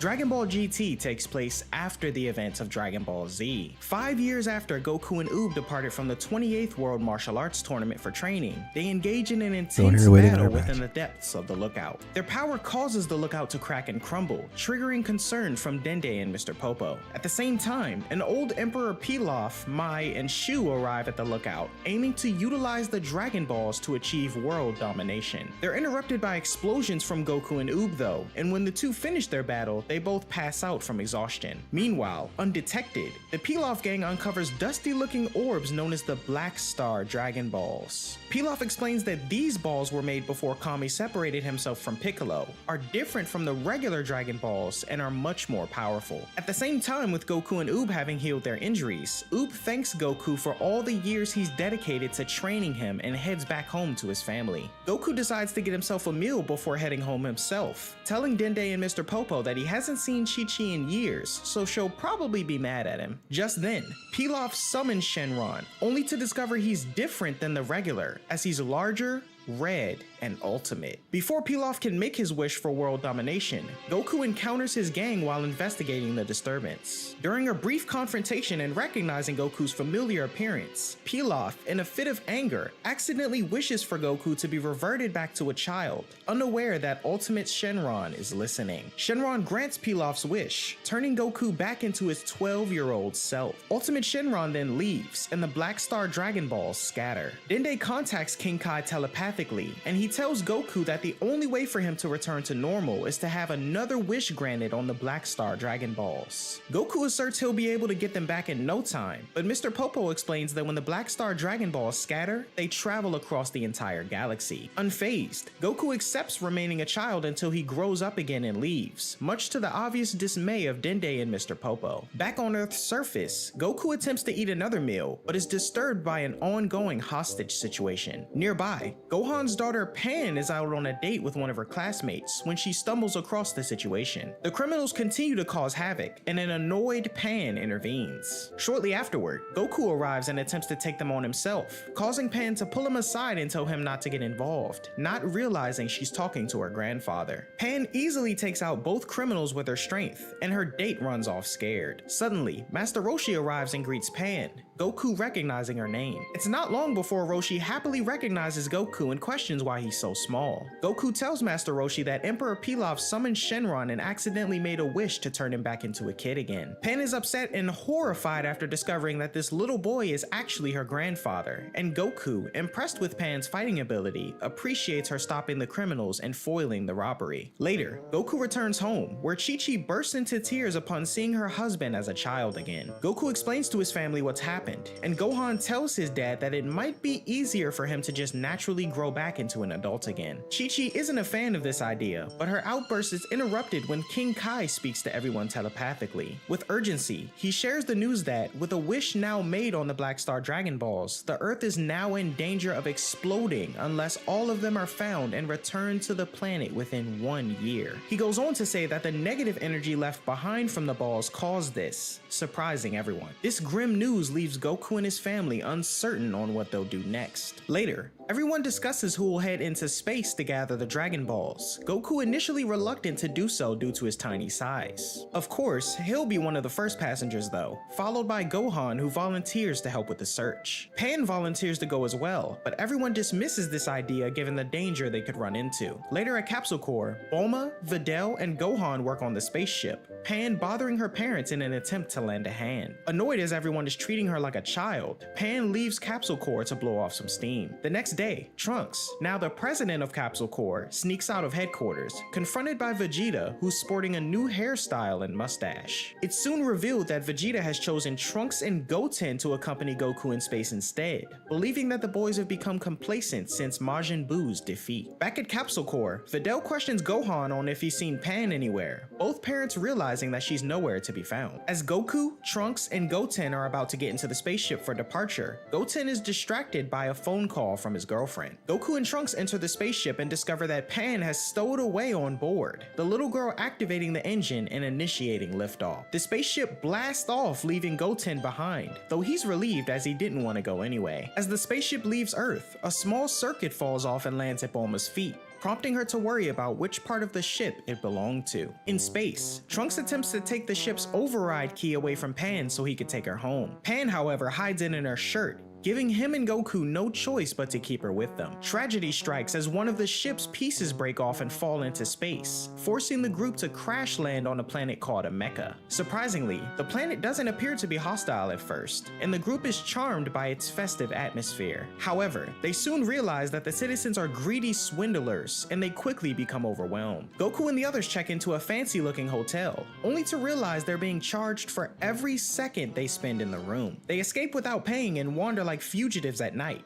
found by an Namekian couple who offer them a place to stay. They explain that Namekia's leader, Don Ki, is a greedy tyrant who enforces unfair prices and confiscates residents' belongings. Notably, he uses his pusher bots to seize homes from those in debt, a situation witnessed by Goku and the others. Goku offers to fight Don Ki to help, but the Namekian couple advise against it, warning that Don Ki is too powerful and any physical resistance could get them all killed. For now, Goku, Trunks, and Pan decide to comply and spend the night in their spaceship. The following day, Pan urges Trunks to scan the area for a Dragon Ball, the group encountering a small robot named Giru that consumes their Dragon Radar. To make matters worse, their spaceship is confiscated by the Namekian army, leaving them stranded. Goku, Pan, and Trunks embark on a daring mission to reclaim their ship, without which they could be stranded on the planet forever. Goku offers to use instant transmission to follow the Namekian army, and Pan drags Giru along with them for eating their Dragon Radar. Goku attempts to use instant transmission to reach their ship, but both tries fail due to his smaller body. He's no longer accustomed to the technique and currently lacks the abilities he had as an adult, much to the dismay of the group. Instead, they decide to fly to Don Ki's castle, where their ship is located. The three cautiously sneak closer to the ship come nightfall, avoiding a confrontation that could worsen their situation. Trunks mentions they may need to fight if necessary, and Pan attempts to board the ship stealthily. She's mistakenly hit by a soda can thrown by a soldier though, causing her to cry. Trunks quickly covers her mouth to prevent the soldiers from hearing, but a rock falls on his head, drawing the soldiers' attention. Goku and the others spring into action, knocking them out one by one. Pan then takes control of the cargo and recklessly rides away with Goku and Trunks. During their escape, they run into two of Don Ki's loyal soldiers, Gale and Sheila, though Goku uses a Kamehameha to counteract their attempt to stop them. His blast nearly hits Don Ki's palace, but it's swatted away by one of his more capable soldiers, Legic,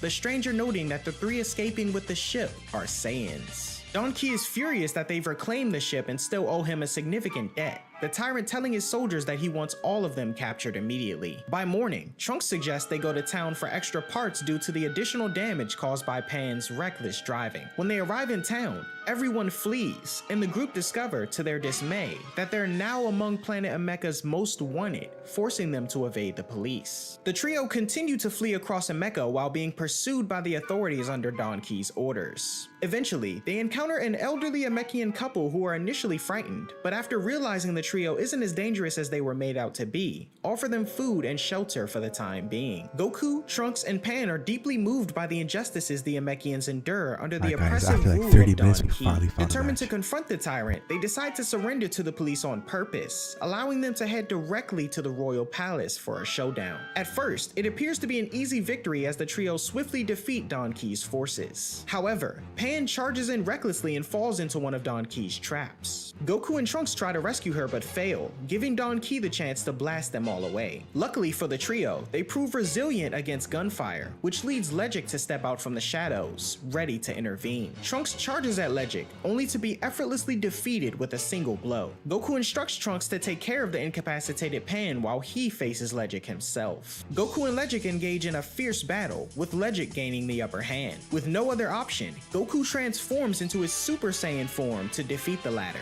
He rushes in and quickly overpowers Legic, the warrior responding with a powerful ki attack. Goku returns the favor with a Kamehameha, easily countering Legic's blast and sending it back to him. With the battle over, Goku spares Legic and suggests that he continue training to become stronger, just as he plans to do himself. Impressed, Legic remarks that Goku is an unusual child. Goku responds by revealing he really isn't a child, which confuses Legic. He then decides to leave Don Key's forces, telling Goku that next time, he'll be the one to win their battle. The two say their goodbyes, leaving Don Key with the Saiyans. Pan demands that he provide free housing for the Amecians from now on, warning that if he doesn't,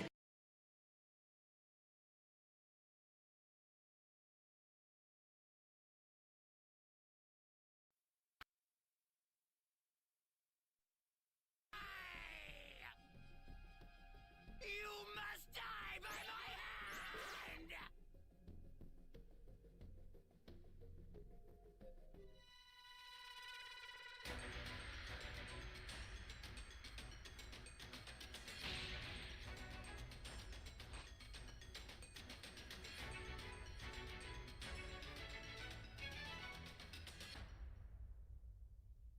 Can you hear me? Flying Nimbus!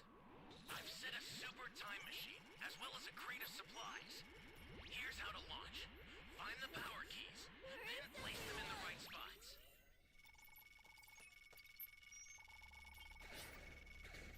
Thanks.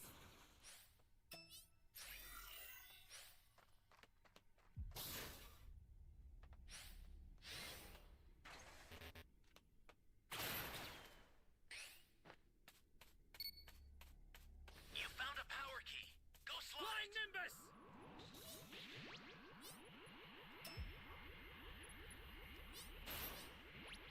Great. You know what to do with that key. Perhaps I should have just called the Welcome.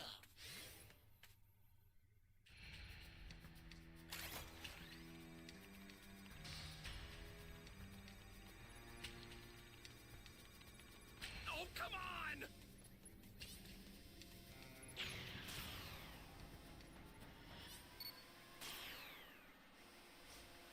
Happens every time. This is bad. Somebody's down. Exercise extreme caution if you're going to help them.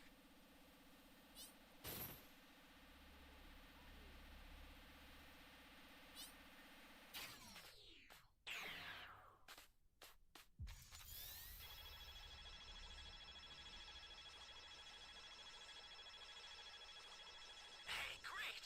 You found another power key. Use it quick. I don't seem to know my own strength. It's I owe you one. to control this much power. Flying Nimbus! Flying Nimbus!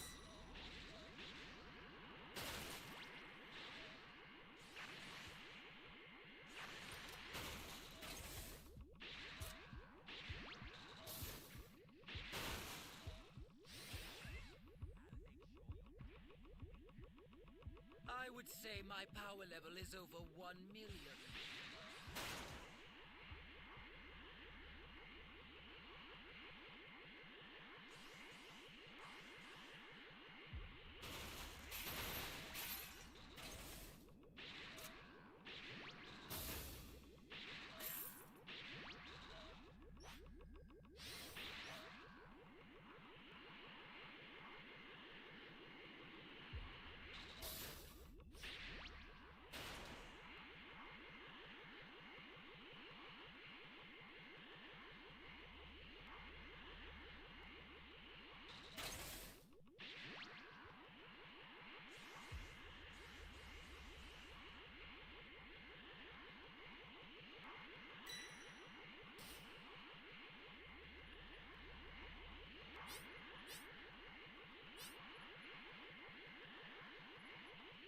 Have this A key.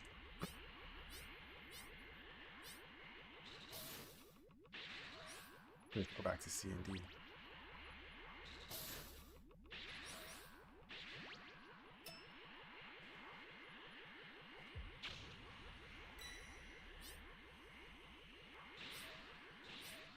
Careful now. This won't be like before, and I won't be gentle.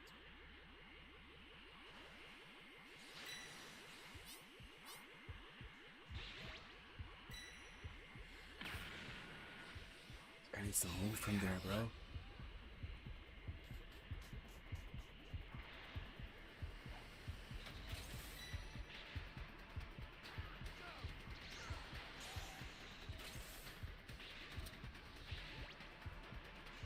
That's a new power key. Place it now.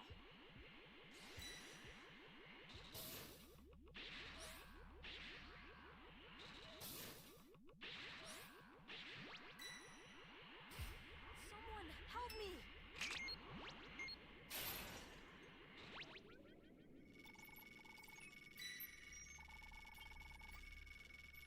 You really want to save me? Not really. An ally needs your help. We don't know what danger awaits. Think before rushing in. Hey, great! Flying You found Nimbus! another power key. Use it quick.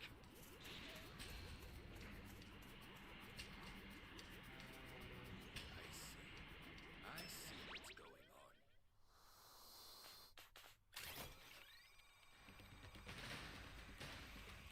Now. Let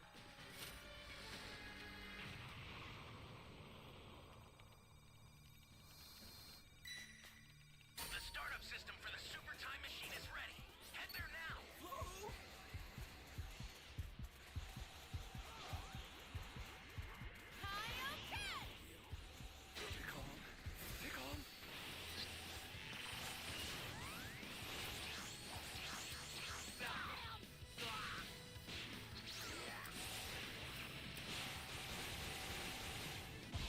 Always Roman.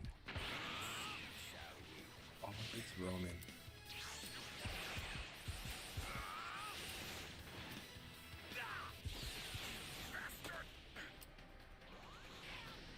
This guy better go to the time machine. quite some time, hasn't it? One's on the time machine. Come on, guys. Go do something.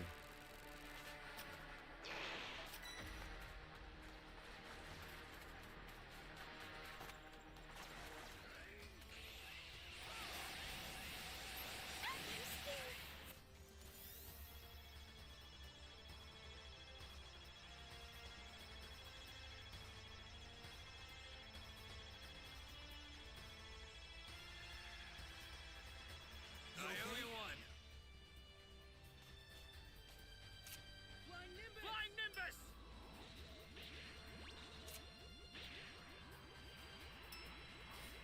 I'll send some supplies to help. Make good use of them. The startup system is under attack. Stop it if you can, but retreat if you need to. Got it?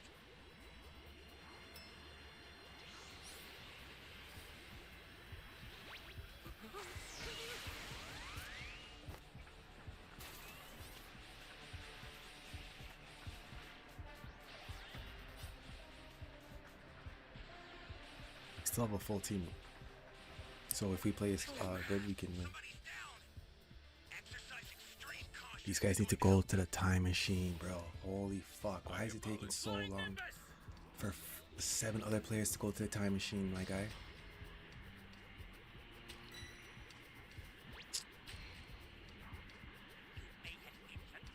But there are truly pathetic ones like you could ever defeat me!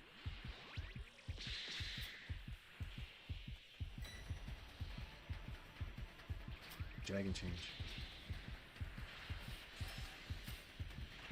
Startup system's under attack. It's dangerous, so tread carefully if you want to get closer.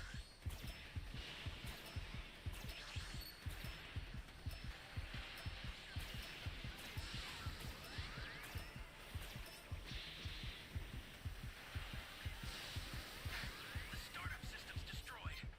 The escape time machine's almost prepped. You need to head for the beacon that's indicated by a blue light. Say nothing, man. Just fucking let me die.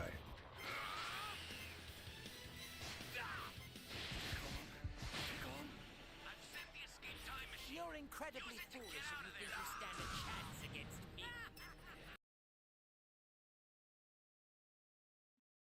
He'll have to answer to Goku. Don Ki complies, and peace is restored on Nameca. The trio of Saiyans, along with Giru, now functioning as their Dragon Radar, set off to continue their quest for the Black Star Dragon Balls. Time passes and the trio arrive on planet Mamasu, a strange place resembling Earth, but where everything is 100 times larger. While exploring, Pan finds a new outfit that makes her look like a bee, running into trouble as she's kidnapped by a group of them. Goku and Trunks discover a giant apple tree, the latter attempting to locate a Black Star Dragon Ball with Giru. Together they find the 4-star ball, but their luck quickly changes when a massive apple falls on top of it. Before they can lift the apple to retrieve the Dragon Ball, a giant hawk swoops down, grabs the apple with the Dragon Ball still inside, and gives it to a giant. Moments later, Pan's scream is heard in the distance. Trunks tells Goku they need to help her, and he quickly flies off. Pan, meanwhile, has somehow ended up in a hive where the bees mistake her for their queen. When she tries to leave, a swarm of bees chase her. She soon encounters Goku and Trunks, who have just saved the real queen bee from a hungry spider on their way to Pan,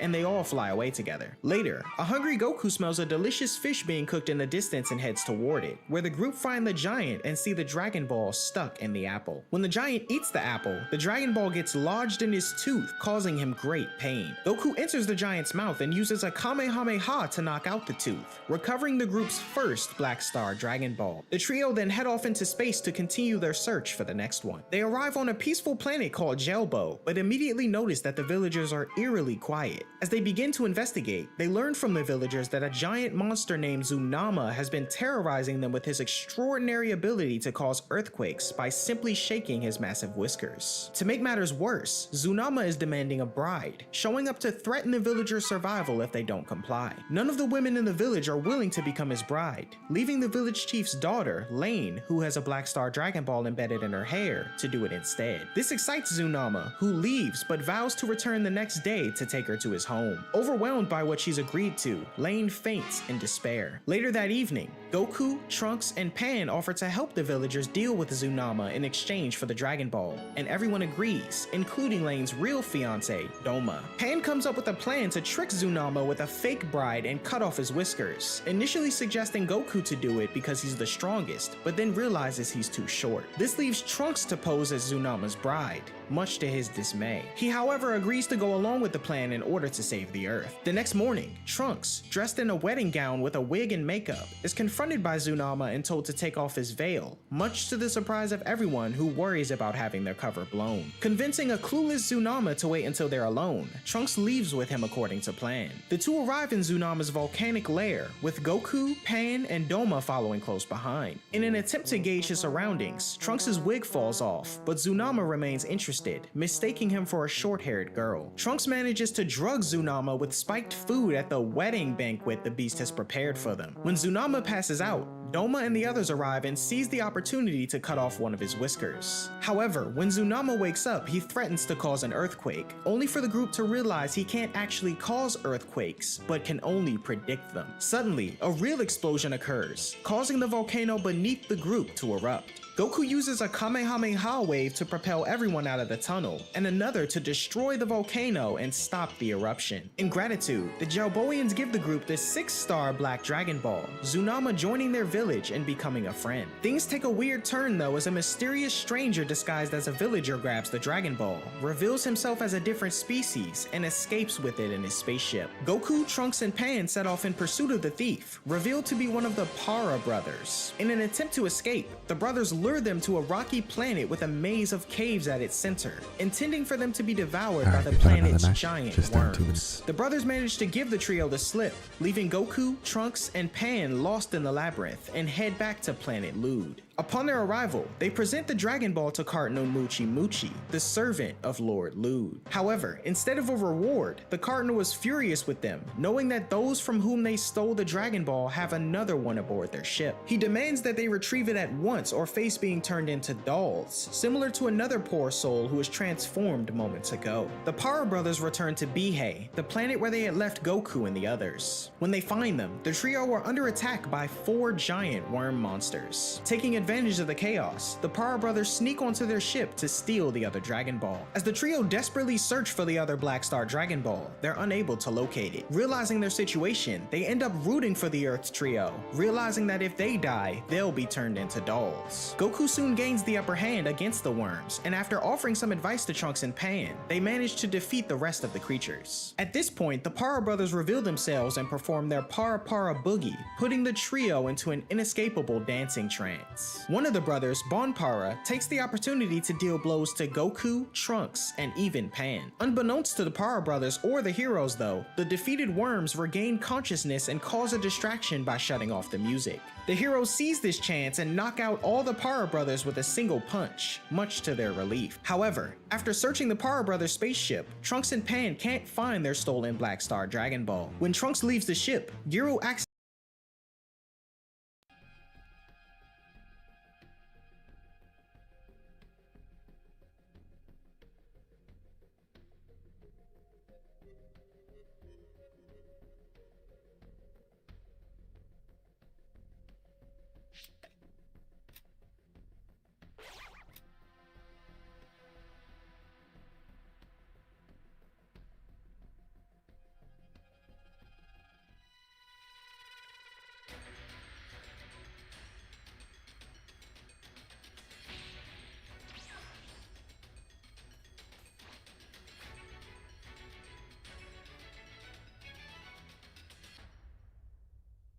Can you hear me? Fly Nimbus, Trunks!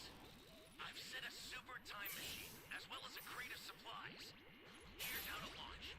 Find the power keys, then place them in the right spots. You found a power key. Go slot it.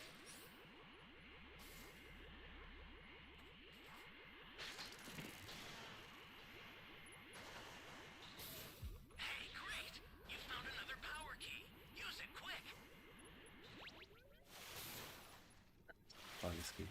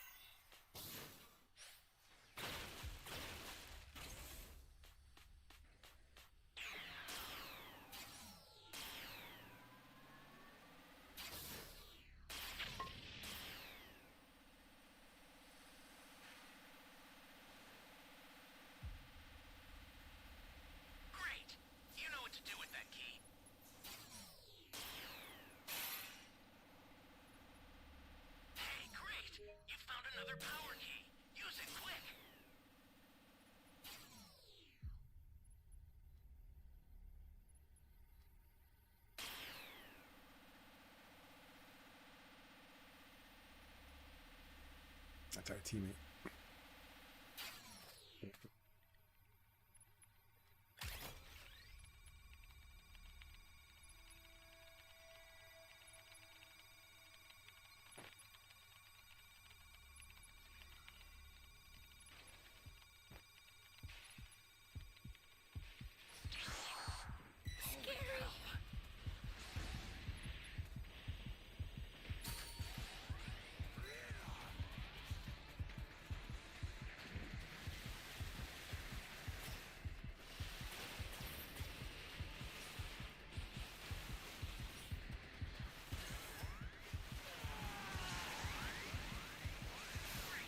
You know what to do with that key. Flying Nimbus!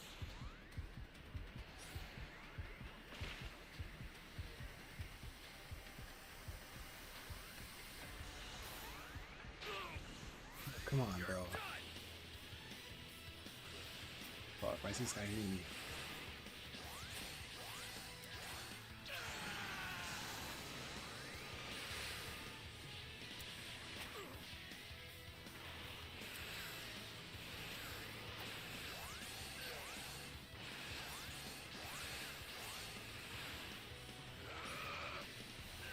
Access the startup system from the central area. Just a little more to go, then you're done. Got him. Oh man.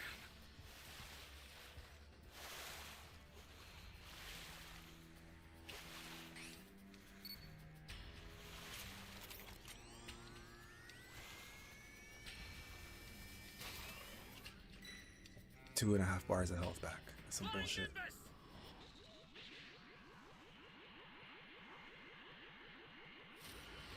You shouldn't get any health back, because when I transform, when I'm Frieza, I don't get no health back.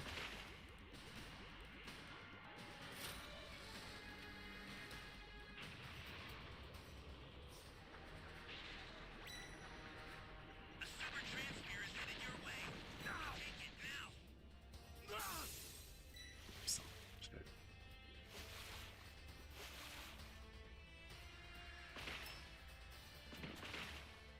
The startup system's under attack. It's dangerous, so tread carefully if you want to get closer. Welcome.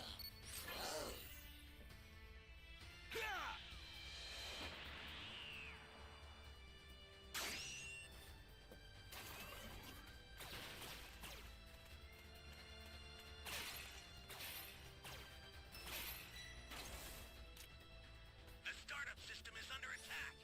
Flying Stop it Nimbus! if you can, but retreat if you need to. Got it?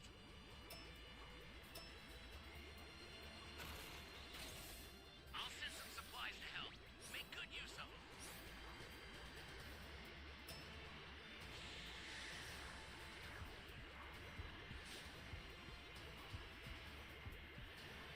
Holy hell.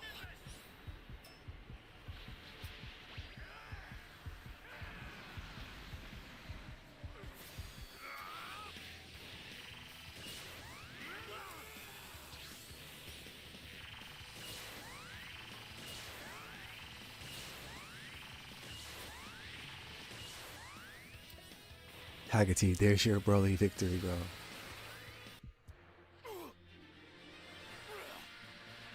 It wasn't Z Broly, but still a Broly.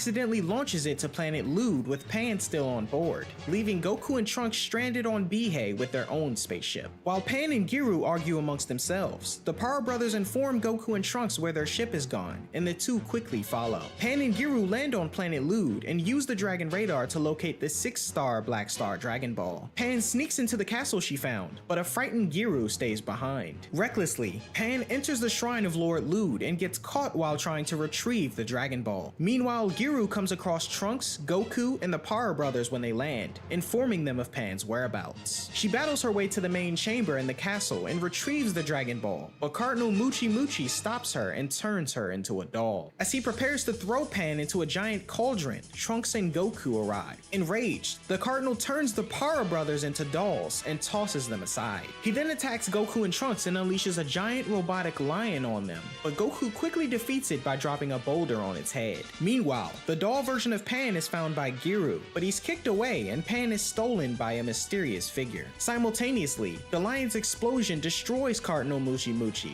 but his whip reveals his true form, a tentacle threat named Muchi. Muchi reveals himself to be a formidable opponent, causing trouble for both Goku and Trunks. He manages to separate the two and focuses his attacks on Goku, who with no other choice transforms into a Super Saiyan. Observing the battle between Muchi and Goku, the mysterious man named Daltaki reveals that Muchi is now outmatched. He decides to awaken Lord Lude, but notices he lacks the necessary energy, so he decides to appear before the Lude cult, persuading them to sacrifice themselves by becoming dolls. Too late, the cult realizes that Lude isn't the savior they believed him to be, and Daltaki transforms everyone all at once. He then uses their energy to fuel the awakening of Lude, deciding to use his downtime to creepily play with Pan's doll form. Meanwhile, Goku continues his battle with Muchi, but starts to lose ground when the villain ensnares him and begins draining his energy. As Goku reverts back to his normal state and seems to be in danger, Trunks suddenly reappears and blasts Muchi with a single energy attack,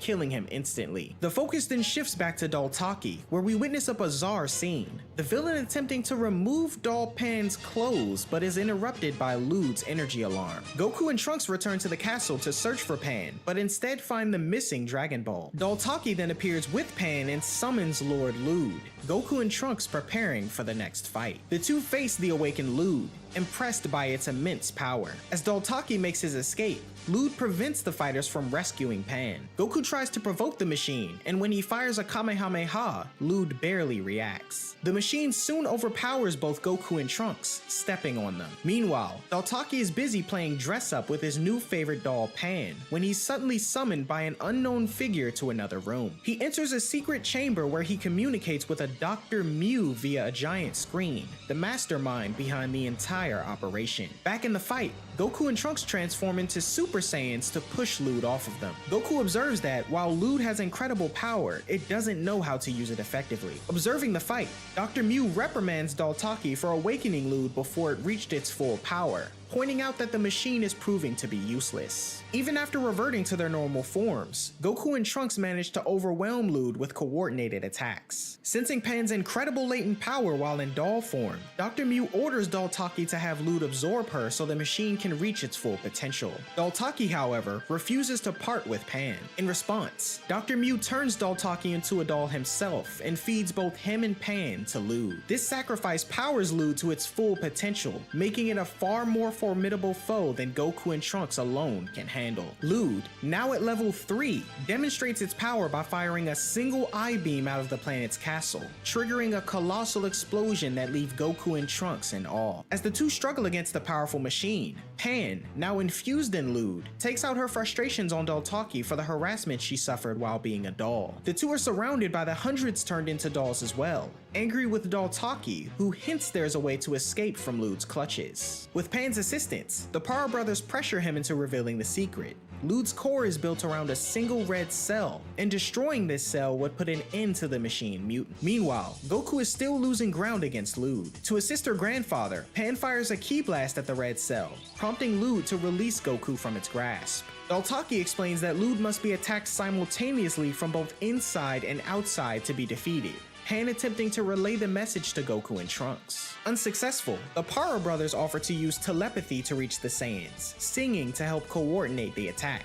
Goku and Trunks realize that only a perfectly timed strike to Lude's core will bring him down, and with some effort, Goku and Pan manage to synchronize their attacks. After chanting Pepper Pot, Pickle Pot, Purple Pot, Lude's cell is hit in sync, finally destroying him. This victory turns everyone back to normal, including Daltaki, who hurriedly escapes on his own spaceship. With the planet saved and 2 Black Star Dragon Balls now in their possession, the Saiyans move on to their next adventure. While en route to their next destination, Trunks suggests returning to Earth to replace Pan with Goten, which upsets Pan as she feels she's being seen as unhelpful. It's not long before Giru detects a Black Star Dragon Ball on the desert planet Rudees. Upon landing, the group are quickly overwhelmed by the intense desert heat, and soon after, a giant sandipede attacks them, damaging their ship and causing their water supply to spill out. As Trunks repairs the ship, Pan tries to assist, but he tells her to play inside instead. Frustrated and feeling underestimated, Pan storms off into the desert, determined to find the Dragon Ball and prove her worth. Worried of Pan's safety, Giru later goes after her. After some time, Pan becomes dehydrated and suffers from heat exhaustion, only to be watched by another sandipede. Meanwhile, Daltaki returns to planet M2 to report to Dr. Mew, but is instead met by a man named General Rildo, who kills him for his failure. Dr. Mew tasks Rildo with stealing the Dragon Balls from Goku and Trunks, noting they should also be brought to him alive as they possess power that he could use for his research. Back on Rudees, Giru arrives just in time to fend off the Sandipede and save Pan. When she gains consciousness, she learns that Giru has also found the 5-star Dragon Ball in discovered water. Overwhelmed with gratitude, Pan thanks Giru and apologizes for treating him poorly. When Goku and Trunks arrive, the trio find a nearby oasis and use its water to refill the repaired cooling tanks. Reconsidering his earlier idea, Trunks apologizes to Pan for suggesting her replacement and acknowledges that she's a valuable member of the team. With Goku and his team having strengthened their relationship, the trio depart to search for the next Black Star Dragon Ball. During their space journey, Giru continuously beats Pan at a video game. Shortly after, they pass the planet M2, which happens to be Giru's home planet. The next morning, Giru and Pan try to persuade Trunks to land there since Giru hasn't visited in years. However, with Dr. Mew after the Dragon Balls, he says they should keep moving. The two convince Trunks to land for just a day, and Can you hear me? It's Trunks. Flying Set a Nimbus! super time machine, as well as a crate of supplies. Here's how to launch. Find the power keys, then place them in the right spots. You found a power key. Go slot it.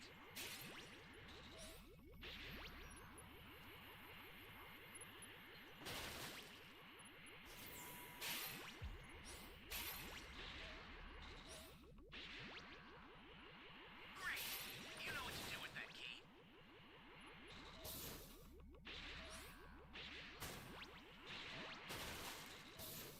Hey, great!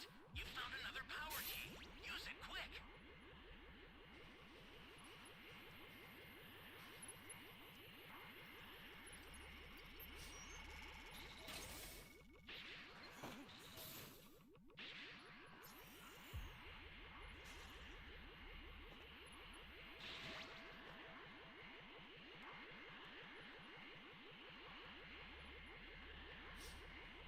We're gonna head to D.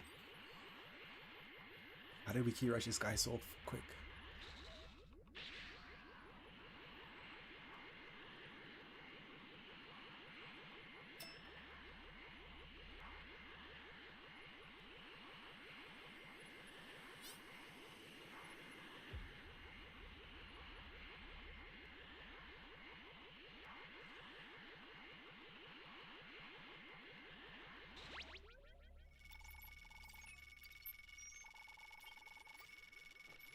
You be careful too, okay?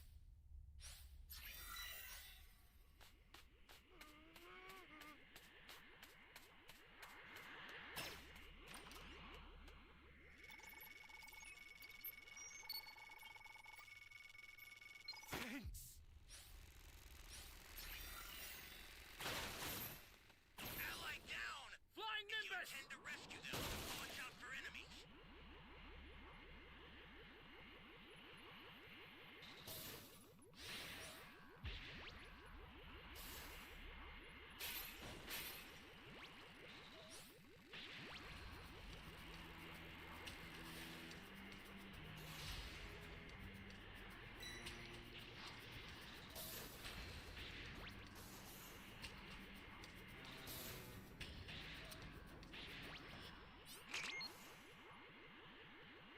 seen this box over here before.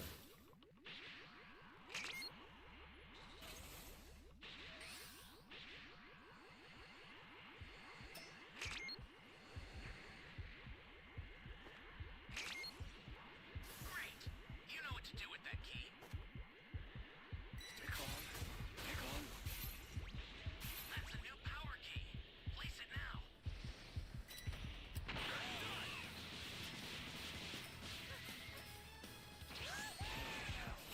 Here comes the pain!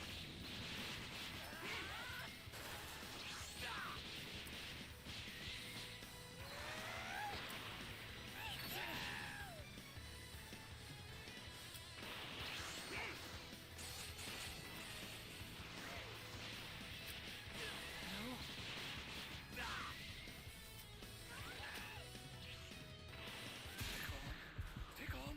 Here comes the pain!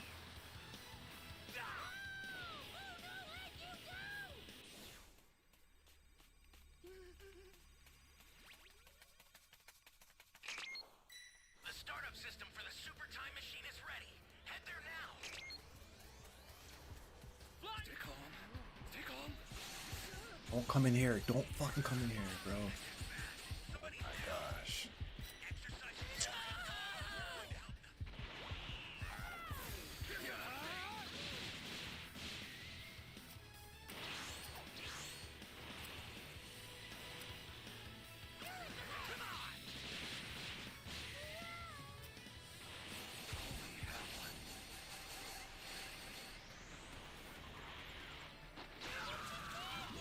Do this. I hate when these guys fucking do that, bro.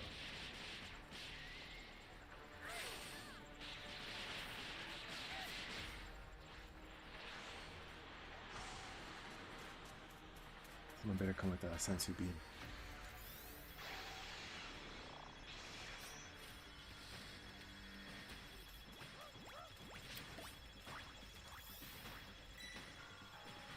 I owe you one. Zing!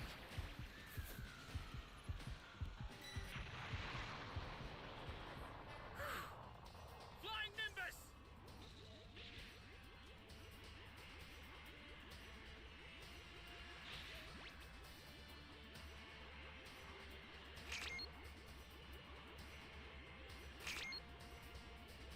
Five Dragon Balls.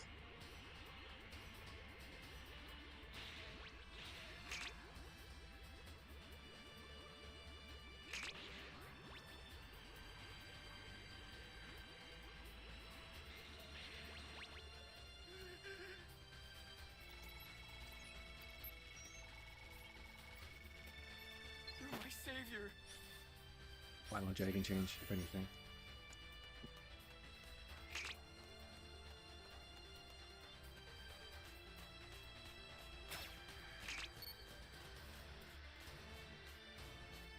Flying Nimbus!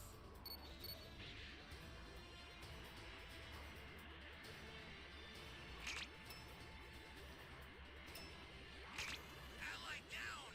If you intend to rescue them, watch out for enemies.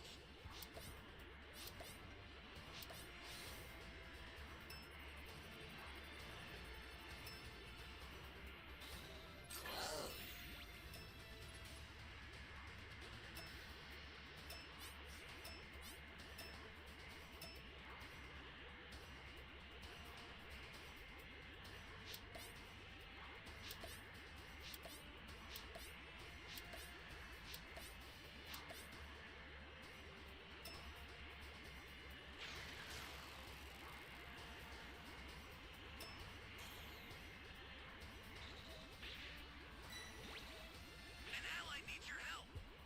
We don't know what danger awaits. Think before rushing in.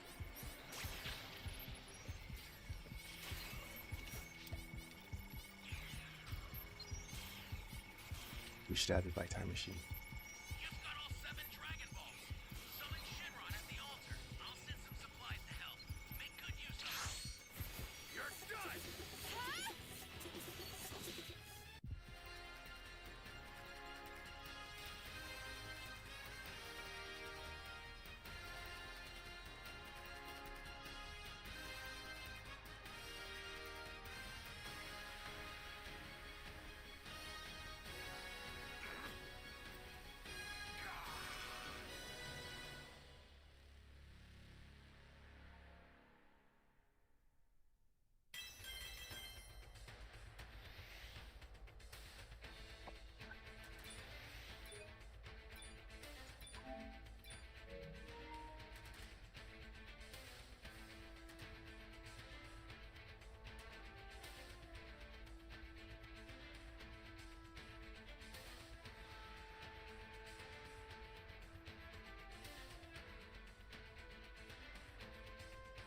Yo, T, thank you for the 199 for the Broly dub.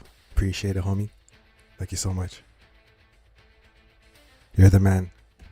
Number one supporter.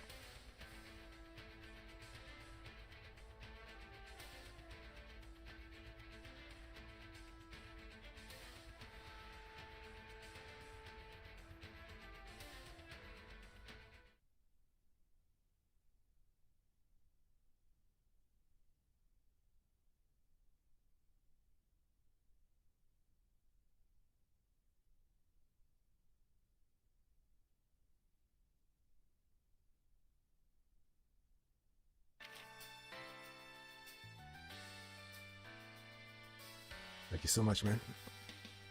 Every cent counts. Trust me.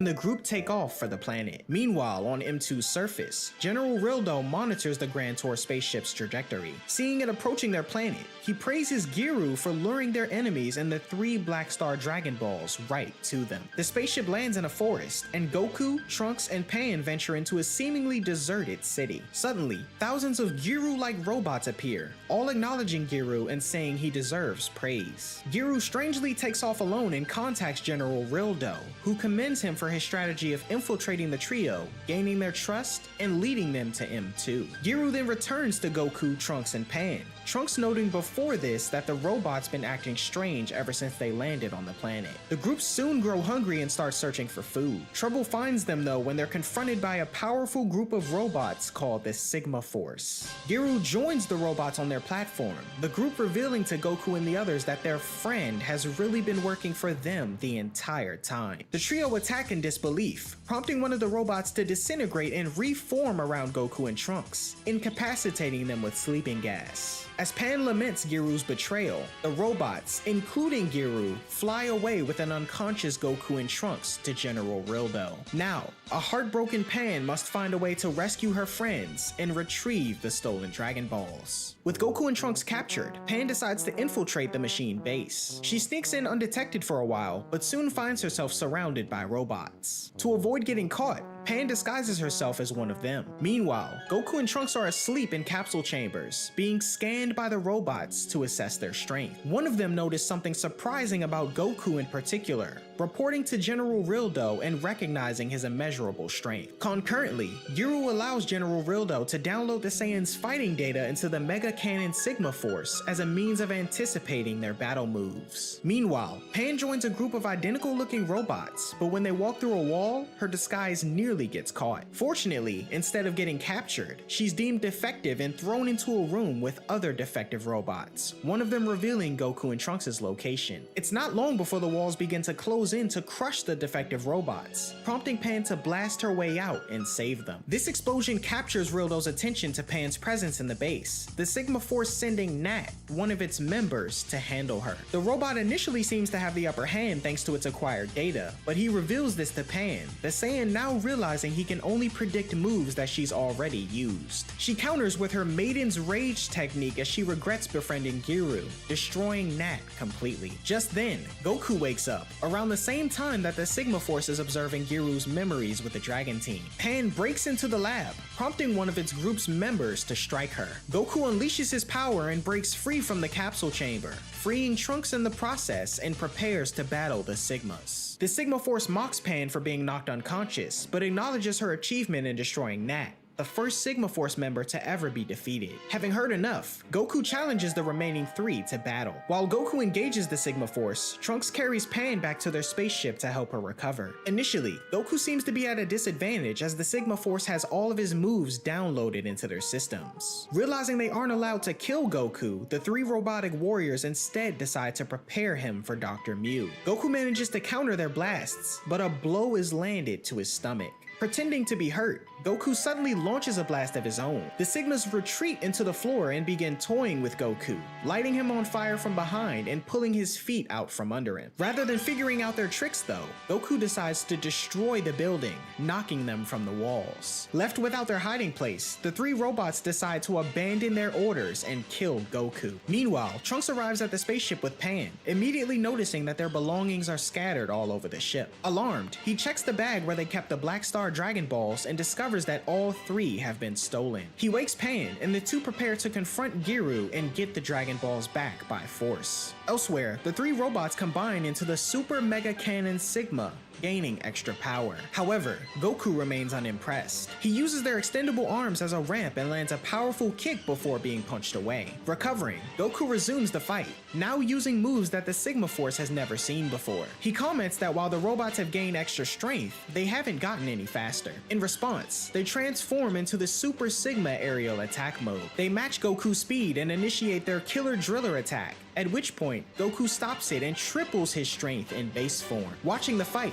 General Rildo realizes that Goku's been holding back the entire time and grows angry. Meanwhile, Goku launches a few more attacks at the Sigma Force and finishes them off with a Kamehameha. Just as Goku is about to return to the ship for some food, he senses Rildo's high battle power heading in that direction and flies off to intercept him. At the ship, Trunks and Pan also sense General Rildo's immense power approaching and prepare for battle. Goku arrives at the ship just in time, with General Rildo following suit. Goku warns Trunks and Pan that his power is even stronger than Majin Buu, and grows excited at the impending battle. Pan launches in to attack Rildo, knocking him to the ground, seemingly rendering him unconscious. Goku and Trunks are amazed by Pan's strength, and Pan insists they stop treating her like a child to keep things fair. Just then, General Rildo gets back up, completely unharmed, which frightens Pan. Rildo unleashes his Metal Breath attack, and while Trunks manages to push Pan out of harm's way, he gets hit by the energy beam himself, encasing him in metal, and disappears. Rildo reveals that Trunks has been transported to the tower behind them, and will be prepped for dissection by Dr. Mew. Pan flies off to rescue Trunks, while Goku begins his battle with General Rildo. He dodges Rildo's Metal Breath attacks, one of them encasing their ship. The two engage in a series of attacks, neither inflicting any real damage. Meanwhile, Pan reaches the building where Trunks is held, fighting her way through robots and interrogates one for Trunks' location. At the same time, General Rildo unleashes more of his moves on Goku, his mechanical arm dragging him around the city ruins. Goku, however, is unfazed, taking the opportunity to unleash a barrage of ki blasts that loosen Rildo's grip. Trunks is transported to Dr. Mew's lab just as Pan arrives, prompting her to take out her frustration on Giru. However, Giru activates a button that ejects anything non-mechanical from the room, forcing Pan outside the building. Back on the battlefield, General Rildo grows tired of Goku's games, the latter responding with an overwhelming Kamehameha that levels the entire area. Rildo is slightly injured, but more than capable of finishing his fight. Suddenly, the Sigma Force, or their DNA replicants in the dub, realize they're still functional and manage to ensnare Goku. Having had enough, Goku transforms into a Super Saiyan and breaks free, destroying the replicants, and surprises General Rildo, who notes his strength has increased 100-fold. Goku challenges General Rildo to power up as well, prompting him to comply as he absorbs all the components of the Sigma Force to transform into Hyper Meta Rildo. Beginning round 2 of their epic battle, Meta Rildo begins turning everything around him into metal. He and Goku continue to trade blows, the latter seemingly gaining the upper hand. Meanwhile, Pan is at the tower, relentless in her pursuit to destroy Giru. She keeps getting expelled by the corrosive removal system, which liquefies the walls and floors to eject any intruder from the building. On the battlefield, Goku lands in front of Meta Rildo, the latter manipulating the surrounding metal to seemingly heal his injuries and crystallize himself. In response, Goku prepares a giant Kamehameha, just as Rildo reveals himself in a sleeker looking form and turns the surrounding area into metal. He's able to exploit this to his advantage, forcing Goku to drop his Kamehameha after ensnaring him with metal trees. Pan, meanwhile, stubbornly continues her efforts to re-enter the tower. Rildo's robots try to halt her, but she has no trouble destroying them. She then encounters the Scholar Bot she freed earlier, who offers to help her deactivate the corrosive removal system. Though it looks like Goku is severely outmatched, he refuses to back down. He continues his battle with Metarildo as a Super Saiyan while Dr. Mew observes the battle. Mew is thrilled about the new opportunities he now has with a living Saiyan in his grasp. He taunts Trunks, promising him that Goku and Pan will soon join him as captives. Working together, Pan and the Scholar Bot come face to face with Giru again. Pan chases Giru and monologues while the Scholar Bot deactivates the corrosive removal system. Realizing he's outnumbered, Giru escapes through a wall and returns with reinforcements. While Pan is distracted by them, building up to launch her own Kamehameha wave, Giru activates the backup corrosive removal system, causing Pan to be expelled from the building once more. However, this time, the 3 Black Star Dragon Balls follow her outside. As Pan tries to figure out how the Dragon Balls ended up with her, Goku continues his struggle with Metarildo, the latter revealing that the only way to destroy him is to eliminate every piece of metal on the planet M2. As the battle between Goku and General Rildo intensifies, Pan arrives and informs Goku that she's regained possession of the 3 Black Star Dragon Balls. Seeing an opportunity, Metarildo decides to use Pan to his advantage and charges toward her, prompting Goku to go on the defensive. While Goku is pursuing Metarildo, he spits his breath at the ground, bringing it to life. The ground rises up and engulfs Goku, restricting his movement. Simultaneously, Metarildo breathes on Pan and traps her, same as Trunks. Powering down to base form, Goku suffers the same fate, trapped in a metal casing. They're taken back to Metarildo's base, where the latter, now back in his original form, transports Goku and Pan to Dr. Mew's hideout. Dr. Mew is prepared to dissect the Saiyans and turn them into machine men when suddenly,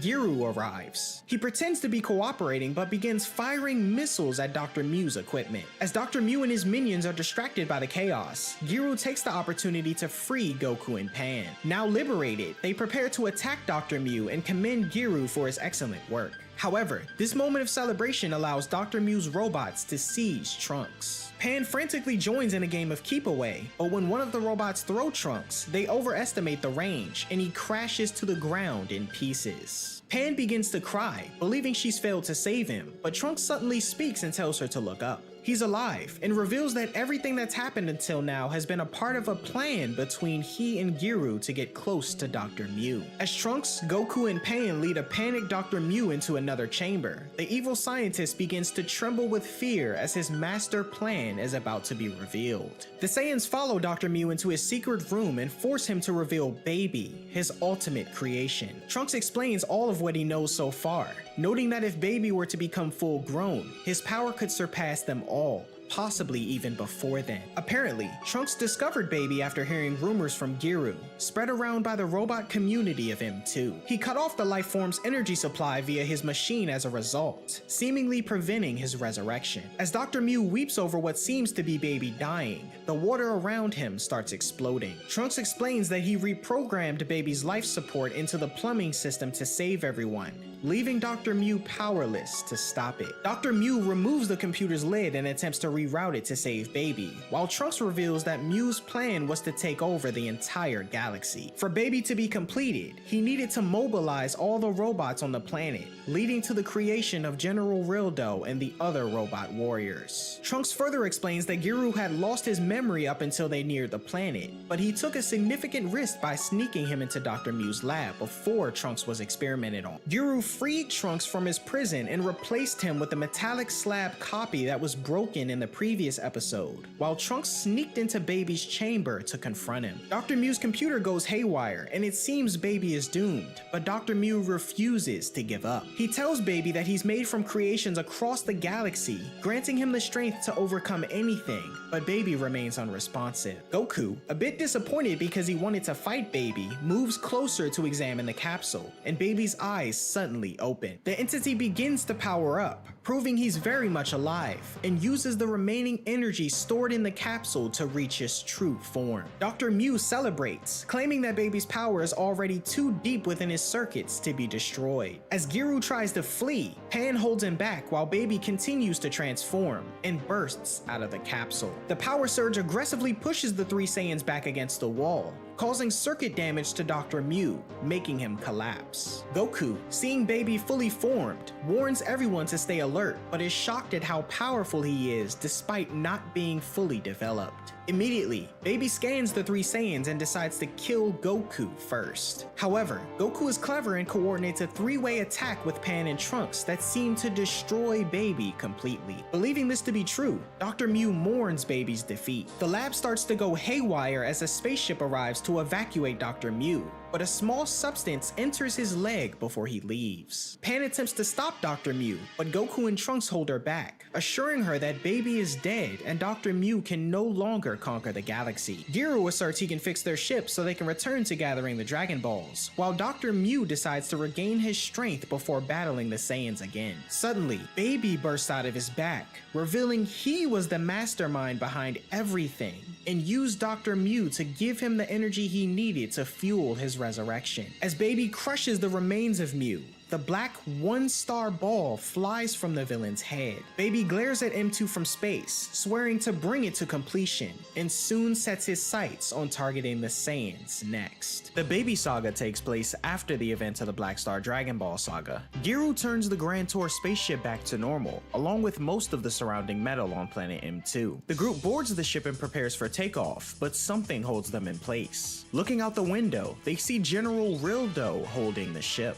In response, they all unleash a multiple Kamehameha, effectively destroying Rildo in his regular form. As the ship takes off, Baby emerges from Rildo's broken body. Once in space, the group prepares to search diligently for the remaining Dragon Balls, and Giru immediately detects one. They soon discover a deserted starship about to fall into a sun, and using space scooters, they board the starship and begin their search. They find the one-star ball in the engine room and prepare to leave, but Pan notices something moving behind everyone and insists on finding out what it is. Pan is attacked by a machine monster in the next room, but Trunks, Goku, and Giru intercept its missiles before they can hit her. Pan then destroys the machine with a ki blast, allowing Giru to detect life nearby. To their surprise, the group find a green-haired boy. With less than a minute until the ship is pulled into the sun, the group hurries back to their scooters and escapes just before it's destroyed. However, their scooters are caught in the sun's gravitational pull. They abandon the scooters, and Giru launches a grappling hook toward their ship. Once connected, the group gathers together, and Goku uses a Kamehameha to push them back to their ship, allowing them to escape safely. The green-haired boy appears to be badly injured, so Giru sends out a SOS and receives coordinates to planet Pidal, a location with medical supplies. On Pidal, the boy is rushed to the ER, and the group wait for news on his condition. The medical team seems to stabilize him, but as soon as everyone except a nurse leaves the room, a strange heart rate appears. Suddenly, the boy reveals an evil smile and blows up the room to eliminate the nurse, catching the attention of Goku and the others. Goku spots the boy and a nearby staff member through the smoke and quickly brings them to safety. As the doctors take the boy away again to continue treating his injuries, it becomes clear that there's still a mysterious presence within him. Later, Pan and Trunks find Goku stuck in a tree, refusing to go inside because he's afraid of the hospital food, fearing they might give him a shot. Meanwhile, the boy watches the group from a distance. It's soon revealed that the boy has been possessed by Baby, who's using him to begin his revenge on the Saiyans. Baby's plan is to separate them and take control of one of their bodies, using their flesh to transform himself into an unstoppable force of nature. Later, Pan explores the hospital grounds and comes across a young deer. Suddenly, the green-haired boy approaches her and initiates conversation. As Baby gets ready to attack Pan, Goku and Trunks arrive. They mention that the doctor is looking for the boy, who then shows up and recommends he go back inside to rest. On the way, Baby decides to switch hosts and possesses the doctor. He instructs a nurse to take the boy back to his room and sets out to capture Goku, Trunks, and Pan. He finds the trio resting in the forest and convinces Goku to go inside and eat, giving himself a chance to divide and conquer amongst the Saiyans. He takes Trunks on a tour of the facility since he was fascinated by the hospital's technology. The final stop is a giant microscope that allows Trunks to see electrons in the air. With the Saiyan distracted, Baby chokes and reveals himself to him, noting that he couldn't be destroyed so long as one of his cells lives. Baby attempts to possess Trunks, but Goku and Pan arrive just in time to prevent him from doing so. They explain to Baby that they caught a glimpse of his energy since they arrived arrived on planet Pidal and purposely put themselves in vulnerable situations to draw him out. Baby then goes on the offensive, though he's outmatched given he isn't fully developed. He manages to unleash his destructive energy and cut Trunks on his arm, taking advantage of the opportunity to move into his body. Goku prepares to blast Baby, but holds back given an attack from him could kill Trunks, and Baby hits him instead. Just as Baby is about to force Trunks to finish Goku, Trunks manages to regain control and transforms into a Super Saiyan,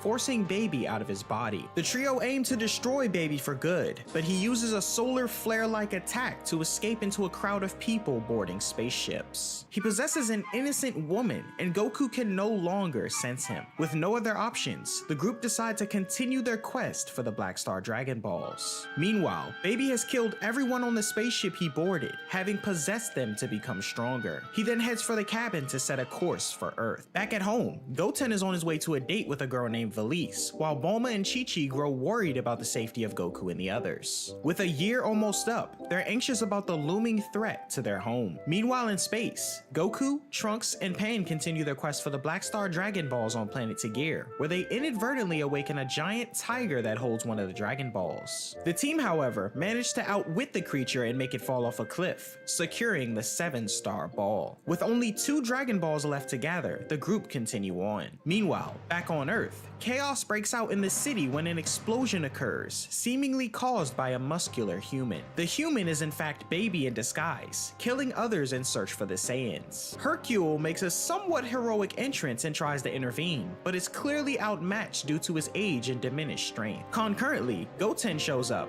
urged to take on the battle by Hercule. When he's speaking with the champ, the man possessed by Baby targets Valise. Goten quickly defeats the attacker along with 2 more of the possessed, but another one appears behind him, catching him off guard. Realizing Goten is a Saiyan, Baby emerges from the man's body, appearing newly developed on account of the people he's possessed. Goten urges Hercule to move away with the now faint Valise in his arms, aware that this new enemy is stronger than anyone they've ever faced. The battle between Goten and Baby begins, Goten seemingly holding his own, and Hercule takes the opportunity to claim that he trained him, taking all the credit. Baby unleashes light energy attacks at Goten, landing a cut on him. He transforms into a Super Saiyan and unleashes a massive energy attack to destroy the now vacant city, but Baby remains unharmed and unimpressed with Goten's strength. Goten powers up to his full strength and unleashes a Super Kamehameha, prompting Baby to launch in and enter the Saiyan through his wound. With control over his body, Baby acts coldly toward Valise and Hercule, using Goten's memories to locate the strongest Saiyan currently on Earth, Vegeta, with an intent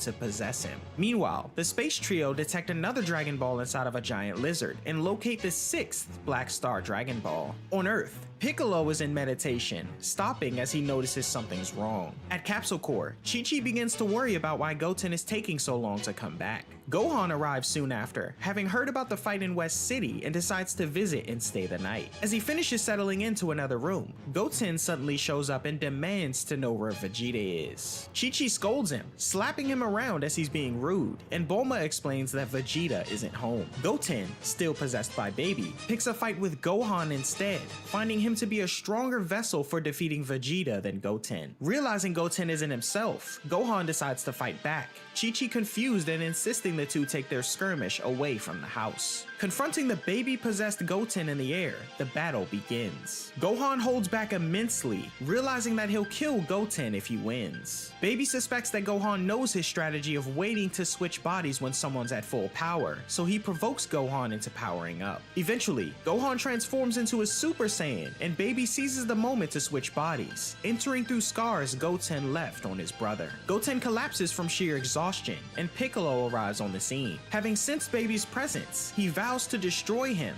but Baby, now in Gohan's body, fires an energy blast that appears to annihilate both Piccolo and Goten. Marveling at Gohan's power, Baby wonders what a true Saiyan strength feels like and sets his sights on Vegeta as his next target. Meanwhile, Vegeta is on the road with Bola, returning from a shopping trip. Back at Capsule Corps, Goten is there, appearing to have fallen ill. Bulma, Chi-Chi, and Videl are watching over him, but Baby Gohan soon senses Vegeta's presence and decides to take take off in pursuit. Back on the road, baby Gohan appears in front of Vegeta's car and destroys it. Vegeta gets out to confront Gohan and instructs Bola to drive home so he can handle things alone. When Bola departs, Vegeta realizes Gohan isn't acting like himself and confronts baby. Back at Bulma's house, Goten wakes up, remembers being on a date, and heads to get a drink of water. The moment the water enters his system, he experiences excruciating pain, revealing that baby still controls him. He then flies off to meet Vegeta and baby Gohan at their location. Vegeta makes fun of baby, assuming his strength won't be enough to defeat him. Baby, however, utilizes Gohan's Super Saiyan strength, appearing to make light of the Saiyan Prince in his base form. Vegeta powers up to Super Saiyan and vows to get serious, quickly gaining the upper hand. Suddenly, Goten arrives at the scene to offer his assistance. Vegeta, playing the role of the arrogant Saiyan, declines, prompting Goten to go on the attack. He fires an energy blast at the Saiyan Prince, slicing his cheek. Vegeta realizes that both Goten and Gohan are under baby's control, and when the two gang up on him, he powers up further to defeat them. Just as Vegeta reaches his peak power at Super Saiyan, baby shoots out of Gohan and enters Vegeta's battle scars, infiltrating his body. With the battle seemingly over, Vegeta powers down to ensure Gohan and Goten aren't too badly hurt. He then hears a voice inside his head, baby explaining that he has the ability to spread his cells through one's bloodstream and is now turning Vegeta into his permanent host. As he gains control, baby reveals he's a parasite created by the Tuffles before the Saiyans destroyed them long ago, and that his mission is to rebuild the Tuffle race by taking over other bodies. Vegeta learns that his father destroyed the Tuffle race, making him baby's primary target for revenge. Although Vegeta resists longer than the others, he's eventually overpowered, and his body begins transforming into baby's form. Now fully controlling Vegeta's body, baby declares his plan to spread his infection throughout the universe, starting with Earth and killing Goku. Meanwhile, Trunks, Giru, Pan, and Goku have arrived on the icy planet Polaris, searching for the final Black Star Dragon Ball. Goku falls into a hole and emerges with the 2-star Dragon Ball, completing the group's journey in space. Now, with all the Black Star Dragon Balls gathered, the trio make their way back to Earth, unaware that baby is waiting for them. The trio return to Earth with the Black Star Dragon Balls and decide to stop at the lookout to store them in a secure location. Dende and Mr. Popo greet them, and Pan, for some reason, takes all the credit for recovering the Dragon Balls. However, Dende and Mr. Popo assume Goku did most of the work, which is true. When they consider returning Goku to his normal form, they realize it would mean collecting the Dragon Balls all over again. Goku decides he would rather stay as a kid until he grows up than go through another galactic journey, so the group hand off the Dragon Balls and leave. However, Dende suddenly gets an evil look and starts speaking like baby, revealing he's been infected by the villain. Meanwhile, Hercule is the only human on Earth who isn't under baby's control. He's been hiding inside Majin Buu's stomach like a pod person, which keeps him free from baby's influence. When a group of baby slaves surrounds his mansion, Majin Buu blows them away with a breath, knocking them out. As it turns out, Buu was compromised by baby as well, but the life form had no effect on him. More humans surround Buu with the intent to kill, but Hercule, realizing they aren't as strong as he believed, decides to come out of Buu and knock everyone out. However, they quickly recover, forcing Buu and Hercule to fly off to Goku's house to warn him. When Goku and Pan arrive home, Chi-Chi and Videl ignore them. Goku thinks Chi-Chi is upset because he chose not to use the Dragon Balls to return to his normal size, and Pan assumes Videl is mad at her for going to space without permission. At the same time, Trunks returns to Capsule Corp, surprised that no one is there to greet him. Giru sounds an alarm, warning Trunks of danger, but Trunks dismisses it as just his father's intimidating presence. Suddenly, Vegeta appears and welcomes Trunks home. When Trunks tells him that the Dragon Balls have been safely secured at the lookout,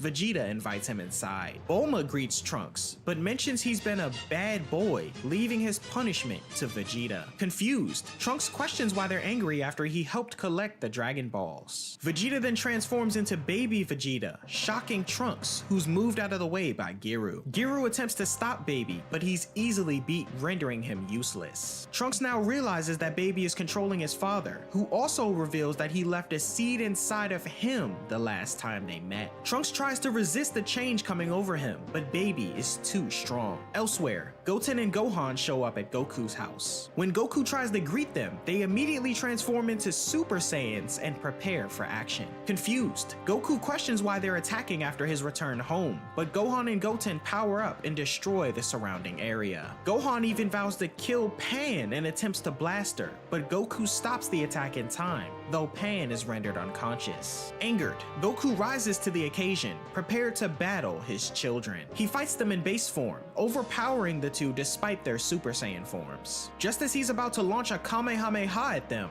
Hercule and Majin Buu arrive. They mention that everyone on Earth is being controlled by Baby, including Gohan and Goten. At that moment, Baby Vegeta appears, leaving Goku stunned. Baby questions how he missed taking over Hercule, leading the world champion to reveal that he'd been hiding inside Majin Buu all along. Enraged, Baby decides to destroy him, but Buu saves him. Goku instructs Buu to get Pan and Hercule to safety. Buu then turns them into chocolate and absorbs them into his body before flying away. Frustrated, Baby shifts his focus to Goku, questioning whether the Saiyan could destroy his family for the sake of the Earth. Goku challenges him, but also attempts to reason with Baby, explaining that the Saiyans were already destroyed for their crimes, so there's no need for more revenge. Baby, however, chooses to retaliate with a fight. Goku soon realizes that Baby has become much stronger, capable of fully utilizing a Super Saiyan's body. Just then, Trunks and Bulma appear. Goku warns that it isn't safe for Bulma since Baby's taking control over everyone,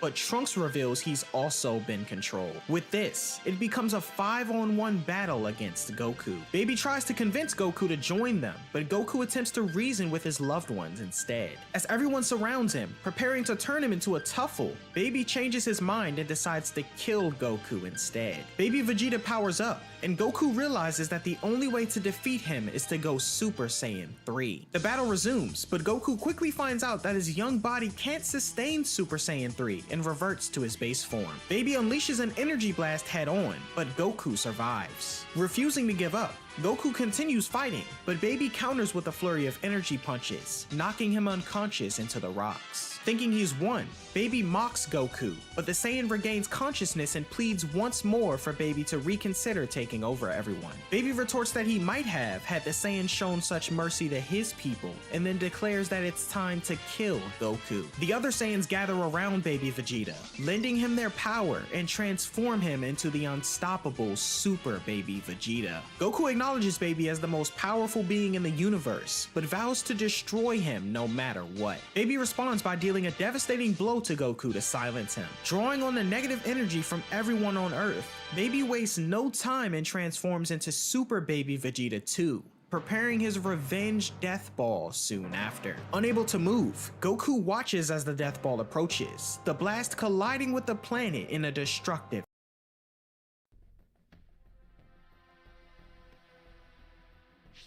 Wait, I've seen this one somewhere before. Yes, I'm certain.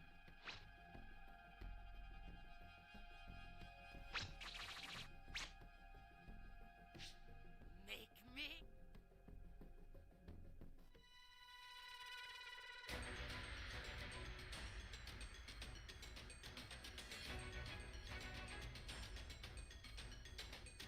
Let the carnival of terror begin.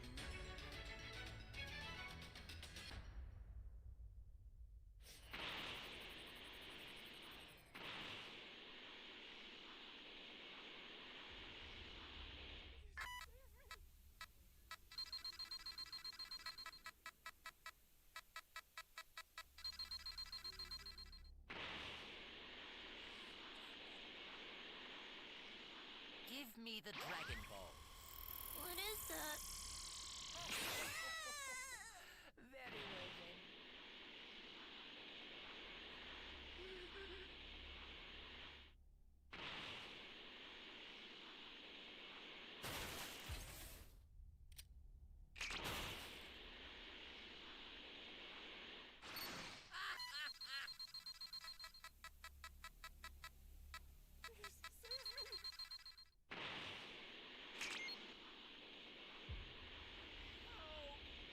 Give me the Dragon Ball.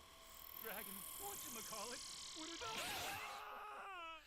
Very well then. What is this place? Give me the Dragon Ball. You won't get your wish. You have my balls.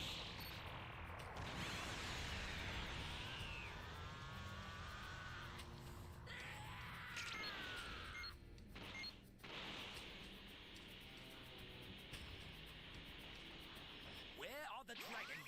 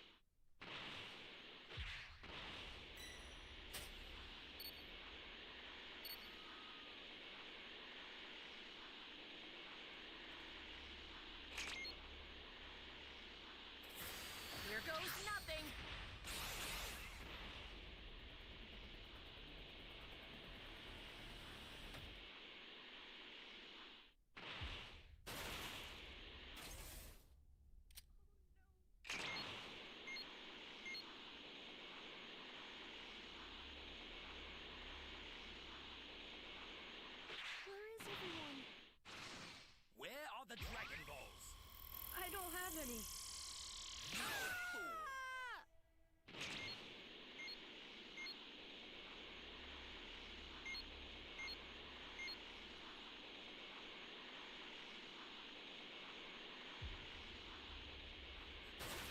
Where are the Dragon Balls? I don't have any. Please don't kill me.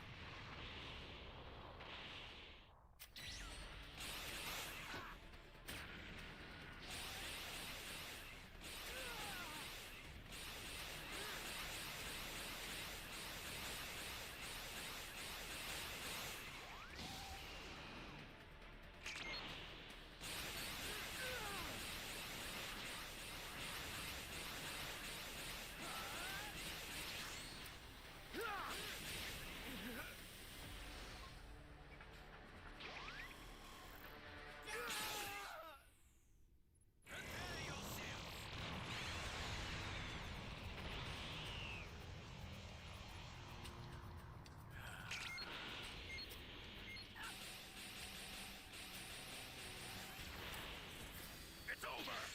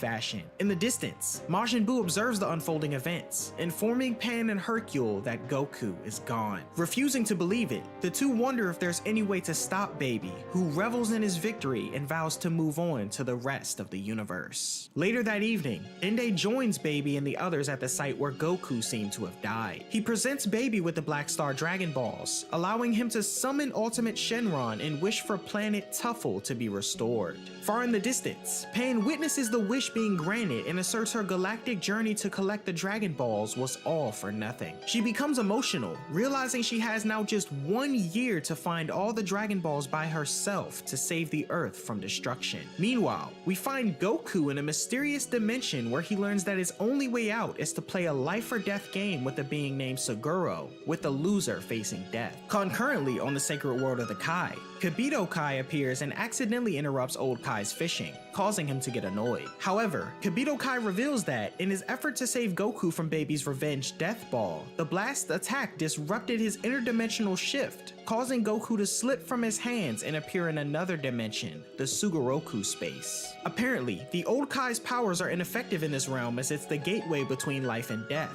so they can't help Goku escape. The next day at Capsule Corp, Bulma's been working on a massive ship, and the Tuffles begin to gather there to prepare for their journey to the newly created planet. Pan, having arrived with Hercule and Majin Buu, tries to call out to Trunks to persuade him to reconsider, but Hercule stops her, asserting that it's no use. Meanwhile, Goku continues his game against Saguro, but struggles with a riddle challenge. Although he fails the challenge, which would normally result in death, he manages to prevent himself from falling onto deadly spikes, allowing him to continue playing. Goku continues his struggle and somehow loses every level, as opposed to Saguro, who manages to get lucky every time. We find Goku just 4 spaces away from losing the game, which would mean his death without any intervention. On his turn, he accidentally throws the dice toward the lava, causing it to make strange noises, which Saguro tries to dismiss. Goku, sensing something is off, attempts to try again, and the dice reveals itself as a living creature who calls out to his father. Saguro attempts to get him to turn back into dice, but he refuses. Goku realizes what's going on and accuses the two of cheating, exposing their deception. Saguro strangely takes on a form similar to the creature that revealed itself, and the two beg Goku to stop announcing their mistake. Suddenly, the Sugoroku Space's game comes to life and decides to kill Saguro and his son, Shusaguro, for cheating, but Goku steps in to protect them. As the game malfunctions, Goku realizes he's regained his powers he was unable to use as per the game's rules. He unleashes a Kamehameha to blast everyone out of the dimension, noticed by Kibito Kai. Just when it seems the trio would have been crushed by falling rocks between dimensions, Kibito Kai appears and transports Goku and the Space Lemurs to the sacred world of the Kai. Meanwhile on Earth, Pan finds and mourns the apparent loss of Giru, but takes him with her before meeting up with Hercule and Majin Buu in West City. She formulates a plan to go to planet Tuffle to save her friends, but realizes they can't be spotted. In the sacred world of the Kai, Goku learns the truth. Baby is relocating everyone to planet Tuffle, which he revived using the Black Star Dragon Balls. Goku also finds out that Dende and Mr. Popo have been turned into Tuffles as well. Determined to defeat Baby once and for all, Goku wants to return to Earth, but old Kai advises him to undergo training first, as he'd die all the same if he fought him in his current state. And so, Goku agrees to train with the two Supreme Kai. Meanwhile on Earth, Pan figures out a way to reach planet Tuffle. She and Hercule hide inside Majin Buu, who changes his face to avoid being recognized. Buu manages to secure the 100th spot on the transport to planet Tuffle, leaving the rest of the line on Earth to await further orders from Baby. Back at the sacred world of the Kai, Goku's training begins. He's tasked with grinding coffee beans, which he claims is due to old Kai's laziness. During this though, Goku's tailbone starts to itch, and old Kai grins, suggesting something more is at play. On the Tuffle planet, Pan and company arrive, and after being released by Majin Buu, Pan announces her plan to use laxatives to cleanse everyone of the Tuffle eggs. This horrible plan seems to work until Videl kicks Pan out of the sky. Gohan then appears, and they prepare to turn Pan into a Tuffle. However,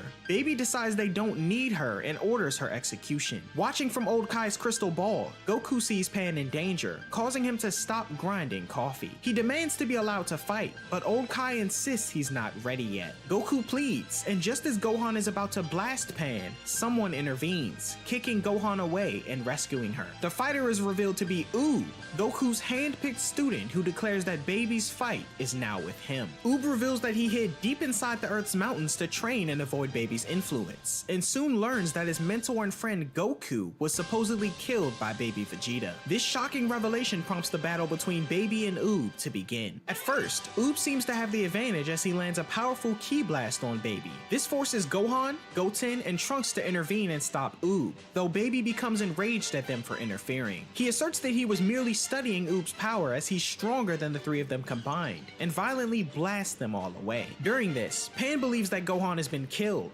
causing her to break down in tears. Meanwhile, on the Sacred Water of the Kai, Old Kai finally agrees to let Goku leave without completing his training. However, there's a catch. Goku is instructed to lower his pants, revealing that his tail is beginning to regrow. Goku is told that he needs his tail fully restored to gain the power required to defeat Baby, and since they're skipping out on his training, they'll have to do it manually. Suguro's son transforms into a pair of pliers to help pull the tail out completely, and Goku reluctantly agrees to this method after realizing it could be the key to his victory. Back on planet Tuffle, the tide of the battle has shifted, and Oob is now getting beaten by Baby. Seeing this, Pan decides to intervene. She charges in, though her attacks don't do any good. With the situation growing dire, Hercule pleads with Majin Buu to protect them. Pan is punched away by Baby, and Buu catches her unconscious. Meanwhile, Baby Vegeta begins gathering energy from all the Tuffles while Buu takes Pan and Hercule to safety. Baby intends to recreate the Revenge Death Ball, aiming to destroy Oob just as he did with Goku. Setting his friends down,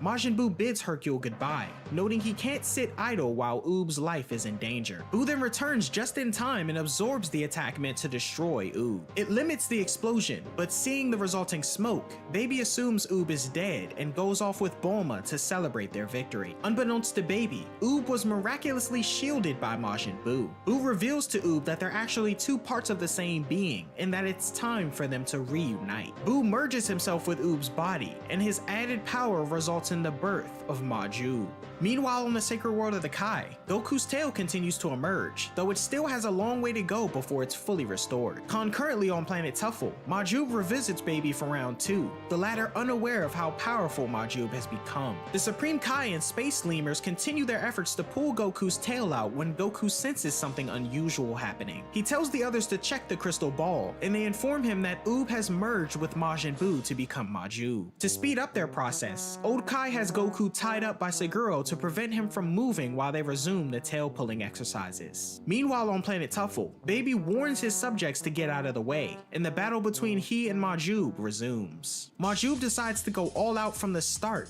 throwing out a flurry of attacks that puts Baby on the defensive. Majub fires a beam intending to turn Baby into chocolate, although the attack misses and transforms the hundreds of surrounding humans. He asserts that he'll turn everyone back to normal once he's done fighting Baby, and the battle continues. The two engage in a powerful beam struggle, Majub utilizing a chocolate Kamehameha to end Baby's reign of terror. Back on the Sacred World of the Kai, Goku comes up with a better plan to pull out his tail. He has Old Kai tied to a rock, and then powers up and flies upward, allowing his tail to be fully released. On planet Tuffle, Majub's plan backfires. His Kamehameha wave is reversed by Baby and hits him from behind. Kibito Kai transports Goku onto planet Tuffle, arriving just in time to witness Majub getting turned into chocolate and being eaten by Baby. Realizing he's too late to save his friend, Goku steps on the battlefield to face Baby once more. Goku powers up to Super Saiyan 3, now able to maintain the form in his smaller body. He immediately rushes in and attempts to land blows on Baby, but after numerous attempts, he's still unable to defeat him. Goku's confused on why his strength appears to be the same as before, and Baby uses Goku's tail against him,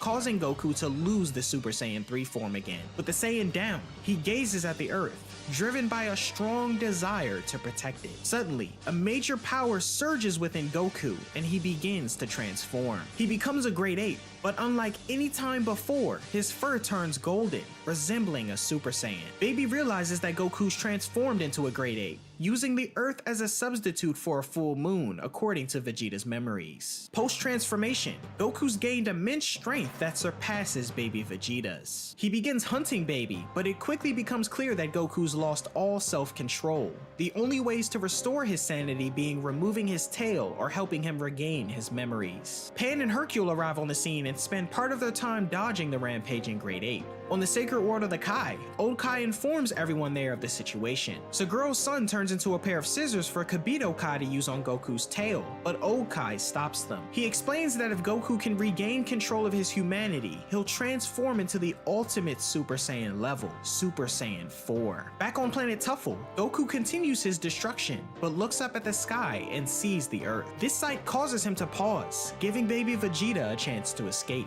Goku climbs up on a mountain and begins longing for Earth, similar to how he did in his base form. Sensing an opportunity, Pan decides to try and reach out to this new, beastly form of her grandfather. Her first attempt doesn't work, so she pulls out the martial arts outfit Goku gave her at the 28th Tenkaichi Budokai. It doesn't seem to have any effect, and Goku blows her away. But then, a photograph falls out of Pan's backpack, catching Goku's attention. Goku looks at the picture of him with his friends and family on a vacation, and begins recalling the memories of their days at the beach, especially the good times he had with Pan. Pan's desperate pleas to find himself finally reach Goku, and he starts to regain control of his humanity. With his Saiyan biology and human characteristics now harmonized, Goku has finally transformed into a Super Saiyan 4. As Pan approaches her grandfather, she questions if he's still a hero, the latter answering with an intent look and smile, reassuring Pan that he is in